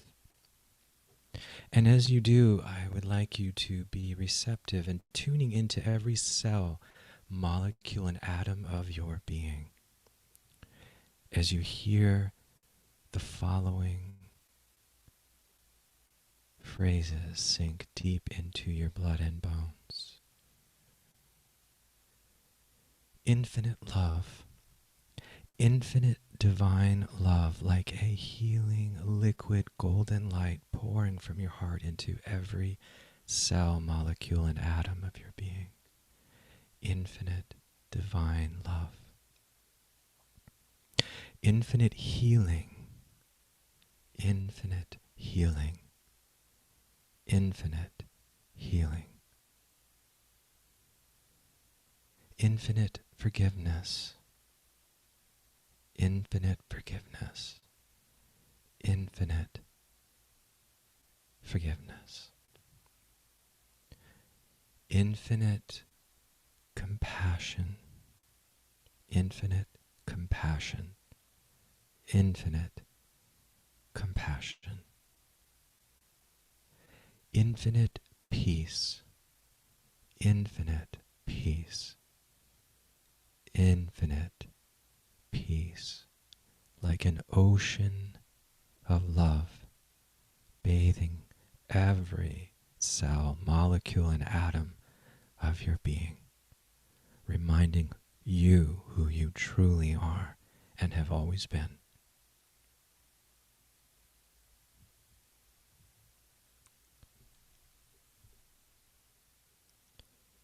Inawaye kunaye, inayatumaye ku, inayaku, inayaku, inayakumaye unaye, inamaye una, inumaye una, inayaku ina. Inakuhenua ina ina ho ina ke ina yo ke unaye aho aha e ana.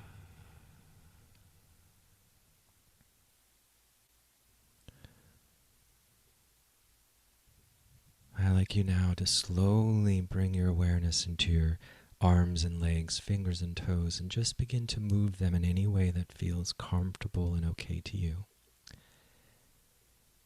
And on the next in-breath, when you're ready, I invite you to take a nice deep breath.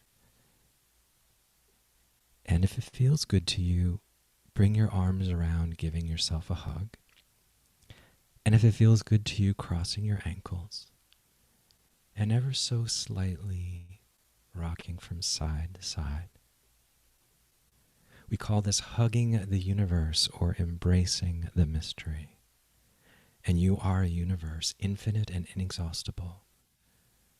A beautiful fractal of the entire universe, every bit as beautiful, mysterious, deep, and profound. And you are a mystery in the deepest, best sense of that word. And taking a vow in this moment to be more loving, more compassionate, more forgiving of yourself, now and always. And when you're ready, you can slowly begin to open your eyes and bring yourself back into the earth plane in the here and now. And just begin to bring yourself here. And one way of doing this is doing a few more rounds of earth breathing. Just imagine once again breathing from the earth up to the top of your head.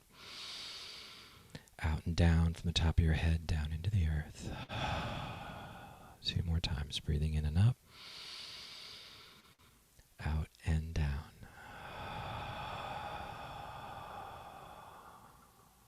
Beautiful. And I always like to seal the practice with one more nice Om together. So let's do that together. Actually, let's do a yum. Y-U-M is the bija mantra for the heart chakra. Y-U-M, because the heart is so yummy. So let's do a yum together. Breathing in nice and deep.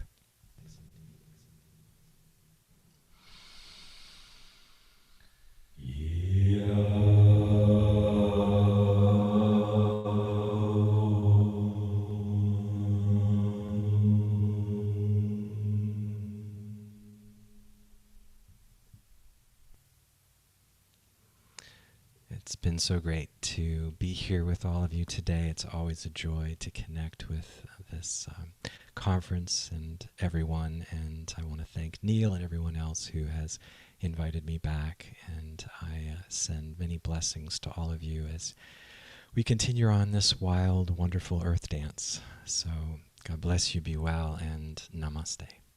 Hey, thank you, Michael. How can people reach you? There's a couple of people had hands up in the audience. And oh, yes. So the easiest way is, and actually I'll put it in the chat there, www.michaeldemaria.com. You can stream on your favorite streaming. Just you can tune into Michael Brandt DeMaria on Pandora or Spotify or Amazon Music, any of the streaming sessions. I have a lot of information, meditations, etc. on my YouTube channel.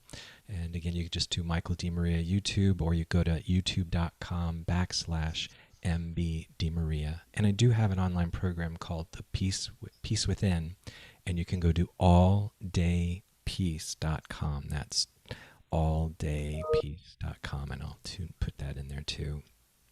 Thank you. I just want to thank everybody for your sweet comments. Timeless is a good comment there. God bless you. Okay, so I think we're just switching gears here because we're so much in the right brain with those sounds. It's hard to have a conversation, but we can manage it, Paul, right? Sure thing, Alan. Me, you, and your cat. That's right. But I mean, of course, most people know you as the son of J. Allen Hynek, one of really the first top UFO investigators. Of course, he was an astronomer and then hired by Project Blue Book, and suddenly he realized, hey, there's something to this. And the whole Project Blue Book television series, right? Was it Project Blue Book? And you were an advisor on that. And but also you come from a whole financial background, a whole tech, financial, entertainment background, because I was doing some research about you. And how do you integrate, what you grew up with, which was this kind of other level of reality, even though your father was quite a realist and concrete sort of guy, but doesn't seem to be room for this within that kind of tech finance world for what we're talking about here on Portal to Ascension. How do you integrate this? I'm basically CFO by day, UFOs by night. And actually, I felt more out of place a little bit growing up because my sister is a nurse midwife. All my brothers are engineers, which are a poor man's physicist. And my father was an astrophysicist, and I was a French major. So I was a little bit different there. But here, working in tech and finance and entertainment, people loves them some UFOs. So it's a little bit different part of my brain to go back to how you started, but right. I think we all have sort of different facets to us. And those rare times when the Venn diagram circles can overlap, then it's just hitting on all cylinders. So you think they love, I mean, maybe in entertainment, but it's not that they don't love UFOs and everything we're talking about Portal to Ascension. It doesn't seem like there's any room for it within, finance and tech. Talk about that. I'll give you a story. So I was interviewing with a company to be a part-time CFO, and I had 2 interviews with their board. And on my first call with their controller and the CEO, the very first question that the controller asked me was what it was like to to have the supervillain from Game of Thrones play my TV father. And apparently she looked that up somewhere online and found that. So, I found that it's people, when it comes up, people are fascinated by it. Right. But so you grew up, I just saw an article about you growing up with the best UFO library in the world when you were younger. Right. My bedroom wall was the largest UFO library in the world. Right. And there was a steel little object from some ship that you used to kick around as a toy. Was that? Yeah, we may have had the Betz sphere, which is from a famous case in Florida. And it was a large, like a jumbo-sized bowling ball that we had in our basement that we were just sort of kicking around, that I think was not the Betz sphere, but we got it around the same time. And I was speaking at a conference and a woman came up to me and said, Paul, here's an article I found that says your dad had the Betz sphere. Did you ever see it? And that's when I started thinking that innocuous looking metallic sphere that we had may have come from that sighting in Florida. That sphere came off a UFO, you're saying? Well, the Betz sphere is reported to be an artifact from a saucer, yes. And was it ever analyzed for its metal content? The one we had, I don't know what happened to it. It sort of just disappeared. So, there's a lot more talk, and we talked last time about how happy your father would be now because things are coming full circle and everything he worked for. But I just want to go back to that turning point for him, because he was hired, correct me if I'm wrong, to sort of debunk the UFO world. And of course, he came up with that now famous line that he regrets about swamp gas, about some Michigan case. I think I asked you before, but so he's out for a debunker because he's an astronomer. He doesn't believe in any of this stuff. And yet he's studying these cases. What was that moment, that like aha moment, like, oh my God, I'm not, this stuff is real. Was there a moment like that for him?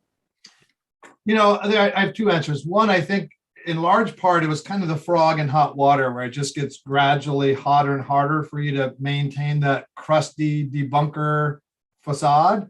But our family friend, Jacques Vallée, he says a lot of that occurred in 1964, around the time of the Socorro, New Mexico case. And as it happens, Jacques and Paola Harris and Chris Mellon and I are going to New Mexico in 2 weeks, very close to Socorro, New Mexico. And why are you going there? Yeah. There was another case in 1945 with the cousin of Lonnie Zamora from Socorro. That's a fantastic case that Jacques and Paola have written about in a recent book called Trinity, which, and the name coming from the nuclear testing site nearby. Mm-hmm. So he had a case before Lonnie Zamora? This was a case in 1945 that my father did not investigate, and Socorro, which was, I think, a turning point in my father's ability to publicly speak about aliens present in cases. That was in 1964. Right, just so people don't, in case people don't know who Paul's father was, it was J. Allen Hynek, who was really the first major scientist, I think, to come forward and say there was something to the UFO phenomena. He formed the organization, what was it called? CFOS? Yeah, Center for UFO Studies. Right, and Jacques, he wasn't just a family friend, Jacques Vallée, he worked with Jacques Vallée, right? Oh yeah, he was a colleague and co-author of my father for many years, and ever since been a family friend. Right, and of course, Jacques Vallée was portrayed by Francois Truffaut in the classic Close Encounters of the Third Kind. Did your father like that movie? I know he made a guest appearance, but what did he feel about that film? Yeah, he was hesitant before the movie because if you're a scientist, I think my father felt there were three communities that he had to be cognizant of. One is the government and the military. Another one is mainstream science, which was his, home turf. And then there are, say, UFO believers. Mm-hmm. Try to think of three different groups of entities. And I think he felt he had to keep each of these groups at least mildly displeased then he's doing the right balancing act. So for him, he's trying to maintain scientific integrity on this very narrow and sharp tightrope. Right. And then Hollywood comes calling and saying, we want to do a movie.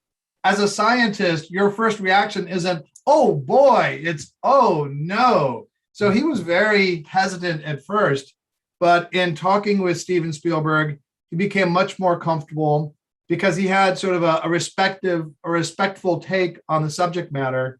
And then, as you said, my father had a cameo role and was the technical advisor. And so a lot of the things that happened in the movie are from real UFO reports. So he must have been happy with the film. He was because it's a work of fiction, but it really moved the needle, or as the Simpsons say, embiggened the tent on what people felt comfortable talking about. There was a real watershed moment for people to feel like, hey, I've had this experience. I don't know what to make of it. It's had a traumatic impact on me, and I want to tell somebody about it. And of course, the film was a tribute to the terms your father created, the close encounter term, close encounter 1, 2, and 3.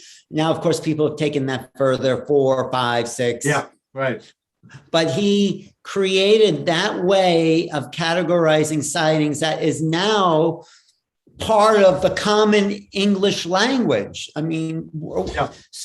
So that's pretty impressive that he created a kind of input into the everyday lexicon of people around the world, actually. Yeah, he was, as I mentioned, an astrophysicist, and he made the insight, or he had the insight that he wasn't really studying UFOs. He was studying UFO reports. And so he wasn't, disassembling propulsion systems and, thinking about, planetary motions. He was questioning witnesses. And for an astrophysicist, that's awfully touchy-feely. So he had to bring some science with him. So he thought the way to do that was to impose a kind of scientific rubric over the phenomena so that scientists and other observers could sort of compare things on a more apples to apples basis. So close encounters of the first, second, third kind provided that kind of structure for everyone to use as kind of a UFO lingua franca. No, it was brilliant and sort of was a very important step in what is still hopefully an integration process, and sometimes that takes hundreds of years. There was one talk he gave, and I keep trying to find it. Maybe it was at the UN or from the Congress, where he talks about the multidimensionality. It was a really far, where is that? Because I keep looking for it. Do you know what that? Yeah, that was at the United Nations, I think in 1978. And that notion of multidimensionality, you and I have talked about that before. Right. For me, there's a lot of questions. Once you get in the UFO field, there's maybe more questions than answers, right? And one of the questions I have is, as my father used to say, if you liken the size of the known visible universe to that of like the continental United States, we are a speck of dust in Kansas. So even though we've been beaming out episodes of I Love Lucy these many decades, it's not easy just to find us. And if they do find us, why do they come here and not do something grand like land on the lawn of the White House? Mm-hmm. They're scaring, hillbillies in Kelly Hopkinsville, et cetera. Right. So for me, this sort of grand extra terrestrial trek doesn't seem to explain at least the totality of the phenomena, and multidimensional, interdimensional seems to do that much better for me and my father. Right.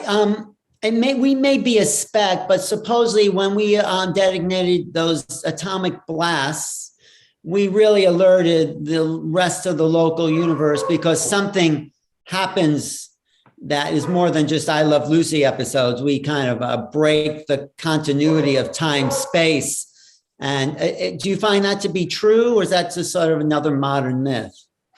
I have no idea. That could well be true. There are, the recent Pentagon report, or the mini report, right, on UFOs that came out in June, talks about how there are more sightings around nuclear bases, But it also mentions, and I think it's very interesting, that could be the result of observation bias because there are much more sensitive instruments to record things around nuclear bases than other places.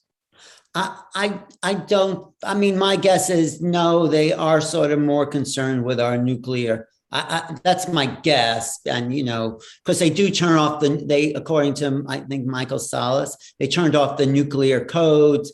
And Robert Hastings' work, I think, is very important because he says there's been UFOs in the former Soviet Union, Russia, around nuclear bases as well. So I think there is some occupation they have with the nuclear, you know, missiles. And even Grant Cameron says some of his early sightings were because he was living right over the border from these bases that were in the US from his Canadian. So I don't know. We won't know until your friend Christopher Mellon pushes Congress to lay it all out on the table. So let's talk about that. Let's talk about where we are in disclosure and what are you going to say to Chris? Are you friends? I mean, how did that happen? You know, it's a pretty small, incestuous world, ufology. And you know, if you're in it for a long enough time, and you know, I don't remember life without UFOs. You basically can't swing I shouldn't say a dead cat. You can't not but meet people and bump into people over time. Right. So you bumped into them, but what's your connection? I mean, what do you, if you can tell us, what are you guys up to? So we have a connection with MUFON, and we're both very interested in this case in New Mexico. And I went there with Jacques and Paula, I think in April of this year. And Chris was supposed to come, but he had strep throat. So we're going back again now to take him to the actual site of the landing. Well, what do you think? I mean, there's so many cases, though. It seems a little obscure to go back to a case in 1945 because there's so many important cases that. So there must be something to that particular case. Yeah, and that's a good point. There are a lot of good cases. It's kind of a smorgasbord. This case is particularly strong. There are still witnesses alive from that time who we know and have spent significant time with. And this case, as Jacques makes in the book, makes the point in the book Trinity, is especially significant given its proximity to where we did the Manhattan Project and the nuclear testing.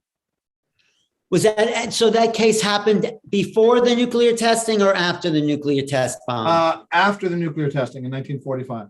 So there's my point, though. There is some connection there. I mean, perhaps. So. If you can tell what you can tell us, what is Chris Mellon, Elizondo? I'm sure you know him. Sure. What are these guys planning for their next disclosure, leak, and move? I mean, I heard they're planning something. Elizondo's writing a biography. What can you tell us? Yeah, I don't know much about Lou's plans. He's not with TTSA anymore, right. Nor is Chris. And as you know, Chris basically is responsible for the Pentagon videos, the Tic Tac, et cetera, being released. And he certainly had a hand in what was released this summer by the Pentagon. I don't want to talk too much about what he's working on now, as he's sort of half in the light and half in the shadows. Right. But I mean, he is one of the main drivers for the government and understanding like in which order to press which lever to make one organ of the government pressure another one to topple another one to get something actually released. So there's a plan in place to topple those levers, release more information, and get the public informed. I mean, is he pushing for congressional hearings, which would be the best thing to lay it all out on the table? Well, I'll say, he may well be. That's what he's been doing. I mean, he used the power of the press, as he's acknowledged publicly. He's used the power of the press to pressure Congress to then pressure the military in various ways to then release the documents and videos. So more than likely, and he has not lost interest in the subject matter since. I don't think he's lost interest at all, but there was a big flurry and then they sort of went underground. I think Chris Mellon and Luis Elizondo are central to what we can expect to find. Have you ever seen the 23-minute film that Elizondo hints at a couple of times where it's really clear objects in the sky and, sorry.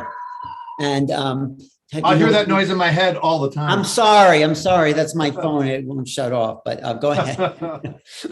That's Chris calling you now. Yeah, I hope so. I've been wanting to get in touch with him.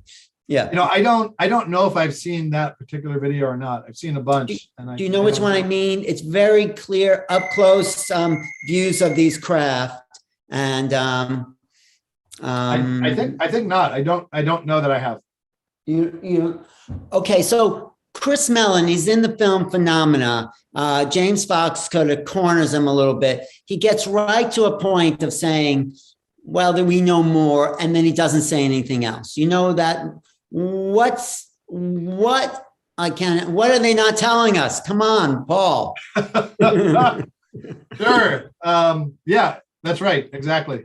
I mean, beautiful day today. Beautiful. The weather's perfect today. Beautiful day.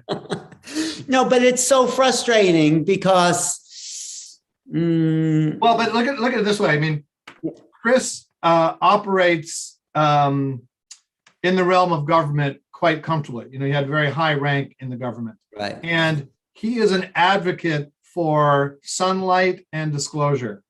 And so he is doing what he can to get as much information released as soon as possible. But he's really most effective in not talking about what he's working on or what he's trying to get. Right. But are you frustrated with this? Because you're not, I mean, are you excited about what's coming forward? I mean, or you don't care or whatever? Well, I mean, look, this is a very different era than my father operated in, with disinformation campaigns galore and the kind of sham of Project Blue Book, which is really a public relations exercise. Here you have the Navy publicly acknowledging, oh, here's a video and here are witnesses, and we see these things all the time and we're kind of afraid, we don't know what to do, and we could use some help. That's a remarkably different stance from a branch of the military than the Air Force in my father's day. So right. I think these are amazing times. That said, I don't really care. I mean, if I'm the government, I probably hold on to that information too, right? I don't know what's going to happen. Why would you hold on to that? Because let's say I've got some great propulsion systems or an alien body or proof of, cold hard proof of alien life, intelligent life, such that we would recognize. I don't know what it would do to the fabric of society. I don't know what benefit sort of trump card we may give to the Russians and the Chinese. Mm-hmm. I do know that if we have the information, we can do what we want with it. So I don't think I would release it. And as a citizen, I don't know if I want the government to have a different feeling. Now, as an individual, as a human, I think this information elevates the consciousness of the world, and I want the information to get out. That said, there is such a rising in awareness and acceptance of UFOs that it's almost getting to the point where it doesn't really matter what the government says or doesn't say or releases or doesn't release, because by the time they might do a signature disclosure event, the people who are attuned to that already know, and the people who aren't won't believe the government, so it may not even matter. But you also realize, and because you're in technology, it is about, getting over fossil fuels. These craft are not filling up their gas tank to get here. And that's, I think, the real threat. They talk about advanced threat identification. That's the threat to the corporate structure. So what do you have to say about that, being a finance person or being a citizen, where right. being kept from that technology is sort of a crime against humanity in a sense. That's a little extreme, but I think. Yeah. I like how you kind of turned that on its head and made the threat not to national security, Right. but to the existing fossil fuel infrastructure, right? I Well, like it that. Very is. clever. That's the bigger threat. Yeah. Right. And I may take that and not credit you with that because I think that's very clever. Yeah, I mean, but John D. Rockefeller did that all on his own, a century ago, sort of stamped out the nascent electric car industry. And I don't know if we really need aliens to prop up fossil fuel. We've got a corrupt lobbying system that does a good job with that now. I'm for information and release. I just don't expect that much more of it from our government. Although these are somewhat different times, and we really can't think of the government as one monolithic block acting coherently and in unison. Different entities in the government want information to get out. Even if you look at this skimpy ass report that's 9 pages, 2 pages of appendices that came out in June, that's not a good faith effort. That's just checking a box. Hey, we released information. But even in there, it's telling that they say, and they underline in bold, this could be a threat to national security. Of the 144 cases that we cherry picked to examine, we could only explain 1 with high confidence. So it's kind of like somebody involved is sort of nudge, nudge, wink, wink. There's something going on here. I know. What about the report that just came out where they're budgeting? Did you see that latest congressional report? I think it was, what's it called? But anyway, there's about 2,000 pages or something, but on page 10,000 or 1,035, there you have a budget and a central reporting area that they want to create for UAP. So now if, we can gather information through, if that happens, what do you think? Yeah, I think it's good. It's fascinating. Back to the other report, they listed the alphabet soup of all the government intelligence agencies and military bodies that were involved, including the NSA. But the notable omission was the CIA wasn't listed. And they've been historically very interested in the UFO phenomena. So I find that very interesting that they weren't listed, which I think means that they weren't playing nice with the other agencies and they took their ball and went home. Oh, really? How come no one actually mentioned that the CIA wasn't included in that? And I don't know. But if you look at the list of the agencies, they're not to be found. Really? What about, and getting back to sort of the Air Force was sort of rogue and they had a disinformation campaign, according to some people, about people coming forward and saying, yes, they've seen things. There's probably thousands of hours of footage from jets following these ships that, are in some archive somewhere that we don't have access to. And so how do we get access to this footage? Yeah, well, I think through the Navy, the Air Force, their job is to project power through the air and prevent against the projection of power from our foes through the air, but also to create the perception amongst the populace that they got this. So it's not in the Air Force's interest to ever say, hey, we're scared of these things. The Navy, though, water, that's their wheelhouse. For them to say, hey, we're scared because there's things happening in the sky, that's kind of like a sly dig at the Air Force, but that's not really admitting of vulnerability in their critical theater. So that's the thing. How do we, this report, this latest congressional report is trying to bring all these organizations or military branches together. You're saying it doesn't sound like it'll be successful bringing it all to one place. No, I don't. And, and then there's multiple structures of silos. There are, as I've learned from Jacques Vallée, there are 3 main silos of confidential information in the government. There's like the foreign espionage, there's the White House type, and then there's the nuclear type. And the nuclear type is more important than most people might think, because in the days of Roswell and the case that we're investigating in the 40s, those happened right by White Sands Missile Testing Ground, which is where the Manhattan Project was done. And so it was then the Atomic Energy Commission that had purview. If there were any saucers that crashed in Roswell or in New Mexico, it would have been the Atomic Energy Commission that would have scooped them up and kept them. And that's now the successor agency is the Nuclear Regulatory Commission. And so they would have those saucers and all the secrets related to them, and they are not about to give them up because some pesky government, congressional inquiry says we want the information. They are completely immune from that. Wait, but they are part. Can't they be ordered to do that? This is what. So why not? They're part of the government, right? I'm not going to defend them, but no, I'm not saying. But just saying, why can't someone just say, "Okay, guys, hand over the information"? My understanding is that their type of secrecy, which is PQR, and it's not top secret for your eyes only, et cetera, is not vulnerable to the claims from any other branch of government.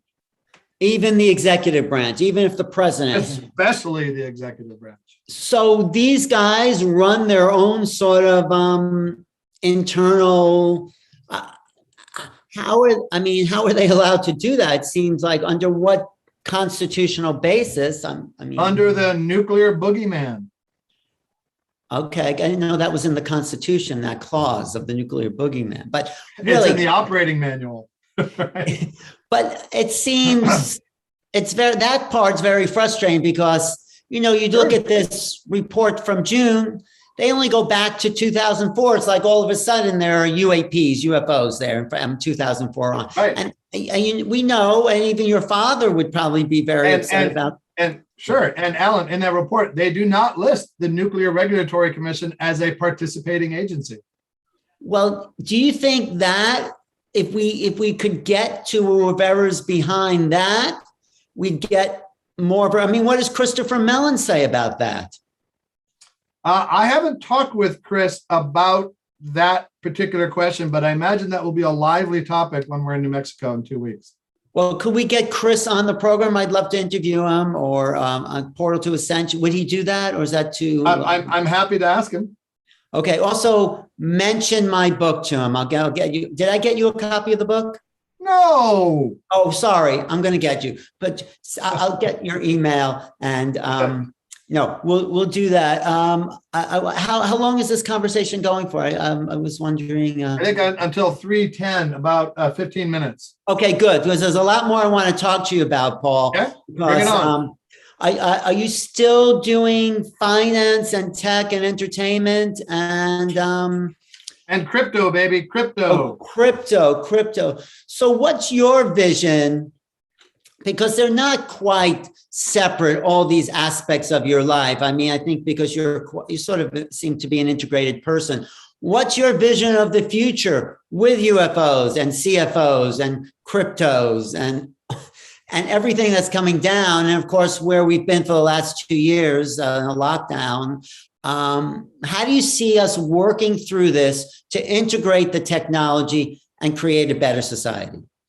Yeah, and you're right, Leanne. Crypto Baby does sound like a good movie title. I think let's start with crypto. A lot of people think of crypto as the highly volatile price swings of Bitcoin. Mm-hmm. And it is that, right? But it's so much more. It's not just cryptocurrencies. The real foundation of crypto is decentralization, which is I think, would find a lot of traction amongst people interested in UFOs who are tired of what we've been talking about, the cloaking of secrecy and centralization. Crypto is the answer to many of the evils of centralization. Mm-hmm. The banking system is so corrupt and so unjust that 1.7 billion people in the world are effectively unbanked and shut out of any meaningful participation in the global financial system. 1 billion, 2 billion more people are kept under the yoke of high interest minimum payments, right? So crypto in its first wave with DeFi is decentralizing finance, obviating banks. Your bank, B of A or Wells Fargo, holds your money, gives you less than 1%, charges you fees up the wazoo, and provides shitty customer service. That's not a sustainable business practice. You can get 10% interest on your money or more with crypto with no risk and not have to pay any middleman. Bitcoin came along and said, look, Paul wants to send Alan money. They don't know each other yet. There's no trust. but Paul wants to send Alan money he doesn't want to be charged anything. He wants it to be instant without any third party. Okay, I'll take it. Go ahead, just send it. Yeah, go ahead. Right. And then, you have Ethereum that says, hey, we need conditionals, which are known as smart contracts. And then now Cardano, Polkadot, Atom, all these other ones that say we need to make it more scalable. So cryptocurrency is this idea that we don't need these corrupt centralizing forces to control things and skim off the top, or actually scam off the top, if I may. Right. Then it'll go into the corporate world, like Facebook. You post content on Facebook, Mark Zuckerberg takes that money home. There are now crypto equivalents of Facebook, so that the people who post the content, the musicians who put the content, like think of Napster in this sort of same decentralizing thrust, allows people, the participators, the creators, to profit from it. And then I believe the final wave is government, because I think whether you're conservative or liberal, few people in the US look at the US government and the sausage-making machinations of legislature as representative of the will of the populace. Right. So that's what crypto is to me. It's this wave of decentralization. Someone says in the chat, not all cryptos are decentralized. So is that true? Sure. I mean, there are maybe 10,000 cryptos, and there's a whole spectrum of centralization. Bitcoin being the sine qua non for decentralization. Since we don't even know who created it, which is a whole other topic. But cryptocurrency and the crypto ethos represents much more possibilities for decentralization. Will it always be the case? Not for every coin. No, not at all. But are you hinting at sort of what the UFOs themselves have been saying through some people? It's time for a one world, not one world government, but a one world approach to humanity, where we need to break down borders and realize we're all one people, one race of humans. Yeah, that's an interesting point. And I agree with T. Janabigo about, good riddance central bank, and soft money and the damage that's done to the economies. Crypto isn't so much, I think, like a one world, but it's taking power, whether it's financial or political, out of the hands of corrupt humans and embodying it in an open, transparent set of code that cannot be changed willy-nilly to change, for someone's, particular benefit. And that is a way that we can start to grab more control of our own lives and really live in more freedom. But this whole idea of then breaking down government, breaking down currencies, merging a world economy, I mean, it sort of seems like that's what of these... That's not necessarily merging the world economy. There can be thousands of currencies, right? Not just one. And it can be decentralized pockets all over the place. But would that then, it transcends borders, though. It's not like, the Bank of America or whatever it is. I mean, so we can start to kind of have a global economy in that way. Is that what you're seeing here? I'm just looking for a way where we can start to get rid of the separations that have, Yeah, and, I think, you're right. I mean, the internet was the great disintermediator and allowed people to form their own tribes, not based on the accident of where you're born, right? But you can unite with like-minded people. And think of crypto as the internet of money. And it allows now finance and other things to go along that sort of same disintermediated and decentralized path. Mm-hmm. So, okay, that's one aspect. The other thing I want to talk to you about is this whole idea, because I asked you last time, what do you think about the UFOs? And you said somehow maybe they're more interdimensional. So let's talk about, and you're in touch with Chris Mellon and Elizabeth. Is that what you're getting from the inside corners of your contact, if you can share it, what their understanding of the phenomena is, that it's not just, and Jacques Vallée's famous line, if we find out it's just visitors from another planet, I'll be very disappointed. So talk about where you think that is, that phenomena is registered. Well, I think that people who aren't involved that much with ufology kind of knee jerk to extraterrestrial. And look, do I believe that there is life elsewhere in the universe? Absolutely. Do I believe that life elsewhere in the universe is coming here? Quite possibly. But I don't think that the extraterrestrial hypothesis explains all of what we see in the UFO phenomenon. It just doesn't sort of ring true to me. And there could well be many providences or answers for where UFOs come from. Interdimensional just jives better. We sort of touched upon this. If there's another dimension here, well, that explains how they know about us, because they're here adjacent, as we say in LA. And it would explain why they care about us, because maybe they are us or our cousins or our future cousins once removed, etc. Right. That explains the two biggest questions: how they know about us and why they care right away. And then it also jives with some of the reports we have of crafts don't seem to obey the laws of physics, right? So if it's an extraterrestrial craft, doesn't mean it all of a sudden doesn't have to do things that we think physics mandates. But if it's an interdimensional craft, it can sort of dart about more like the Cheshire cat phenomenon my dad used to describe. So I like the interdimensional hypothesis quite a lot to explain some of the thornier aspects of ufology. But you realize if that's true, if that's a likelihood or possibility, then our whole understanding of reality is shifted in a much more drastic way than just visitors from another planet.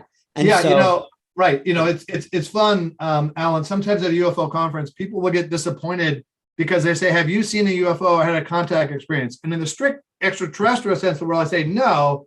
And it's not really of interest. I'm like my father. My father wasn't really that comfortable talking about what he may have seen. It didn't matter. He's just one person. He's collecting the evidence and looking for emergent properties coming from that. I'm the same way. And I don't know that the government has bodies or has crafts. I don't know that. People get disappointed and think, "Oh my God, you're a traitor to your family name." But then I tell them, but I think there are some things much farther out, with interdimensional. So I'm not stopping short of where you want me to go. I might be going farther than your own comfort zone. Right. Actually, my book does talk about interdimensionals. The topic by J.J. Hertog and J.J. and Desiree talk about that. Right. But just think of the huge paradigm shift that will cause beyond aliens when the government says, guess what? Not only can we not really explain or tell you who they are, they're not even in the reality that we think exists. So, I say we have to expand who we are as human beings, which is really what I think this whole Portal to Ascension conference is about. It's about expanding our possibilities. So that's a much bigger rearrangement of who we are and for the planet on a planetary level. Is this something you and Chris talk about, and Louise and some of those other insiders talk about? Yeah, and you're right. This isn't, baby steps to insight. This is Portal to Ascension, right? So that's what we're all here for. We're not here just to say, "Oh, I heard this idea that pushes the envelope 3%, right?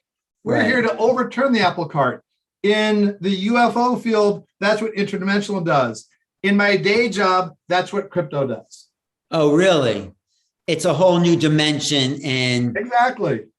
So what's the world that you envision then as the UFOs come forward, as crypto? How does the world look in maybe 20, let's say the interdimensional dimensions blend and the government rolls out the bodies and the craft, and suddenly there's no more secrets. I know that's a bit of a idealistic approach, but what does the world look like, including your crypto perspective? Well, I think the other sort of strand to weave into this fabric here is the idea of the singularity, as popularized by my friend Ray Kurzweil, right? The singularity in this context being when artificial intelligence becomes self-aware and recursively self-improving. And he has accelerated his prediction of when that will happen to like 2035. So I think there will be a singularity. I have a different take than Ray. I don't think it will be machines and computer codes waking up and having the emergent property of consciousness. I think it will be us, the bearers of consciousness, adopting machine-like capabilities with the neural lace and other brain-computer interface mechanisms. And so we humans will acquire more and more machine-like capabilities that will approximate the singularity in terms of we now have computers that have consciousness that can do anything. I just want to say that disturbs me because we don't even know, we don't know our facilities. We have much greater psychic mental capacities than any neural link that could be implanted in our brain. We just haven't accessed that software. But anyway, continue. I didn't mean. Okay, and I see, woe am I not going transhuman? Yeah, I mean, I'm a transhumanist. I just filmed a documentary about being the person who has the most documented success in age reversal in history. So I am a dyed-in-the-wool transhumanist. Get that out in the open. I think the singularity is an inevitability, but it is not without risk. But I'll say this, and I know we have to wrap up pretty quickly. People are afraid of computers taking over, and they should be, right? But I'm less afraid of artificial intelligence in 15 years than sometimes that I am of human stupidity right now. Will we even survive until the computers take over? I don't know. That's a pressing concern for me. Well, my singularity is that human beings discover who they really are and what we're capable of as non-local intelligence. And when we do that, when we teach remote viewing to children in schools and we learn the vast capacities of a soul, these machines will never have a soul to access a new unknown. They'll only take what's being given to them. So there's no evolution, I think, to mechanized AI singularity. We can only get evolution because it's based on who we are accessing a greater consciousness that's unfolding every minute. That's my... Well, yeah, I mean, and I see some of the comments. It certainly is risky, right? We have a lot of risks now, but we are on the precipice of granting or enabling individuals with far greater power and far less control than before. I'll say that, sure. No, I get that. And I mean, there's so much more we can discuss, and I will send you my book, and let's pick up this topic. And it's always great to have you here because, you're bridging the worlds. Most people on Portal to Ascension, we're in the acceptance of this other reality, and you bring us back to real world dynamics in a way, so it's important. I think what you're doing here as part of Portal to Ascension and the baseline you're giving this community in tech and finance, in exploring other ideas in entertainment and all that. So thank you, Paul. Sure, pleasure.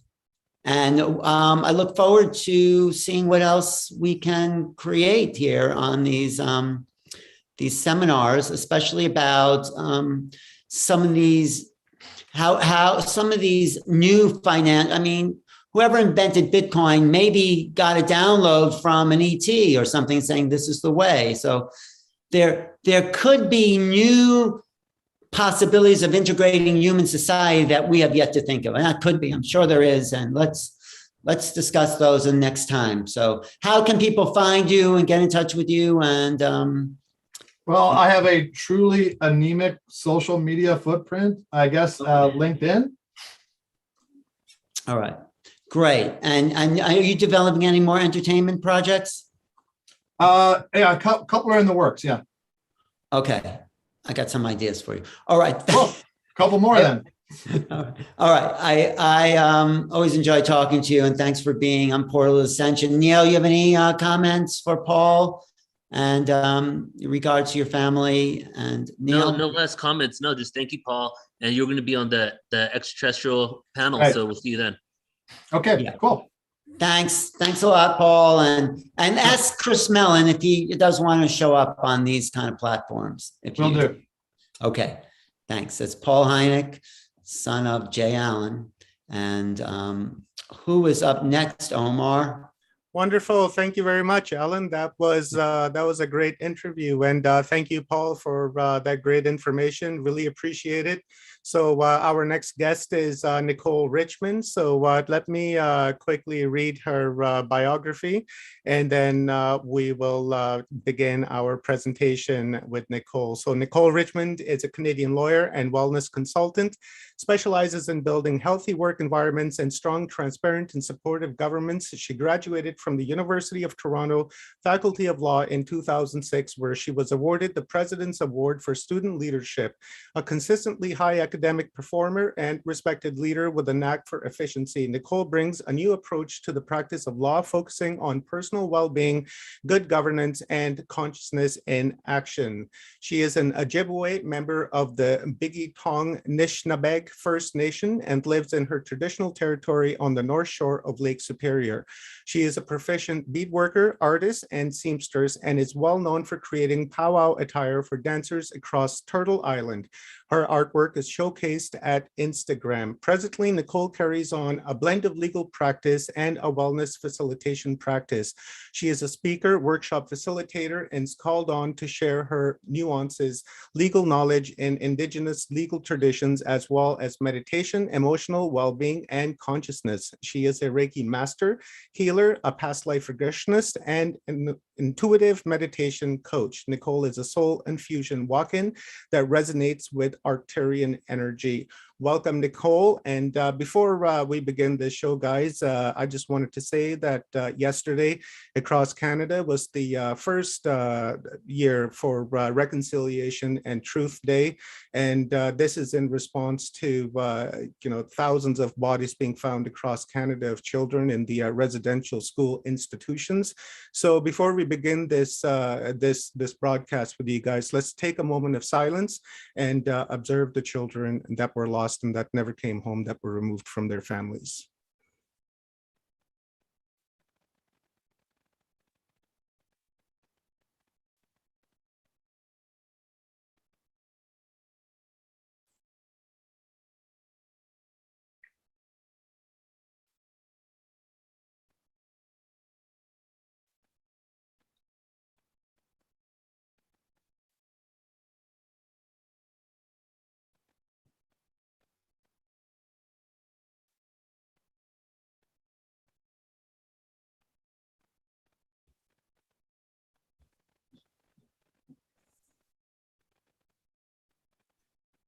All right, guys, thank you very much for that moment of silence, and welcome, Nicole. Thank you for joining us here at the Portal to Ascension Summit. I look forward to having this discussion with you, but you wanted to give us a quick download before we get into our conversation. So I'll mute myself, and when you're ready, just call out my name, and I'll jump in, and we'll have our conversation. Thank you, Omar. It's always funny to hear your bio, right? And the point for me is, in this body, in this incarnation, I don't really fit in anywhere nicely. So I do multiple things. And I became self-employed recently within the last 2 years. And it was a big exiting the matrix moment for me. So Omar, thank you very much for that beautiful moment of silence. The main thing that I do is I'm a public speaker, public educator. I do have a law practice. I build capacity within First Nations to help them do things in a different and better way. And what a better place for a starseed to come into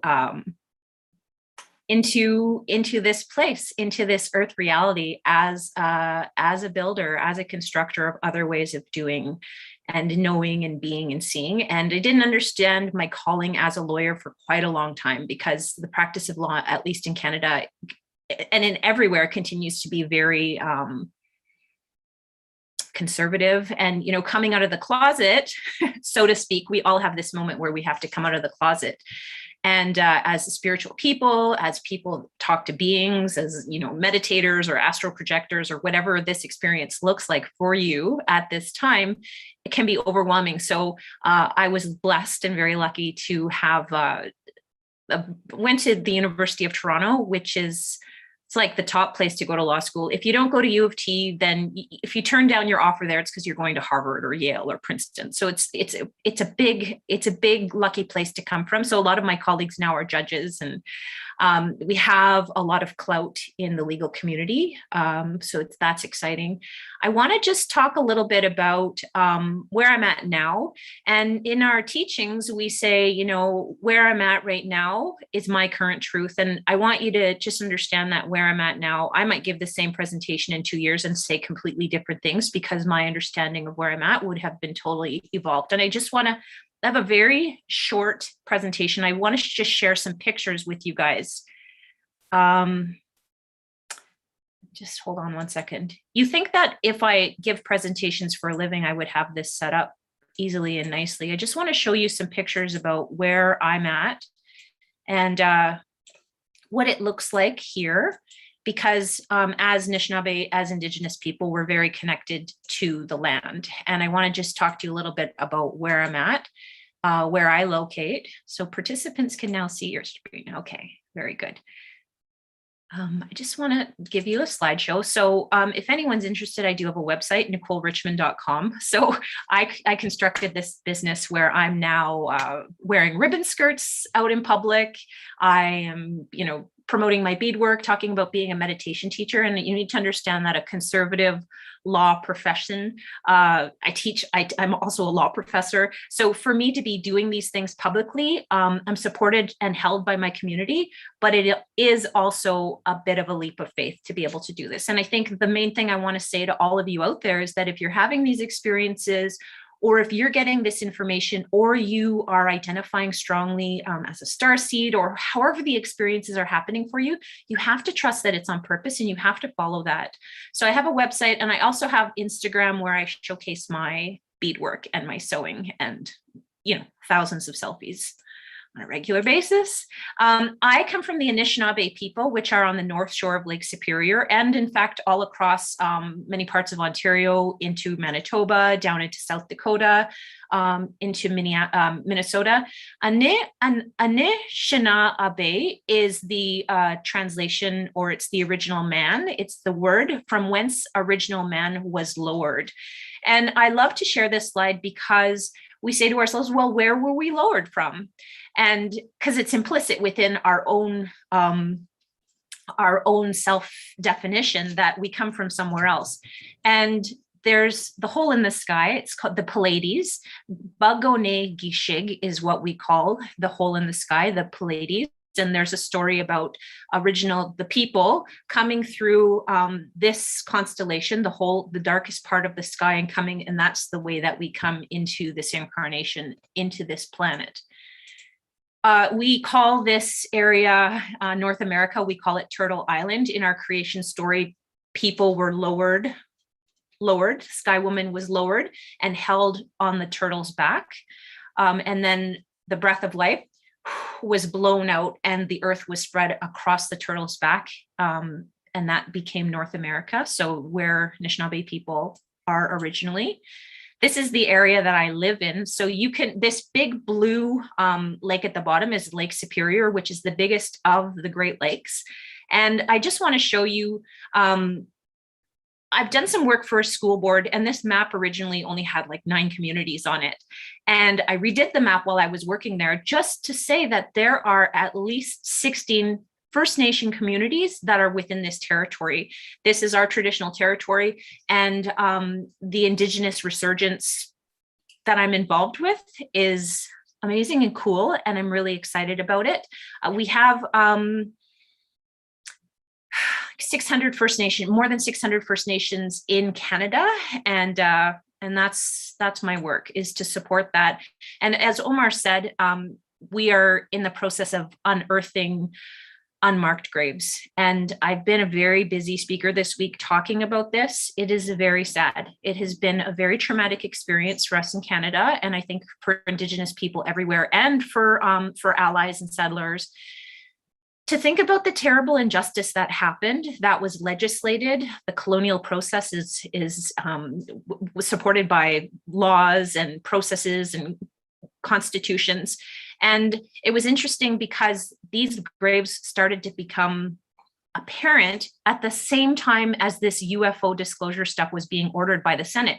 So I was walking along and I'm thinking about these children and how sad that is.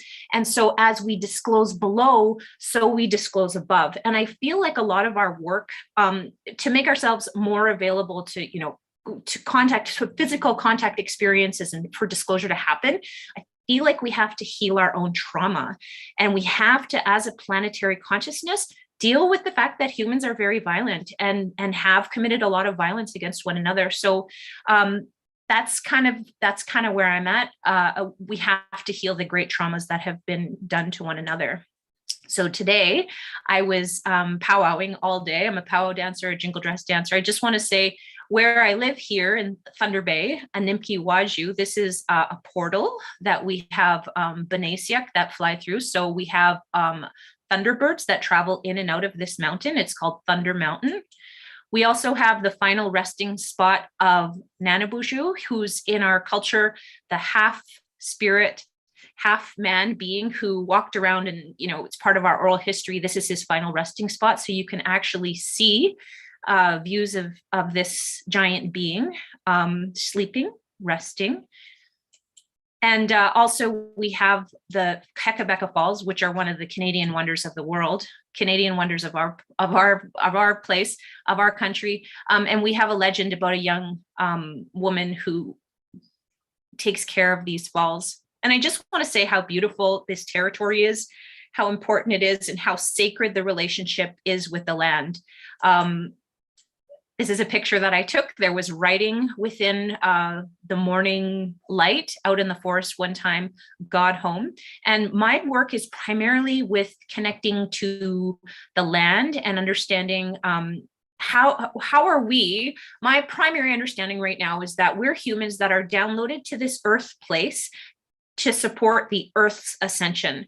So we think it's all about us, right? We are here thinking, we're having these big experiences and we have free will and we're learning about the natural laws and how all of the, these consciousness processes work, and we're waking up to the fact that we're creators. But my primary understanding is that we're here to channel energy from above through our bodies to connect to the earth and also to connect earth energies back up through us. So this is what I do. And one thing that's cool about me as a spiritual being, I'm reasonably gifted. I've had to work a lot, but my gifts only work when I'm with other people. I can do a little bit on my own, but when I'm with other people, there's an amplification process that happens. And that's so humbling and beautiful. And on my own, I'm nothing. I'm very supported by a bunch of different communities. And I just want to say that a lot of my work now is about how do we co-create, how do we co-facilitate, how do we co-channel, how do we work together to see things from different perspectives, because we need each other, right? There's no coincidence. And so this idea of hierarchies, breaking down the idea that there's someone at the top that who has the best and highest knowledge, or who's the soul conductor, or who's the best channel, right? Breaking that idea down. So I just want to briefly go through, there's a lot of things that I can talk about. I just want to I want to give you guys a little bit about my personal awakening story, process of coming to understand my identity as a starseed and being connected to the Arcturians. The gift of trauma. If you heard my presentation at the Portal to Ascension, I think it was the walk-in conference, my husband actually died by suicide. He died by suicide almost 2 years ago. And First Nations people deal with this reality. And so I've begun to understand the gift of trauma and how that was intentional for me to upgrade. So to understand my husband and I, our soul contract together and what that looks like. I want to talk briefly about that. And I also want to talk briefly about my walk-in family. So I'm going to stop this share and I'm just going to talk a little bit. I have notes. So I'm half and half. I'm half Anishinaabe and I'm half white. So for many of you will know we're all walking as chameleons, right? We're sort of hiding. And just to say, the downloads or the information that we've been getting, my walking group that I work with, and I'll tell you about who they are. we're getting told that we're not going to have to hide much longer. So we are going to be able to come out in the open soon. I grew up a lot in ceremony, which was a huge blessing. My community was very proactive. We've suffered colonialism, right? So a lot of our grandparents went underground, or they stopped. They went to Christianity because they were afraid of losing their children, of their children being taken away or being put into jail, or there were very bad consequences for being an Indigenous person in Canada. And for me, it was interesting because I sensed I had more questions than could be answered to the teachers that appeared to me at the time. And it's like a hero's journey that so many of us are on, where we know that there's something that we need to go out and find. And then we think we're rejecting our community, but what we're actually doing is we're enhancing ourselves to be able to bring that back. So I had all this high level training as a lawyer and, at the law school. And I could be very conventionally successful, but I've had this big calling. So in my early 30s, so I'm 41 now, I was born in 1980.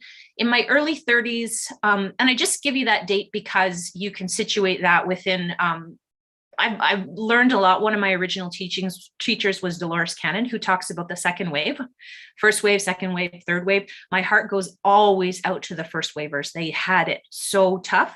Me, I'm a second waver. So your only role as a second waver is just to be. And it doesn't matter what you do because you're just channeling this energy out. I was very obsessed with this idea of past lives, to the point where the first time I heard that we have past lives, it went like this for me. I was like, and I was obsessed. And I think those are activation moments that are put at us on purpose. And I became obsessed. So I became a hypnotist. I became trained as a past life regressionist. And I think that was my key. That was my way in. And that was the way that the beings were going to start to connect with me. And I knew they were out there.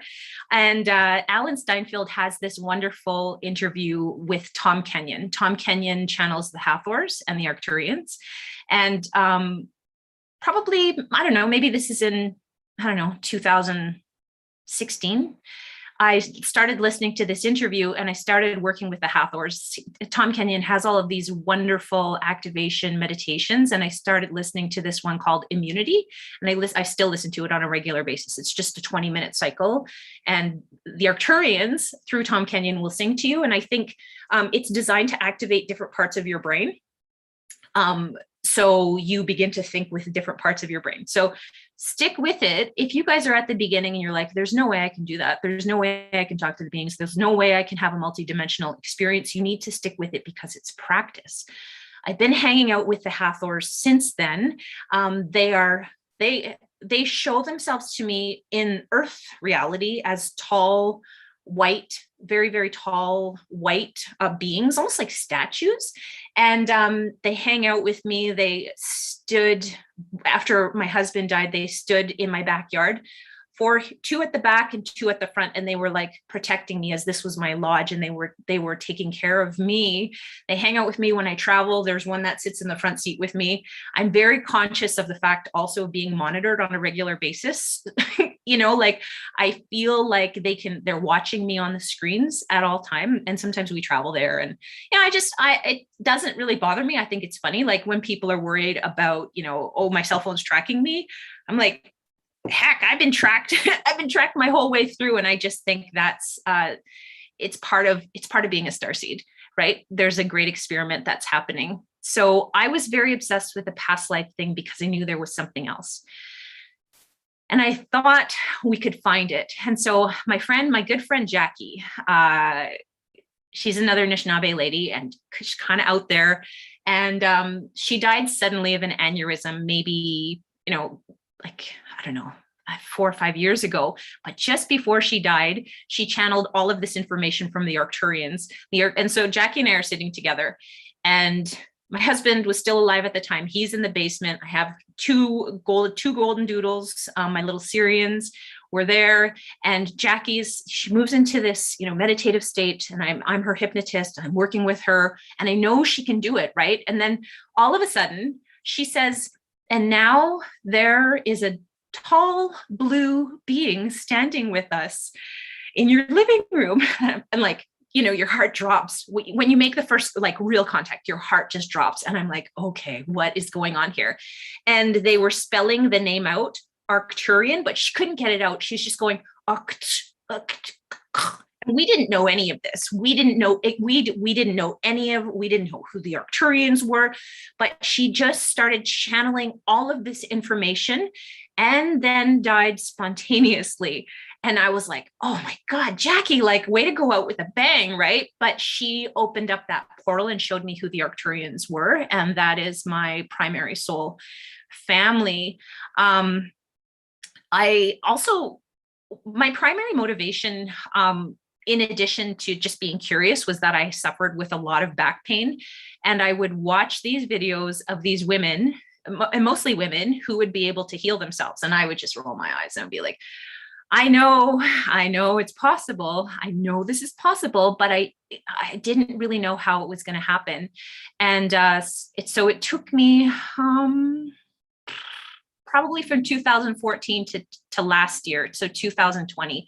And I eventually was able to resolve longstanding back pain, which was amazing. And your sacral, right, is your creative center. Lots of times people that suffer childhood trauma get stuck with the back pain. Childhood sexual trauma in particular gets stuck with the low back pain. So finding a way to release that and come to terms with it. But it's all just trapped energy, and you need to find a way. You won't be able to walk through the door until you deal with the underlying cause of the pain. So I had a lot of amazing teachers that brought me through that process. And you have to find your own teachers, right? But I always invested. I kept going. I kept looking. I kept finding. I kept going. And then I was also starting to have a lot of dreams. I worked as a law student in a downtown Toronto law firm, because that's what the University of Toronto students do. And there was something about going up and down in the elevators that activated information, or then I started dreaming about the portals. And in my dreams, the portals look like elevators, except the portals will go like this. They'll go sideways, they'll go diagonal, they'll go backwards, they'll go up and down. And then you'll come out of the portal and you'll be in, I dream constantly of tall buildings, and I don't know what it is about the tower motif that shows up in my dreams a lot. Underground tunnels are another thing that I see a lot in my dreams. I dream about planes, and I dream about ships, big ships. And when I'm on the ships, so for those of you who are like, well, I'm not really sure that I'm visiting the ships, I'll just tell you when I'm on the ships. So like, I mean, like the Palladian ships or the Arcturian ships that are hanging around our atmosphere, hanging around our Earth at all times. They actually, to me, look like malls. So I might dream that I'm in a big mall, or I'm in a giant university. It's always nice and open. There are usually levels, so I'll be able to go down between levels. I don't know why it looks like this, but maybe there's still fear. Sometimes I do actually dream of being on the ships, which are dreams that I cherish, but it doesn't come very often. Just to put that out there for anyone who's curious and having these experiences, I just want to say this is what it looks like for me. I want to talk very briefly about my husband's suicide death, and loving someone who is ill, right? And loving someone who's ill the whole way through and not really knowing how that's going to turn out. And Corey, God bless his soul, was this handsome James Dean dynamite dude, but who carried a lot of childhood trauma. And, when Corey died, I thought to myself, Nicole, for gosh sakes, you should have married a doctor when you had the chance, or an engineer, or, you should have the 2.5 kids and you should, have them in private school. And my sister is actually living that life. My sister's PhD and she's married to an MBA and they have kids that are doing amazing things. My sister's also very conscious, but she's not ready to jump into that quite yet. And I think a lot of people are there, which is okay. But I judged myself because I was with this man who had addictions and who, had a hard time showing up in life because he was just dealing with so much trauma. And so he became more and more addicted to drugs, which I didn't know about, because how do you know if your partner doesn't want to talk about this? How are you going to force him to talk about this? We were together for 12 years. And after he died, I judged myself a lot. And I thought I had wasted 12 years of my life. I knew and understood that we were on a soul contract together. And I knew and understood that I thought the whole time that it was me who was doing him the favor. I was like, yeah, it gave him 12 more years of his life. And I helped him through all of these things. And, I was telling myself this story. And I thought, why would I be with this mediocre human? This is my judgment. And I just have to say, to integrate the truth of experiences takes time. So about a year ago, Corey started to show up. So Corey's always with me in my dreams. And, he's this handsome looking guy, even in my dreams. And then this blue guy starts hanging around me and he's very severe.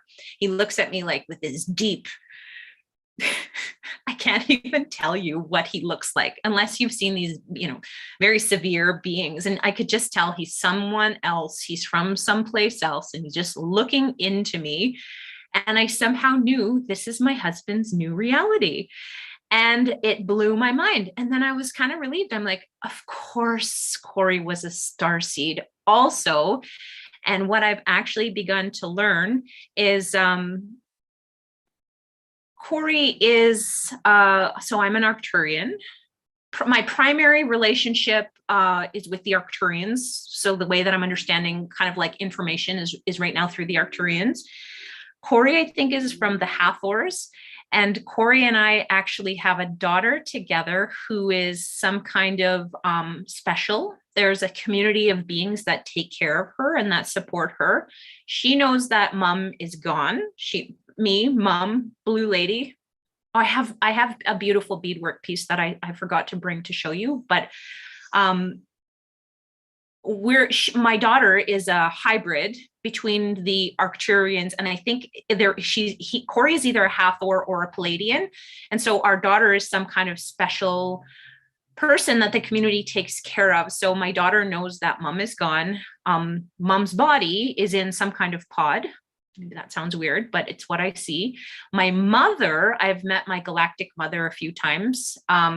She lives in this, she doesn't live there, but when I have visited, she's in this tall crystal palace that looks like a selenite palace. And she is the lady in the middle. She wears all of this jewelry. And so I get the feeling that she's the boss somewhere. She's a boss. And that's cool because I'm like, well, that makes me the daughter of a boss. So I'm kind of a boss too. And that's my ego too, right? But I mean, the point is that any one of us, if this is an infinite universe, can come from very, powerful connections. Like I bet all of our families are galactic heritage or like galactic royals out there. I don't see why not, right? Because it's such a special place to come. Earth is a very special place to come. She also shows to me, she has a brother who is this commander of a large ship. So my mother takes care of the young kids. She takes care of the babies. I don't know what my job is. I've never really talked to my blue self. I don't really know about that. I just kind of know the other characters. My uncle, her brother, is this formidable being who is manages this giant ship, who calls himself, and you can take this or leave this, calls himself Sanat Kumara, right? And I know that this is an ascended master. So this is someone who's stepped in to coach me more recently, he shows me about how to just like the Arcturians, right? How to think of with like the multiple parts of your brain and what that looks like. So he's very patient with me, but he's trying to show me like there's so much more that you can't access. There's so much more information that you can't access right now. It's so fascinating, right? And he also is teaching me about healing. So I'm learning a lot about healing. He shows me that when someone is suffering from an injury, the way to heal the injury is actually to bring someone back to the original timeline where there was no injury. So I don't know if that makes sense to anyone. I'm just telling you where I'm at right now. I don't have all of the answers. And I think there's so much information out there that of course, I don't think, some people have really good systems and some really, good informational charts. I don't have that yet. I am just learning. So sometimes when I see my galactic daughter, she saw me as my human self most recently. And she was like, I don't know if she actually knows where her mom is. She knows that mom is in a pod, and she saw me and she's just kind of like looking at me. And she was curious. And then I could sense that there were other beings, out there that were watching the kind of encounter. But oftentimes when I meet my galactic mother, if my daughter is there, my galactic mother won't acknowledge me because she doesn't want to draw attention, because I think it's too traumatic for baby girl. So I don't have any children in this incarnation. So it's very wonderful for me to know that I do have at least one daughter with my spouse, Corey, in his galactic blue form. So I just want to say one more thing quickly, and then Omar, I think, has some questions and things he'd like to talk about. I work with a group of with walk-ins, and we have this really beautiful process where we co-channel. So these women are all very awake, smart. What I love so much about the group is none of us have to be the teacher. We're all kind of at the same level of awareness and awakeness and consciousness, and we all have different gifts and different beings that we work with and ways that we work together. So I just met these ladies randomly. Sheila Seppi has a walk-in support group, and these women were there, and I just put my hand up and I said, I'd really, really, really like to get together with anyone who wants to work with me. And just like out of the blue, these 4 women messaged me, and we meet on a regular basis. And that group is extremely powerful. We co-channel all kinds of beings. So there's Mina from Finland, Jackie, who's from Minneapolis, Melissa, who's from North Carolina, but who's traveling right now to Florida, and Angelica, who is from, I'm not American, so it's hard for me to remember the states, but 2 of them are teachers. One is a psychiatric nurse or counselor, and Mina is another lawyer. So it's a fun group, and we meet on a regular basis. And one of the things I think that is the next step for us is to share these channelings, because there's a lot of information that comes through. We always record them, but there's a lot of information. And I just want to share some of the beings that we've been kind of hanging out with. The last session, so I also have a meditation group that I meet with, and I don't go as far into it with these women, but we were meditating last Sunday, and one of my friends, Sarah Snake, says, don't forget about the full moon, Nicole. So we ended up in this meditation where we astral projected to the moon. And I don't know if you guys know this, but I had no idea. There are women who travel, astral project, to do ceremony on the moon on a regular basis. And I had no idea. So it's like, oh, look at all the women that are here. And then take this or leave this. So I go underground, and one of my teachers, her name is Paulina Howfield. She's amazing. She's from Australia. Paulina is currently showing me so many things, helping me see so many things. Paulina is amazing.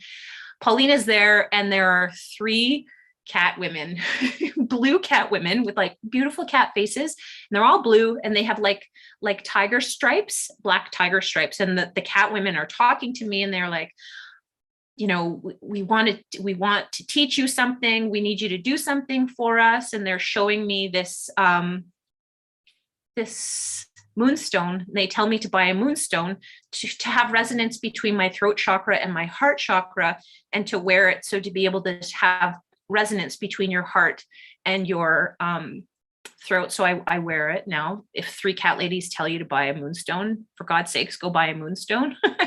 And so recently, so I talked to my walking group and I said, I met these blue cat ladies. And so we started channeling them and they were hanging out with us. And there was one cat lady's like, she's got this great big paw. And she's like pawing my face and just like feeling what it feels like to be a human. And they're very curious about what this means. So the cat women are from Lyra.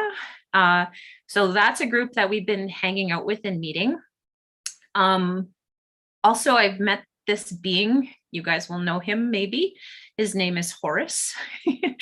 And it's interesting to meet these beings and they're like, yeah, you'll know me from history. And like, here's my name, what they call me. So Horus. And what's interesting is that Horus is this Egyptian, he's very stern, also reminds me of the Hathors, right? When I meet the Hathors and when I met Corey, which is why I think Corey's a Hathor, very stern. And why I think I'm being introduced to the Hathors and to Horus is he wears an eagle head on his, he's, he's got this giant eagle head, which is very similar to culturally Anishinaabe people where, the chief's heads and the feathers, and I think the bird connection, the eagle connection, it makes me wonder, question mark here, about the connection between the Hathor people and, the Hathor nation and the different groups of people on Earth that they influenced. Yeah, bird tribes, exactly. So this is kind of, so Horus, I just want to convey, Horus is just, it's not very warm. Hi, Nicole. Yep. Just wanted to give you a heads up that we have a few minutes left before we bring our next speaker on. So I just wanted to give you a heads up. We'll conclude. I just want to say, Horus, it says to us, and here's what I'll conclude on. He says, you're lucky to be a human. He says, quit your whining. You have a job to do. Go do it. Just make the most of what you're doing. Stop the whining, quit the complaining. You're lucky to be here. There are thousands that stand in line and they want to be where you're at. So that's what I want to conclude with. Just to say, take this with a grain of salt, take it or leave it. These are my experiences. This is the way that it's happening for me right now. Omar, I'm sorry that I talked for so long that we didn't get a chance to talk, but if you want to jump in and say anything, especially from your First Nation perspective, I'd appreciate that.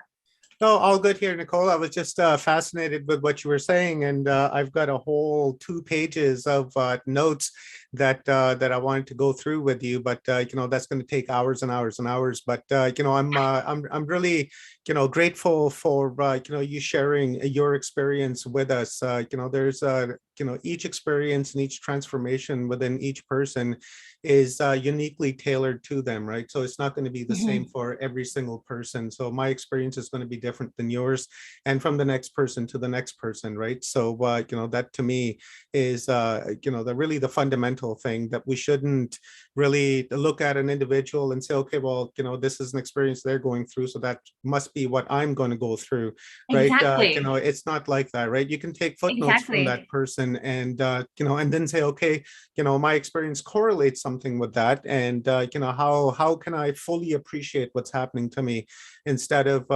containing yourself within somebody else's identity, because really you're trying to find yourself. 100%. And I love to, that's a great point, Omar. And I love to say this is like the gifts that you carry are very special. Do not be ashamed about the way that your experiences are happening for you. And do not be ashamed about the gifts and the ways that you are supposed to express yourself as a human, because we have so much work to do here. It's very special. And Sheila Seppi is texting me. Sheila, I love you very much. Thank you for being a mentor for me. And thank you to everybody for the hard work. Neil's familiar to me. I'm sure I've worked with Neil somewhere along the galaxies. Omar, now I'm getting to know you. It's a wonderful, wonderful group here. It's good to be able to speak this frankly.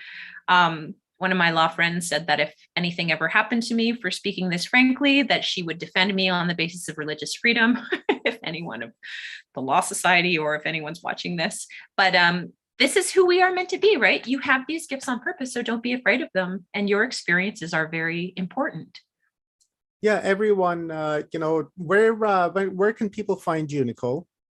Oh, right. Okay. So I did conclude this I did want to conclude with this PowerPoint. I made this slide on purpose to give you a picture of my family. I don't know if this is working. Anyway, I have a website, NicoleRichmond.com. I will see people who need healing. NicoleRichmond.com, and also on Instagram, Nicole_Nicool, Nicool. I have a lot of followers of my artwork, so you can check me out there. I'm very busy in my law practice, but if people, if they're listening to this and there's something you really want to talk about, or you want to have a session, I'm, more than happy to take that opportunity.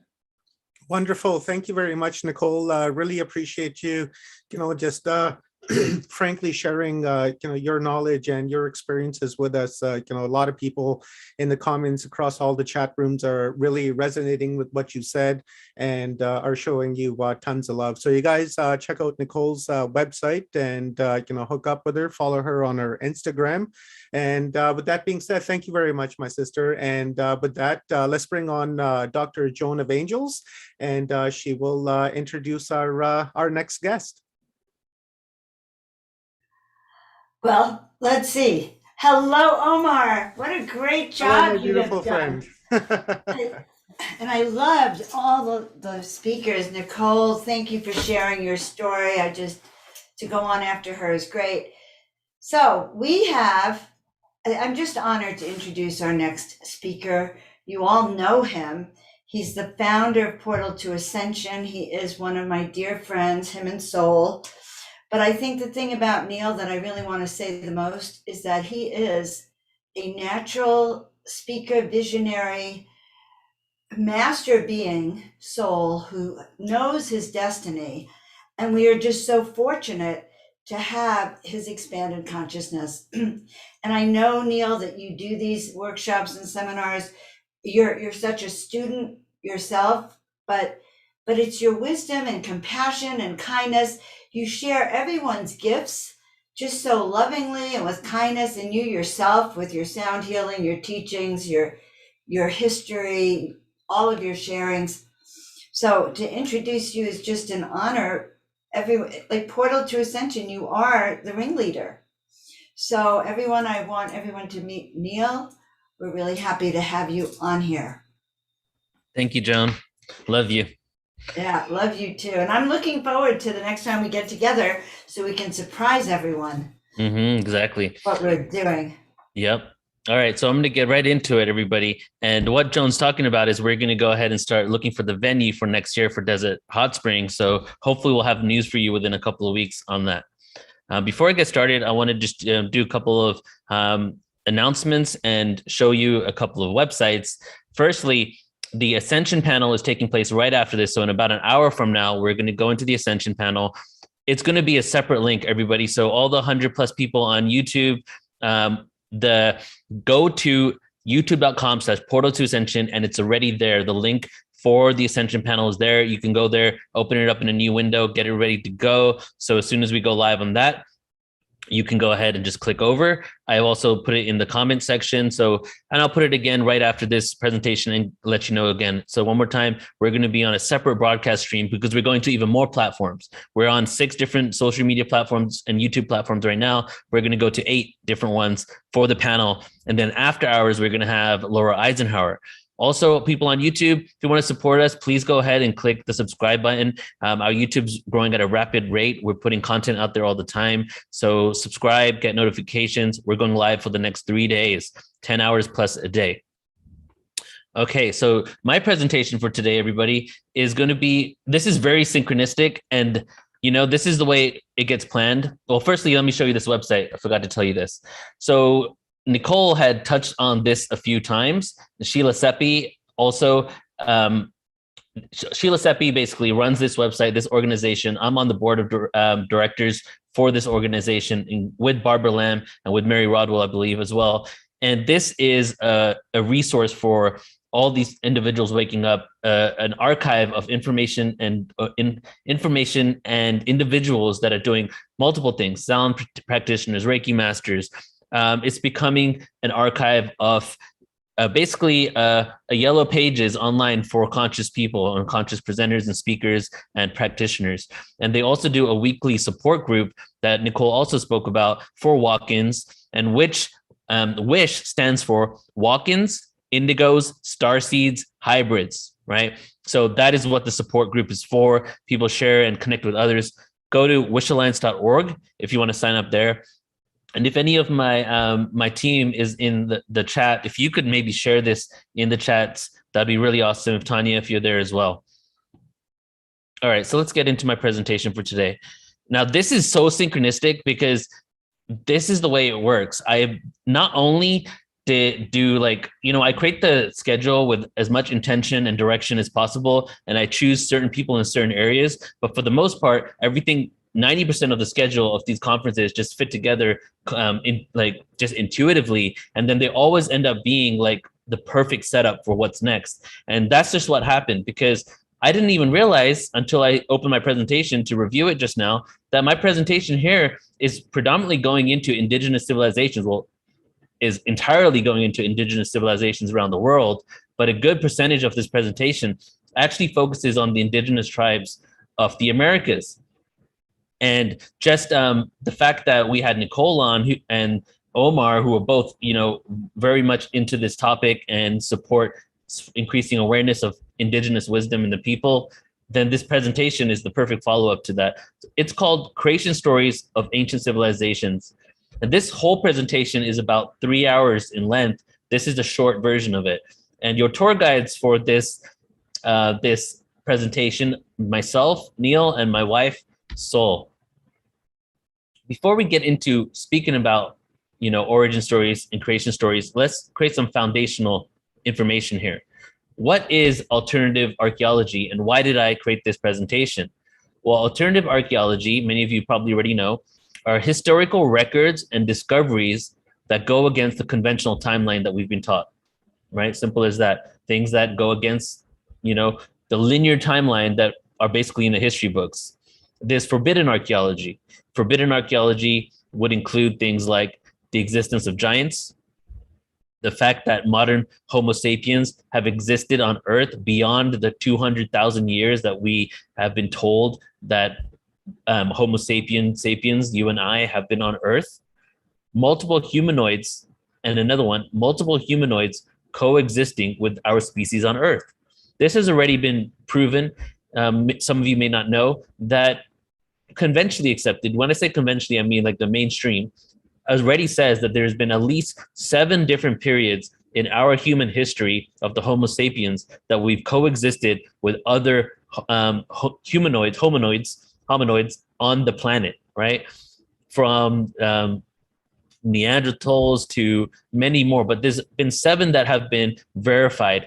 There are more that have been verified as well. However, the other ones that have been verified do not come out in the mainstream. And the reason why they don't come out in the mainstream is that if we were to ever explore that this is a reality and start calling them non-human, the skeletal makeup, the DNA, all the other evidence and information that is coming about of these remains that we're discovering, such as the elongated skull people in Paracas, will completely blow the lid of what we've conventionally been accepted. And then, of course, think of the other hominoids that we existed with that maybe have not been discovered yet. We have been the only they've said around for 40,000 years, for the last 40,000 years, that we've been the only Homo species on Earth. Now, I believe that the Paracas people were here after that, and there's probably other humanoids, inner Earth, and ultra-terrestrials that also exist. But mainstream is saying 40,000 years of not having any other humanoids on the planet with us.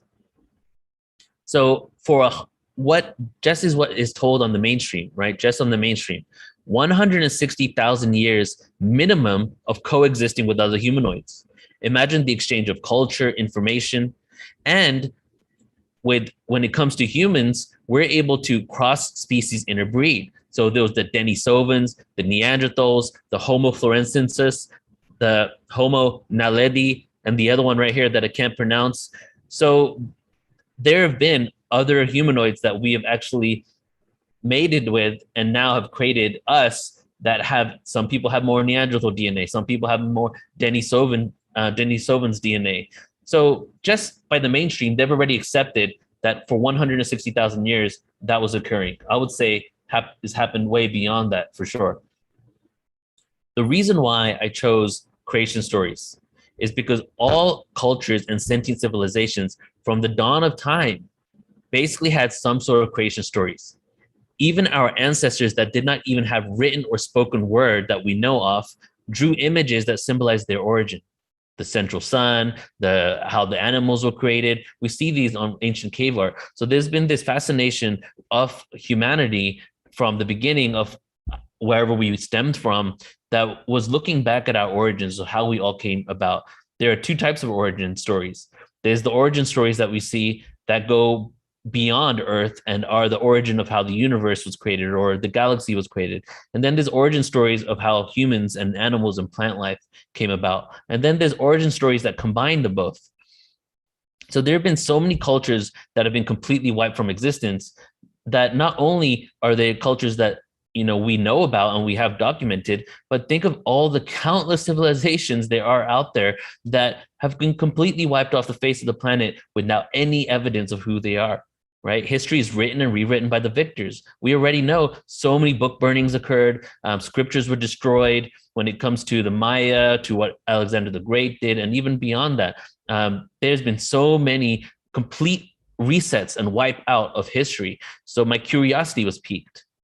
If this is the case, that not only are the civilizations that exist that we have hardly any information on, what about all the ones that we have no idea about, but have something that they could have taught us about the depth of our human experience?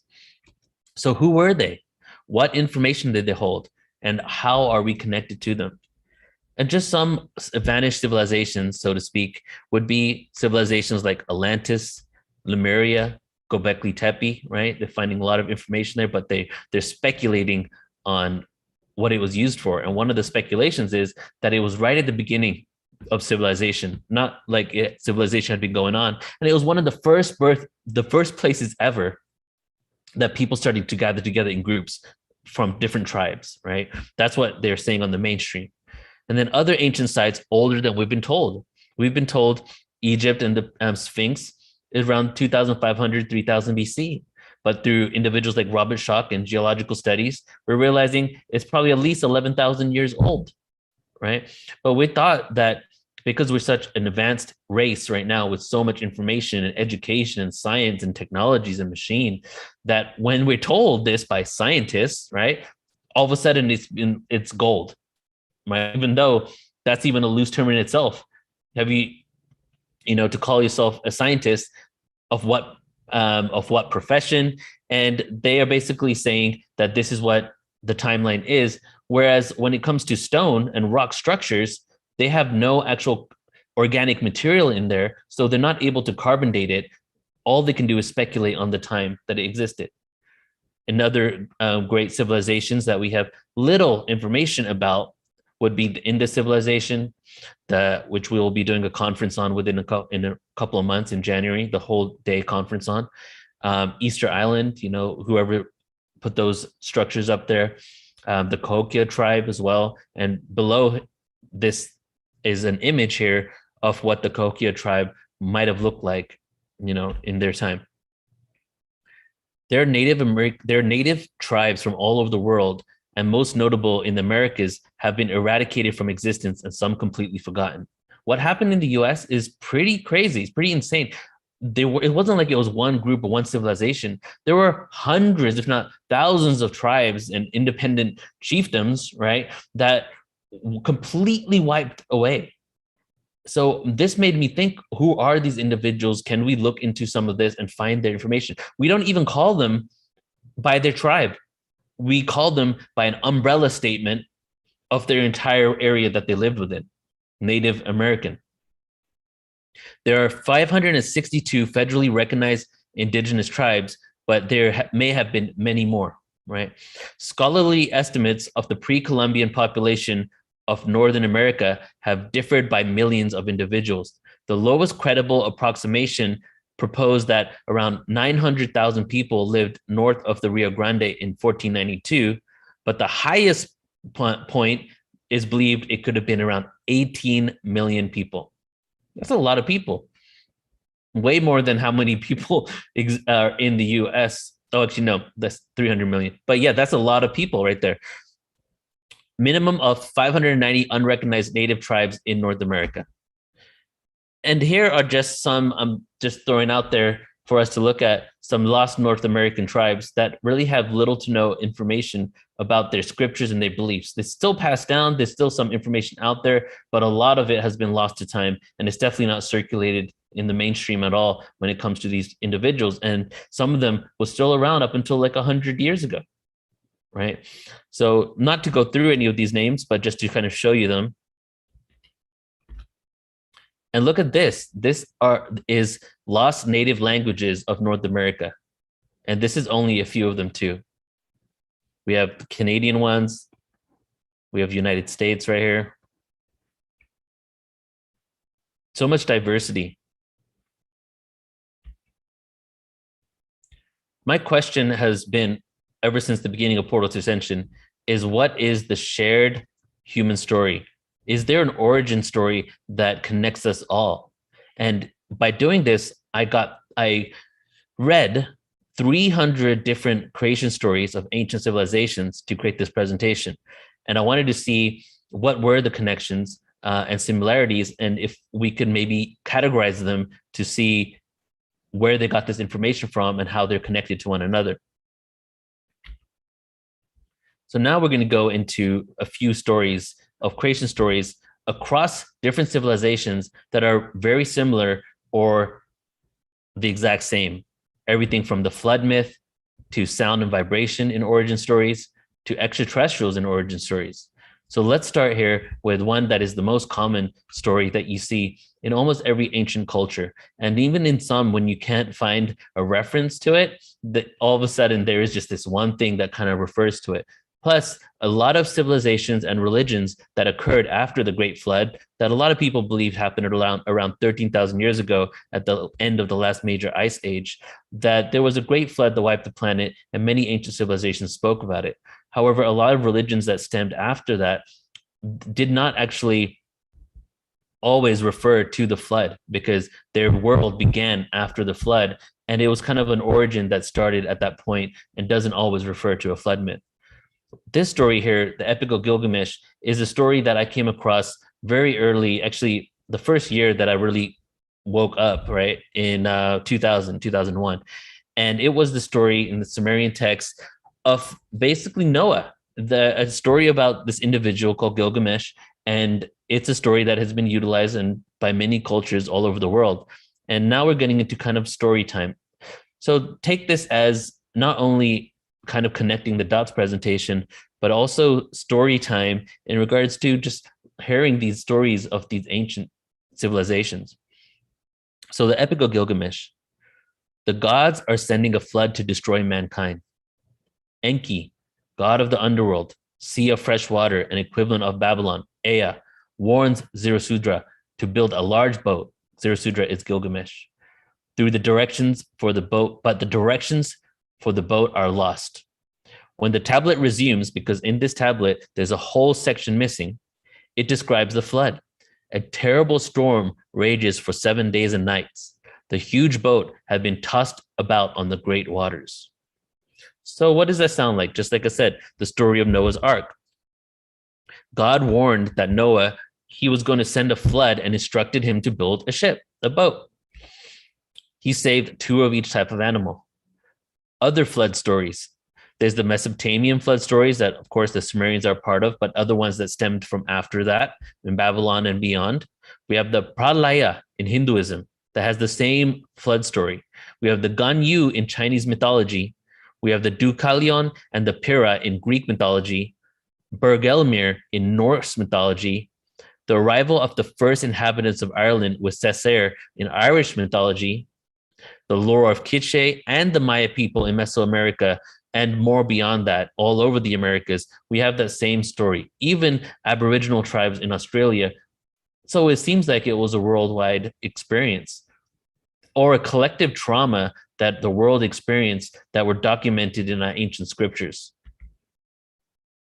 There's antediluvian and there's post-diluvian, and those basically mean before the flood and after the flood. We see this narrative in many ancient cultures and religions about there being a world before and after the flood. So what was this? A global reset? Was it just a collective trauma? Did we attract this in some way and manifest it? Was it a part of the cycles of time and the zodiac cycle that many cultures spoke about, including the Maya? Some of the dating in these texts can be traced to around 13,000 years ago, which is the same time that scientists are basically saying that there was the end of the last ice age and could potentially have been a great flood. Did civilizations exist before the flood that we have no record of? That's my question now. If there was this great flood that went over the entire planet, could there be civilizations that were completely wiped away that maybe has some sort of advanced awareness, spiritual connection, or beyond that we now currently have no record of? How about if there was another extinctional level event before the flood? Was there one before that, 13,000 years before that, 26,000 years before that? Well, we know that the Earth has attracted many different experiences, including asteroids, and the Hopi and other civilizations have said that it's actually been wiped and reset multiple times. Some say that each element, earth, wind, fire, water, ether, have all had an influence on the purpose and the experience around how that reset occurred and how that mass extinction on the planet occurred. So what could this be? Could it be maybe an extraterrestrial influence, a program reboot, natural disaster, an asteroid? Some scholars say that even the fall of Atlantis and was the same time at the beginning of Egypt, like as Atlantis was falling, Egypt was being created, and a lot of descendants from Atlantis were going to Egypt, that Atlantis was namely the largest known civilization at this point that actually fell with the Great Flood. There are other scholars that say Atlantis actually fell in multiple stages, not just at once. There was multiple natural disasters, but the flood was kind of the last straw for that civilization existing. There's a journal of geology and natural disasters, and they said this: Earth accelerates on its path to the ice period and slows during its back to the global warming period. For example, a slowdown happens between two leveling of the planet axis of the rotation with the solar one, which means roughly 13,000 years.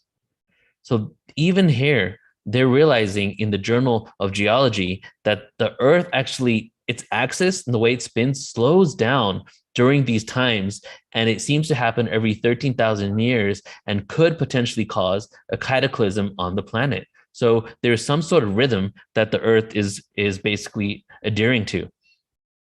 Two opposite states related to big angular velocity. I'm going to skip that jargon right there and go right to what does it mean. So a geophysicist from the Paris Institute of Earth Physics believes that the magnetic pole shift occurs from anywhere from 13,000 years to 40,000 years, still longer than previous estimates. So that 13,000 mark we have again there, and is believed that conventional scientists are now coming to understanding that pole shifts do occur, and that's probably around the window of how it happens. That could be caused by the Earth's slowing down of the axis, could actually be a consequence of that. And then cataclysms like the end of ice ages that could cause great floods also could be connected to that. And here is the actual article. I'm not going to go over it, but this is the article and the research around it that basically shows that Earth's orbit around our sun, plus Earth's orbit and axis around itself, the spinning and the slowing down of that actually gets to a point where the Earth is attracting external cataclysms, including asteroids. This is a mainstream article that says Earth is attracting these cataclysms. They even go further in this to show you what the Earth's axis was before the flood, what it was after the flood, and they go even further to what's going to happen to the Earth and what kind of cataclysms could be created by floods in the future.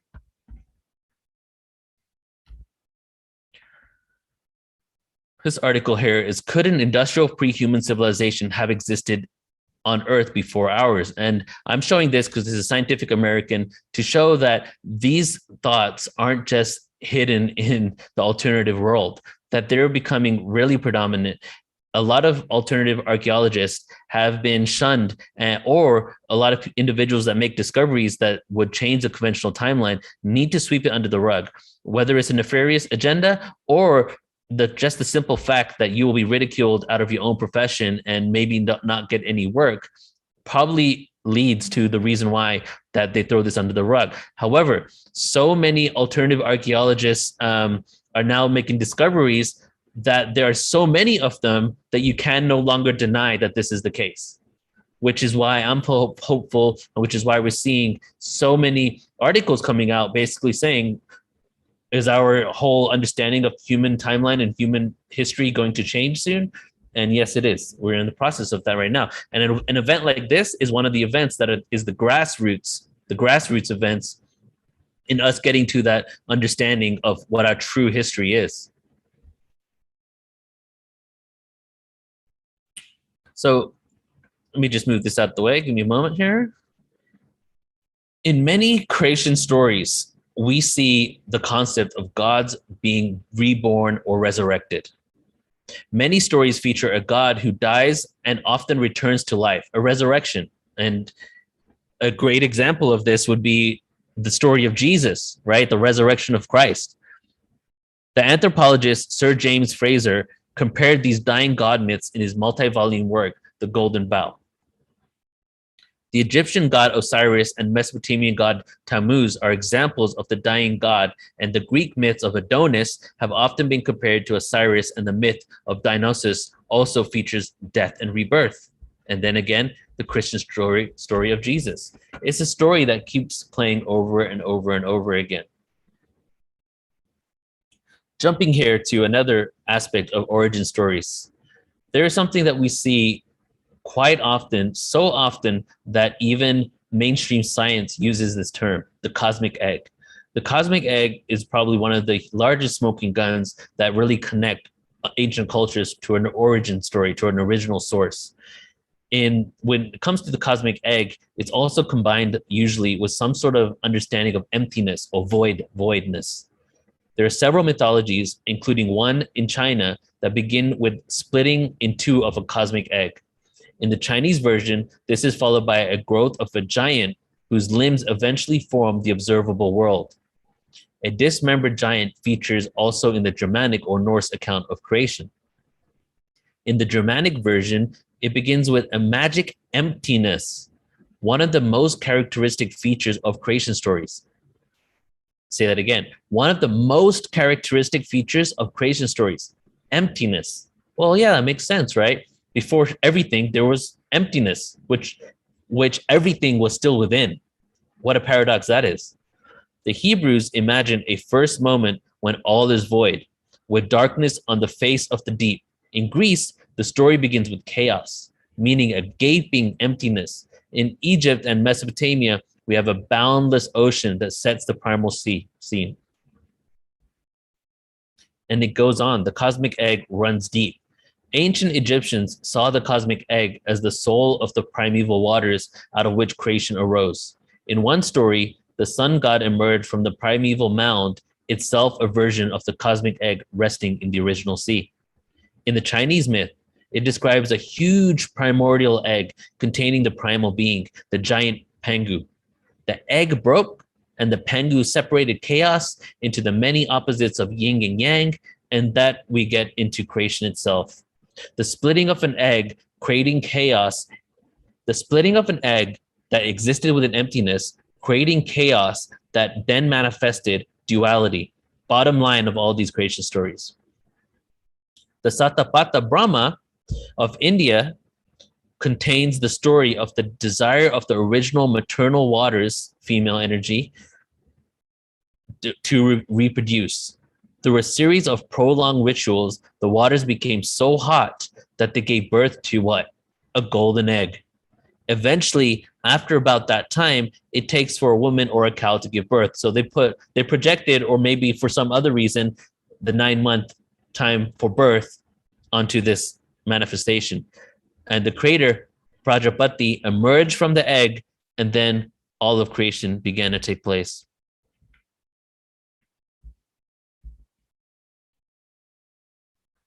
In Slavic mythology, we have the supreme being created a divine egg from the void. In Polynesian, the Tahitians, they have a myth in which their god, began existence in an egg and eventually broke out to make part of the egg the sky. The Dogon myth says that in the beginning, a world egg divided into two birth sacs containing a set of twins, fathered by their creator god Amma on the maternal egg. In Japanese mythology, creation begins with the world as chaotic, formless mass. Then the indefinable sound filled the void, setting the particles in motion, which form into an egg. So as you can see here, and if you heard me in the beginning of today's conference, that my whole purpose was to look for the root of religion. This presentation here is accumulation of my original intention, which was, what is the root of all religion? And since I'm looking at the whole concept of what's the root of all religion, what did I discover? I discovered that it's so diverse and there's so much information and so many lost civilizations out there. To look for a common origin story is almost unable to be obtained unless you probably are in an enlightened state of consciousness where you just know all, you know? So through my wanting to find the root of all religion, I just found the diversity of humanity and the fact that there is definitely a connection here. And you can see just by these common stories.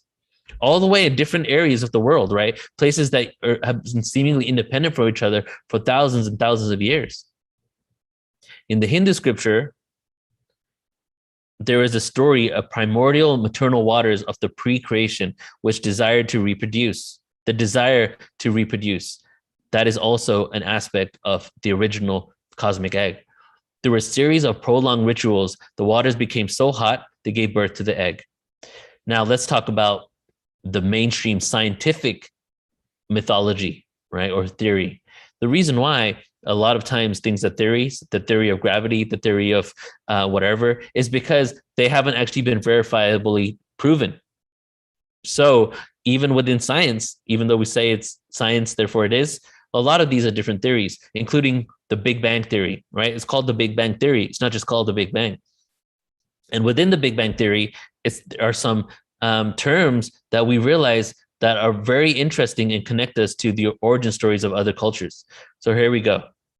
Cosmological models maintain that 13.8 billion years ago, the entire mass of the universe was compressed into a gravitational singularity, the so-called cosmic egg, from which it expanded to its current state following the Big Bang. What they're saying here, when you pick apart this whole entire concept, the entire mass of the universe in one gravitational singularity within the cosmic egg. Yep, exactly what all these ancient cultures have been telling us. From which it expanded, infinite expansion, to its current state following the Big Bang. But the word the Big Bang symbolizes so much, because what is a Big Bang? It's the sound. It's the vibration. Why did they call the origin of all things within the physical universe a Big Bang instead of mass singularity or infinite energy? It's because the whole concept of that we all came from vibration and sound manifested all that is. This last part here is my description of what the cosmic egg means. The cosmic egg represents potentiality. It is the pre-creation held within chaos, waiting to become the cosmos. This duality then sets up conflict found throughout world mythology, the duality of chaos and order, good and evil, light and dark, love and hate. But the key component is the cosmic egg represents infinite potential, opportunity. Well, of course, if all things experienced within this physical universe came from the singularity that then burst and then everything came from, then it is infinite potential, because we're not even done yet. We're still experiencing. Now let's move on to another component within origin stories, which would be sound in creation stories. Another component that is seen quite often within them. And the question is, why? Why do they talk about this? This origin story here from the Laguna Pueblo Native American creation story, their mythology there, really says it all. And I do a lot of presentations, many different presentations and courses on the science behind sound frequency and the ancient civilizations, which are on our YouTube and also on our website with the 3,000 hours of free presentations you all get that you can check out. But within this, in this presentation, all those presentations, I always say this quote because it really is one of the most telling quotes when it comes to sound and vibration. So let's say this, let's read this out right here. In the center of the universe, she sang. In the midst of the waters, she sang. In the midst of heaven, she sang. In the center, she sang. Her singing made all the worlds of the spirits, the worlds of the people, the worlds of the creatures, the worlds of the gods. In this way, she separated the quarters. Singing, she separated. Upon the face of heaven, she placed her song. Upon the face of water, she placed her song. Thus, she placed her song. Thus, she placed her will. Thus, wove she her design. Thus sang the spider. Thus she thought. I have read this quote at least 60 times, all my presentations. And every time I say it, I get chills. Like every time, no joke. Because it says so much, right? Let's break it down really quick. In the center of the universe, talking about the infinite potential, the singularity in the center of the universe.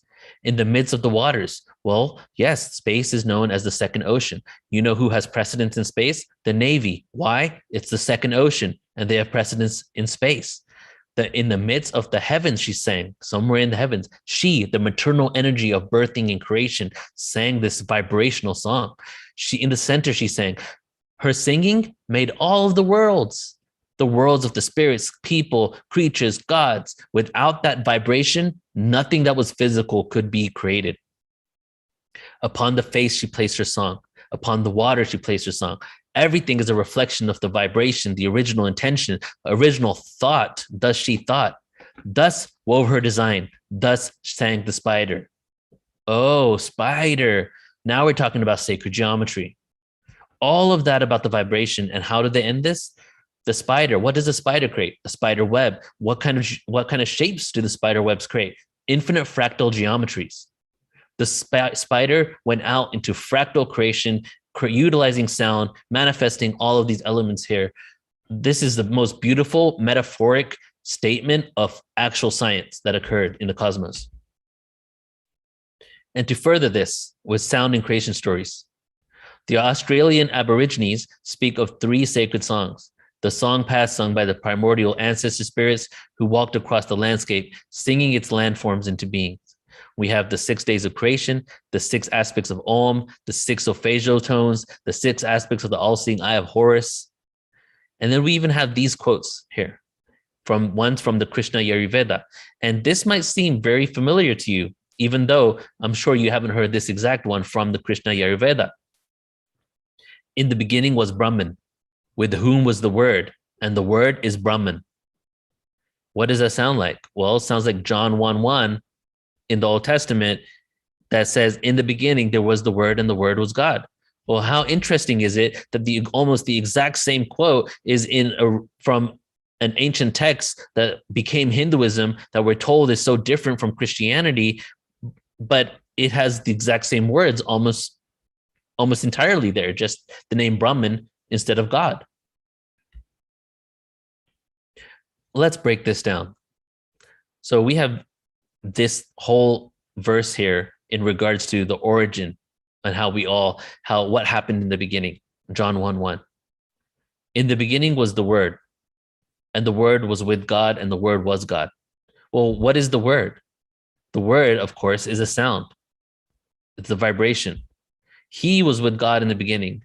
Well, we got to refer to who we're talking about here, because depending on who you ask and how conventional Christian you are, you would think he is Jesus. But why don't you read this and see what happens here? Who are we talking about? We're talking about the Word. The Word was with God, and the Word was God. He, the Word, the sound, the vibration, was with God in the beginning. Through sound, all things were made. Without sound, nothing was made that has been made. In sound was life, and that life was the light of all mankind. Another metaphorical scientific statement here. In sound was life, and that sound was the light. We're now talking about sound coming before light. Sound speeding up to become light. The light shines in the darkness has not overcome it, and now we're in this world of duality. Such a telling statement from one of the most commonly known origin stories on the planet.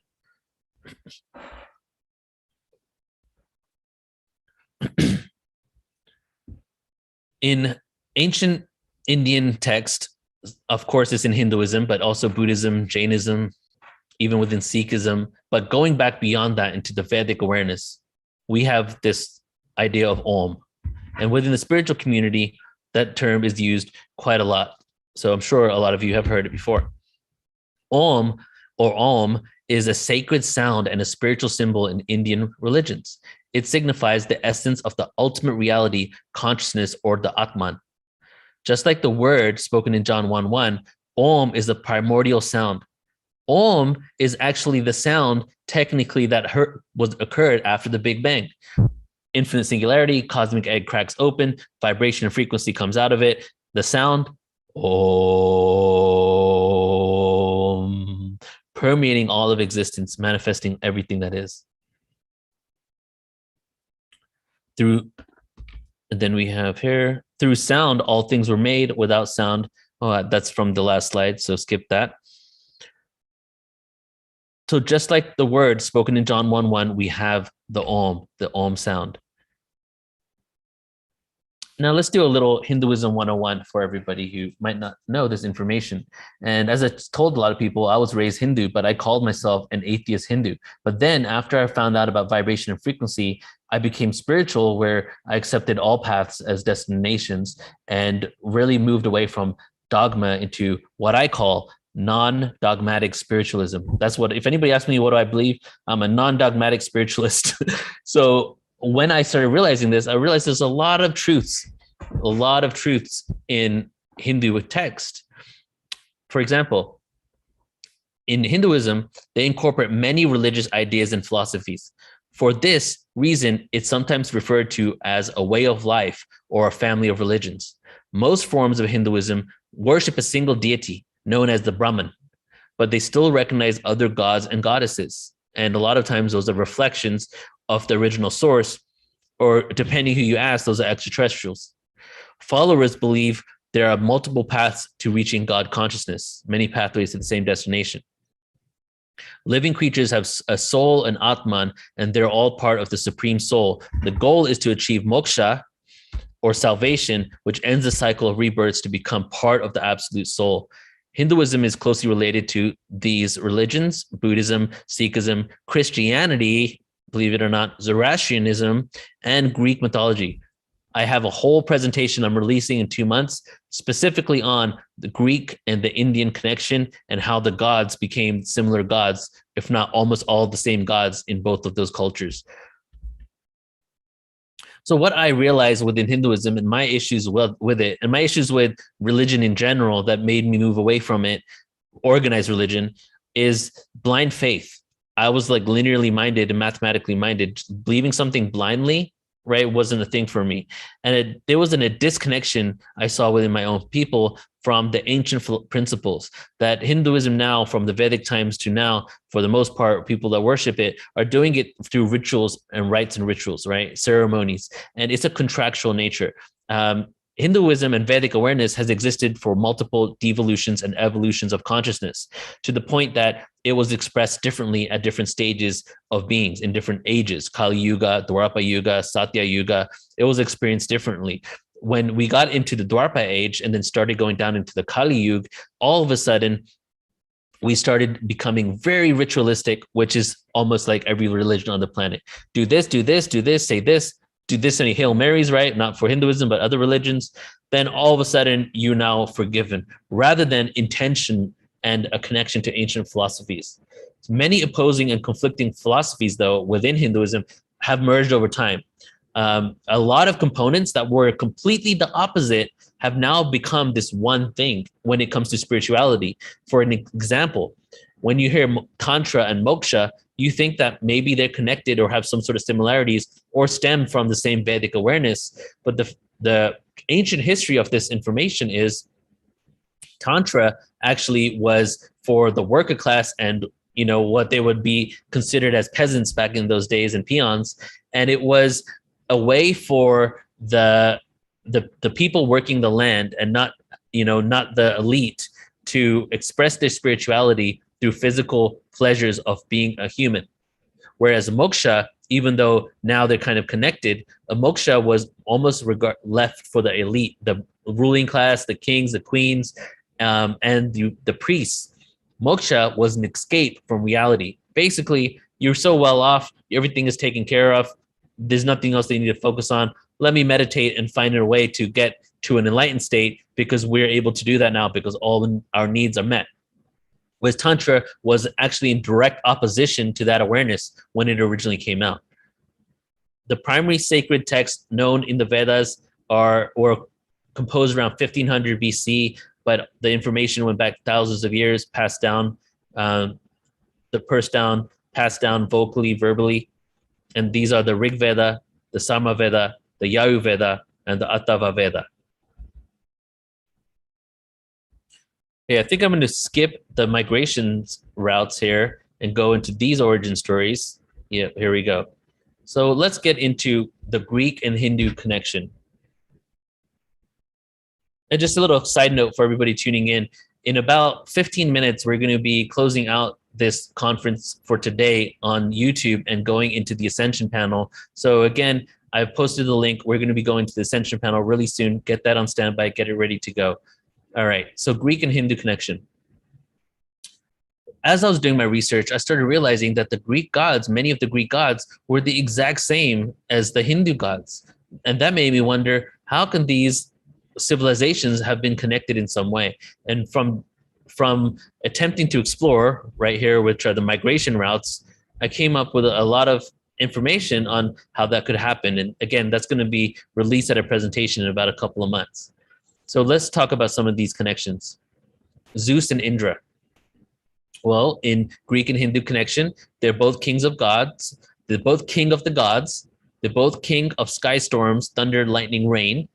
Zeus uses a thunderbolt and Indra uses what's called a vajra. Both live on mountains and both are very promiscuous. Now we have Hermes and Narada, both messengers of the gods, tricksters, and they created music. They're basically like Hathor. Created the lyra, Pythagoras' favorite instrument. Surya and Helios, they're both sun gods with chariots.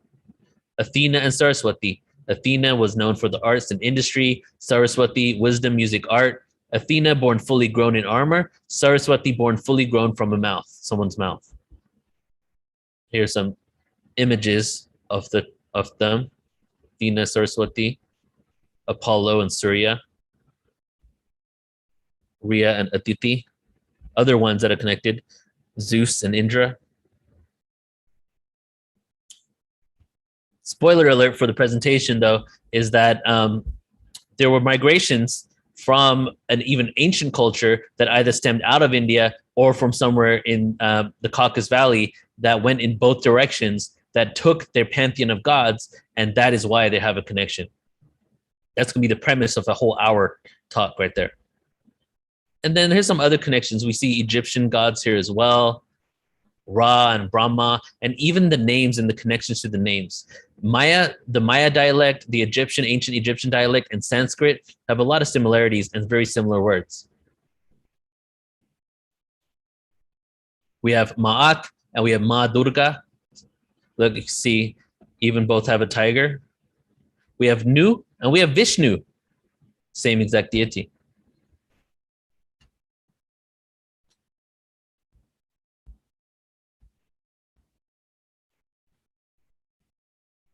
I am really much curious about anything Greek, because a lot of things that we say and we credit our current society to is said to be from ancient Greece, right?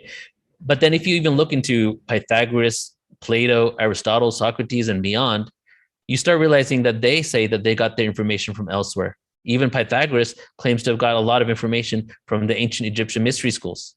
So I wanted to explore ancient Greece, and this is just the beginning of it. As I said, there will be more to come. And in exploring this, I want to see if there's any evidence or information on where they got their information from or where they originally came from. So here's just a little bit about ancient Greek origins. There was a group of individuals called the Minoans. They were the first great Greek civilization. And let me just do a side note here, because there was no one Greek state until like Alexander the Great in, I think, 300 or so BC. But Greece and all the city-states have been around for like 1,000 years. So when we say Greek, they were actually completely different city-states with similar culture. Some of them has different kind of languages, but a lot of similarities. Some of them spoke the same language. So when we say Greek civilization, they're just one area, and they're not even the entire place that we would call Greece. They didn't live on a mainland in Greece, so they didn't even live on the mainland, but they lived on a nearby island called Crete between 2200 BC and 1450 BC. They were known as the Minoans after the legendary king Minos. After the Minoans came the Mycenaean civilization from mainland Greece. They were fine builders. Let me say that again, excuse me. After the Minoans came the Mycenaean civilization from mainland Greece. They were fine builders and traders, but they were also great soldiers. They famously fought in a battle of Troy. So the Mycenaeans came and they basically took over the Minoans over a period of time. The Minoans then eventually became a part of the Mycenaeans. And in the early age of the Mycenaean civilization, the Minoans were actually the war arm, the soldiers of the Mycenaean civilization, very much like how the Sikhs were to the Hindus and the great empires and civilizations in India thousands of years ago. So they were very great soldiers. They famously fought in a battle of Troy. So the Minoans were actually fighting for the Mycenaeans or with them because they had been integrated at that point in the Battle of Troy, which to me is the same battle as the Battle of Mahabharata. Homer, an important Greek writer, told stories of the Mycenaean age in his books, the Iliad and the Odyssey. They likely migrated from Anatolia to Greece and then Crete thousands of years prior to the Bronze Age. All right, so I'm going to close up now, everybody, so we can move on to the next experience here. This whole presentation does go for another 2 hours. So if you want to check out more of it, again, go to portal2ascension.org, sign up there. You can see the whole thing. I'm going to leave you guys on one thing here. Let's see. Extraterrestrials and creation stories. Let's do this one. Or star beings, interdimensional travelers, or other humanoids. Ultraterrestrials. Many creation stories speak of beings that are not from our planet. Is this myth, or could this actually be beings that have existed? Greek, Hindu, Egyptian, Dogon, indigenous tribes in the Americas, Celtic, Norse, Hopi, all ancient pagan cultures. Evidence suggests that monotheistic cultures came from a belief systems that originally had multiple gods. There's so much evidence that Judaism actually came from a trinity of gods that eventually was only one of them was picked. It was one God that said, hey, you need to pick me over all the other ones. So even our monotheistic cultures stem back from some sort of origin in which they picked one out of the many. That's what we see from more recent civilizations rather than the really past ones that have been completely wiped from existence, or we have very little evidence of their existence. So could these be extraterrestrials? To many individuals, these beings actually existed or exist, and they are literal and physical beings, gods. Gods with a lowercase g, let's say. Is this concept easier to digest than the possibility of alien life? Have we been isolated on this planet for so long that we are too indoctrinated in the concept of a god that we do not see blatant evidence that these gods and angels could have been more technologically advanced beings? So let me talk about that, what I mean by that. A lot of these beings could have come down to primitive humans and had these advanced technologies, this advanced awareness, abilities to use their bodies to create all types of, what I guess we would think of as miracles back then. Could they have been these beings that just had more of awareness and experience or evolution rather than actually been gods and angels, and that we dubbed them as gods and angels and started writing about them whenever we started written text all over again, because we've been going through cycles. This has happened before, different experiences, but similar energies of the cycles of consciousness and us getting to an advanced state and then losing all this awareness and forgetting how to write and then creating it again and then going through the cycle all over again. The Hindu scriptures, especially the Mahabharata, shows depictions of celestial craft and chariots with lightning bolts coming out of them. We see that in a lot of ancient art, that there's craft and there's lightning bolts and there's sphere-like structures that have lights coming out of it. We have the Vimana in the Vedic text, which was a flying craft. So what is the possibility here? I know what I believe. I'm not going to tell you what to believe. So I'm just going to leave it at that. And let's leave it as some art. UFOs in ancient art.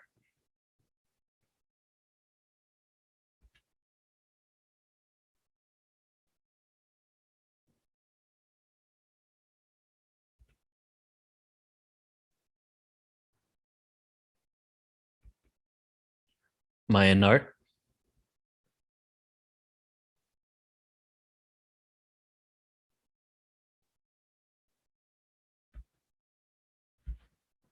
All right, and that's it for me for today, everybody. So thank you all so much for that, for tuning in. Great job, Neil. That was so fascinating. The work and research you've done, putting it together, highly appreciate. Thank you, Joan. So, all right. So I guess we're going to get now into the closing for the YouTube and then going into the Ascension panel. All right. So just checking the comments here. Thank you so much, everybody. Joan, do you want to share with us your feelings and energy for today before we close out one segment and go into the next? Oh my God, today was a fantastic introduction, I think, to day one of first level Ascension. I think the speakers were just phenomenal. But it's the energy that really counts today. I feel like all of us are going through an up leveling in our energetic frequencies and our awareness and our gifts and our ability to know what's possible out there. So that's my summary for the day. It's very exciting. I feel like we really are taking that our portal, our mothership, like I mentioned this morning, has taken off. Mm-hmm. Yep, and it's just the beginning, as you know, Joan. So we got a lot of experiences and mind-blowing revelations in store for us for the next few days. Yes, beyond this planet. Mm-hmm. All right, everybody. So now this is what we're going to do. Everybody on YouTube, we have 141 people on YouTube right now. I am posting in this moment the link to the Ascension panel. Please, I see a lot of you have gone over there already. There it is one more time. It's in the chat. Please go ahead and move over there. We're going to close this out. We're going to go on the Ascension panel. And the reason why we're doing another one is because we're going to go to multiple platforms, even beyond what we're on right now, get it out to much more people, including go live on Laura Eisenhower's page. So again, yeah, here's the link. Tell us about Laura again and the link for Laura. Okay, here we go. I'm posting it in the room. So yeah, we're going to go live with the Ascension panel on multiple channels, including Laura's page. And then everybody, we have an after hours event that it just got added last minute a couple of weeks ago. And the after hours is a presentation and a Q&A with Laura Eisenhower. So not only will she be here for the Ascension panel, but around 10 minutes after we're done with the Ascension panel, we'll be with Laura for a good hour. And we're going to close out around 8 p.m.-ish Pacific time, which is 11 o'clock on the Eastern time today. All right. With that, everybody on YouTube, thank you so much. Love you. It's infinite replays. You can watch it back immediately whenever you can. Move over to the Ascension panel and let's go ahead and continue the experiences and the love over there, because the Ascension panel, I think, is awesome that we're doing it on the first day, because it really sets the precedence for why we're doing this in the first place. Thank you, Neil. So bye-bye to everybody on YouTube. See you guys over on the next video.